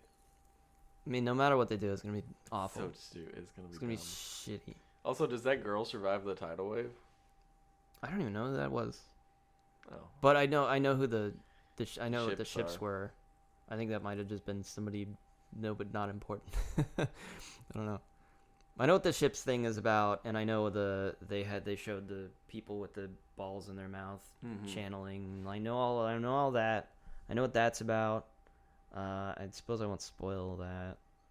I'm trying not to spoil a lot of book 2. What I've said so far, I think, is just the setup for book 2 mostly. Also, most likely the things you've said about book 2 are not going to be in the show at the very least. So if you're watching for the show, vaguely, I mean, if you are a the person, plot if you points. are a book reader who has read the first book but has not read the second book, but is going to watch the second season of the show, Oh, it must be no. I'm thinking because Moraine's cut off from the source, which didn't happen. But then she would goes to Tarvalin with the girls. Like she got off from they the still do source. that? 'Cause Rand's she's going exiled. off on his own. Yeah, she can't go back, She can't. and she doesn't have land anymore. They're not psychically connected. They may travel together, true. I guess, but they're not psychic. They don't have the bond. Oh, they're gonna do something weird. Yeah, Dude, it's gonna get weird. they turned the wheel weave back. Well, the wheel hasn't turned yet.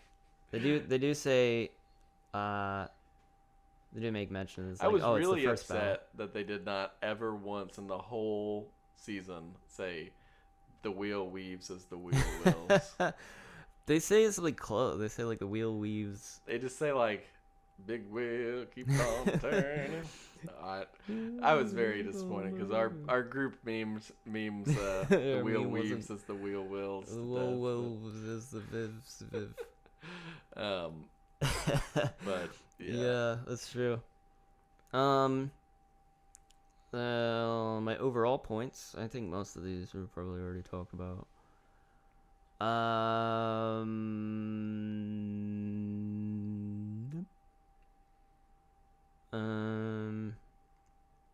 Not as many. I'm gonna cut out the silence and me umming. No, it's I'm important. gonna do it. Use this time, viewer, to reflect on your poor decision to watch The Wheel of Time, season 1. Yeah. We kind of already covered on this, but they don't take as much time like dealing with like normal people in this world at all. Like they're not really talking to anybody that's not important in some way. You know what I mean? Like they don't. No, it's you You don't get to see much of the people and how they feel about things. Comes with which is a big part. Like when we were talking about Logain, it's like you hear mostly in the book about him completely through rumors and things people in the town talking about. You hear people's opinion on like the White Cloaks. Yeah. You hear people's opinion on Aes Sedai. You learn a lot through those times in the book. The show, much like this happens in The Witcher as well.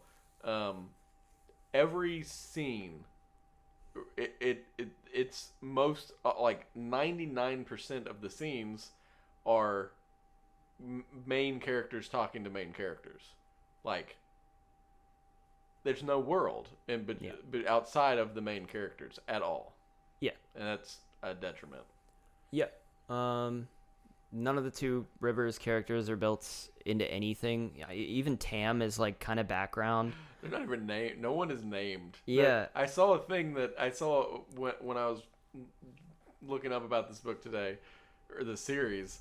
There is like some 2,700 and something named characters in the series. I can believe that, yeah. I mean, and that's 14 books. Even with 14 books, that is a lot of like named characters. Obviously not all of them main characters, but they're given names, even if they die a scene later, even if they just have an offhand comment. We learn of nobody's name from Two Rivers besides the main characters and Tam. Or not it was Tam. Yeah, it's just built on like what we've been talking about. It's like it's the world building. It's like how you get to know like these characters, where they came from, like the people they've lived around since they were kids, like what they're like, what their society is like. We don't know none of that. But yeah, like you said, when they talk to people, like they know that there's like most people don't like the White Cloaks. They're not well liked. It's not like they're this well respected uh, thing that goes around Right. doing things that people like. People mostly hate these guys. Yeah, mostly because like the show implies that they like catch a lot of Aes Sedai. Yeah. The book, it makes it sound like you could have nothing. You could just be wrong place, wrong time. You get persecuted by the White Cloaks. Mm-hmm. Like that's that's the threat from them, is like anyone could be a suspect. Anyone could be taken, questioned, tortured, killed. Like not killed necessarily, but maybe killed. I don't They torture. Yeah, they torture in the. I can't remember if they just outright kill, but like. They question. They don't. But that's like They sort kill of the if they need point to. though, is like they do this to everybody. That's why people don't like them. The show makes it seem like they're successfully hunting down Aes Sedai and killing them. Yeah. It Yeah. Yeah, and it's bad. And I mean, sometimes the White Cloaks do stuff that's actually helpful. You know, it's like they're enemies of the Dark One as well. Like they will, if there's Trollocs, if there's Fades, like they'll try to do something about it. You know, so they're not like all bad, but people still don't like them because of what they do, as is they're very suspicious nature. They're the ones that are suspicious of other people. Oh, auspicious. I don't think that's the right word.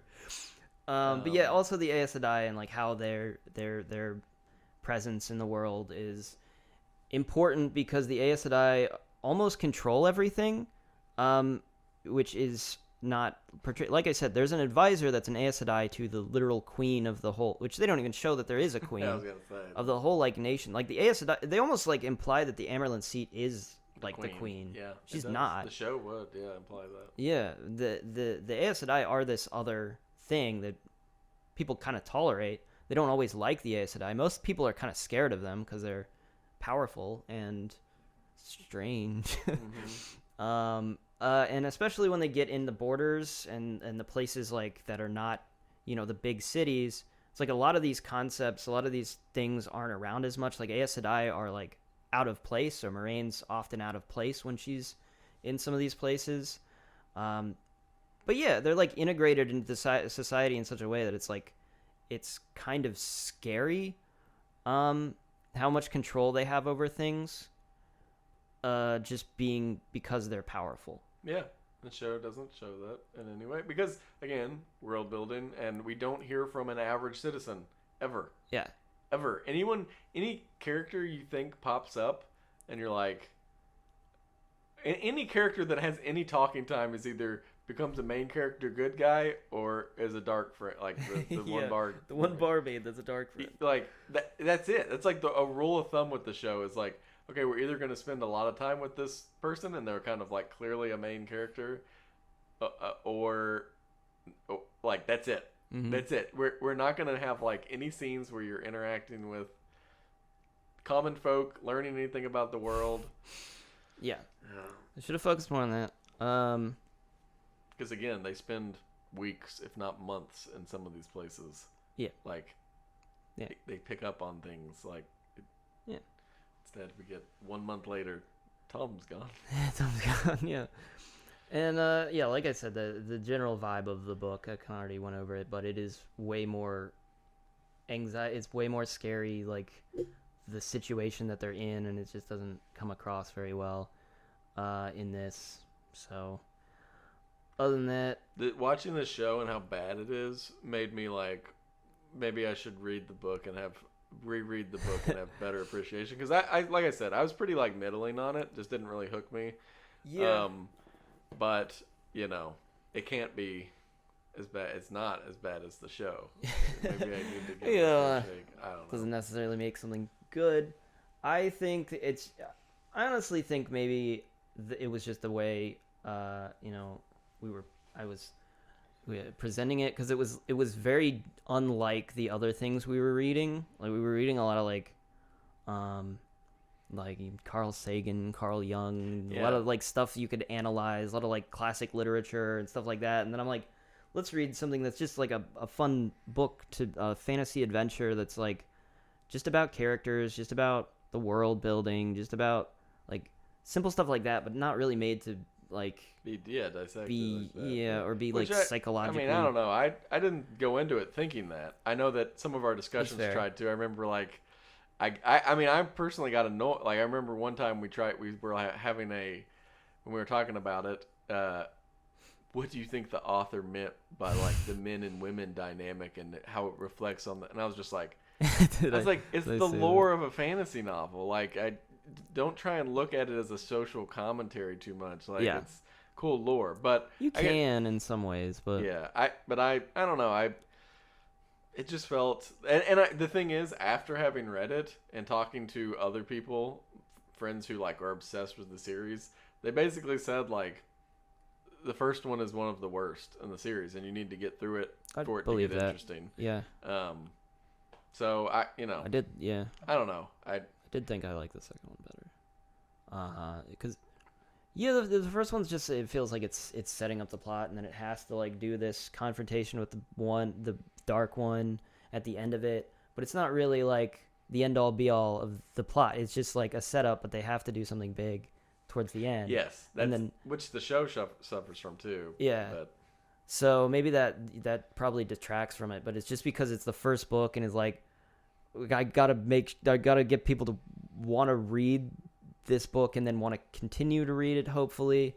So it's just, it's the way I guess he had to maybe do it. But yeah, the other thing is it's quite a long book, and maybe that was part of it. It's like it's harder to read something that's really long, and like when you're like, we have to get it finished in like, what was it? 2-week period, so like a month for it. 6 weeks, yeah. And it's like, maybe just slow down and just like read it for fun, and then it's a little better to do that. I don't know. It just didn't really grab. Like I'm a big fan of like Aragon. I've read some of Lord of the Rings. Tolkien. Like it felt like Tolkien-esque in the sense, in some ways. Yeah, but there's like a lot of a little more like stuff, I don't know, that's like just generic to me sometimes. Like there is some cool aspects of the world, but a lot of the characters felt generic. Like I remember specifically liking a little bit of Tom that we saw, and but I just didn't really care about the main characters in the book, and I think that was my biggest problem. Yeah. But again, obviously, it's one of 14 of a series. Like, yeah, it's also a little daunting for me. It's like when someone says there's a 8-episode or 8-series or 8-season show. You just have to get through the first season or two, and it's like, well, that's a lot to get where I like it. If I, but yeah,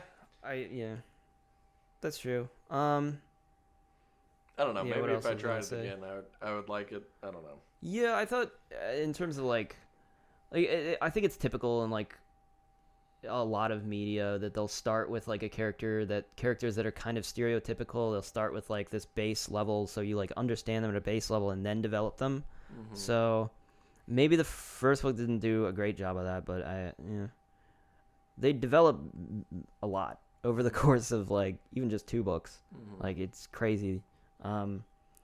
But anyways, gosh, there was one more thing I was gonna say and I forgot.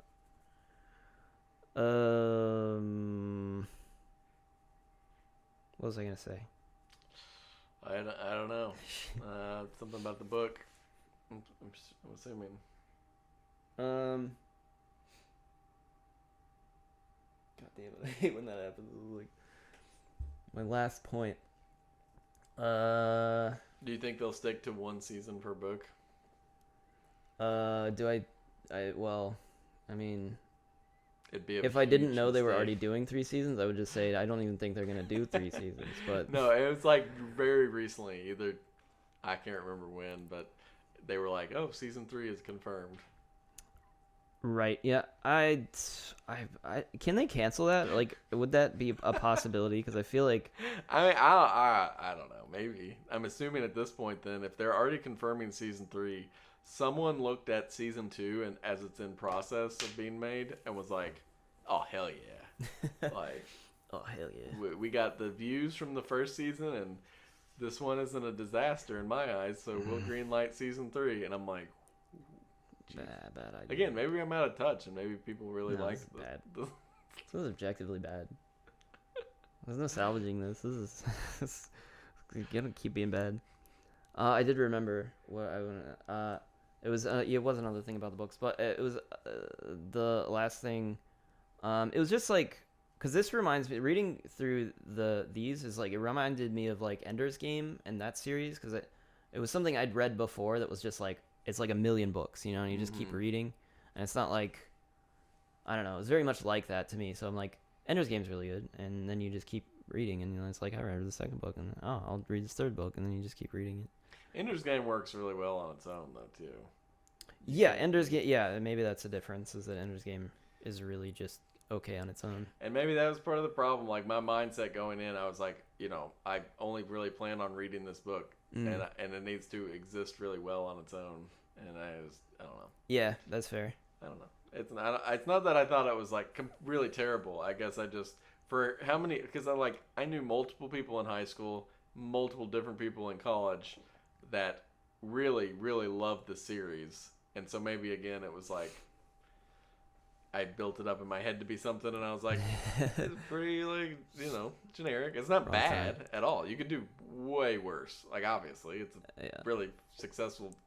I thought, I just thought I kind of liked how they kind of just, there are things about it that are very different. Like the concept of a chosen hero being like something that isn't wanted or desired in this world.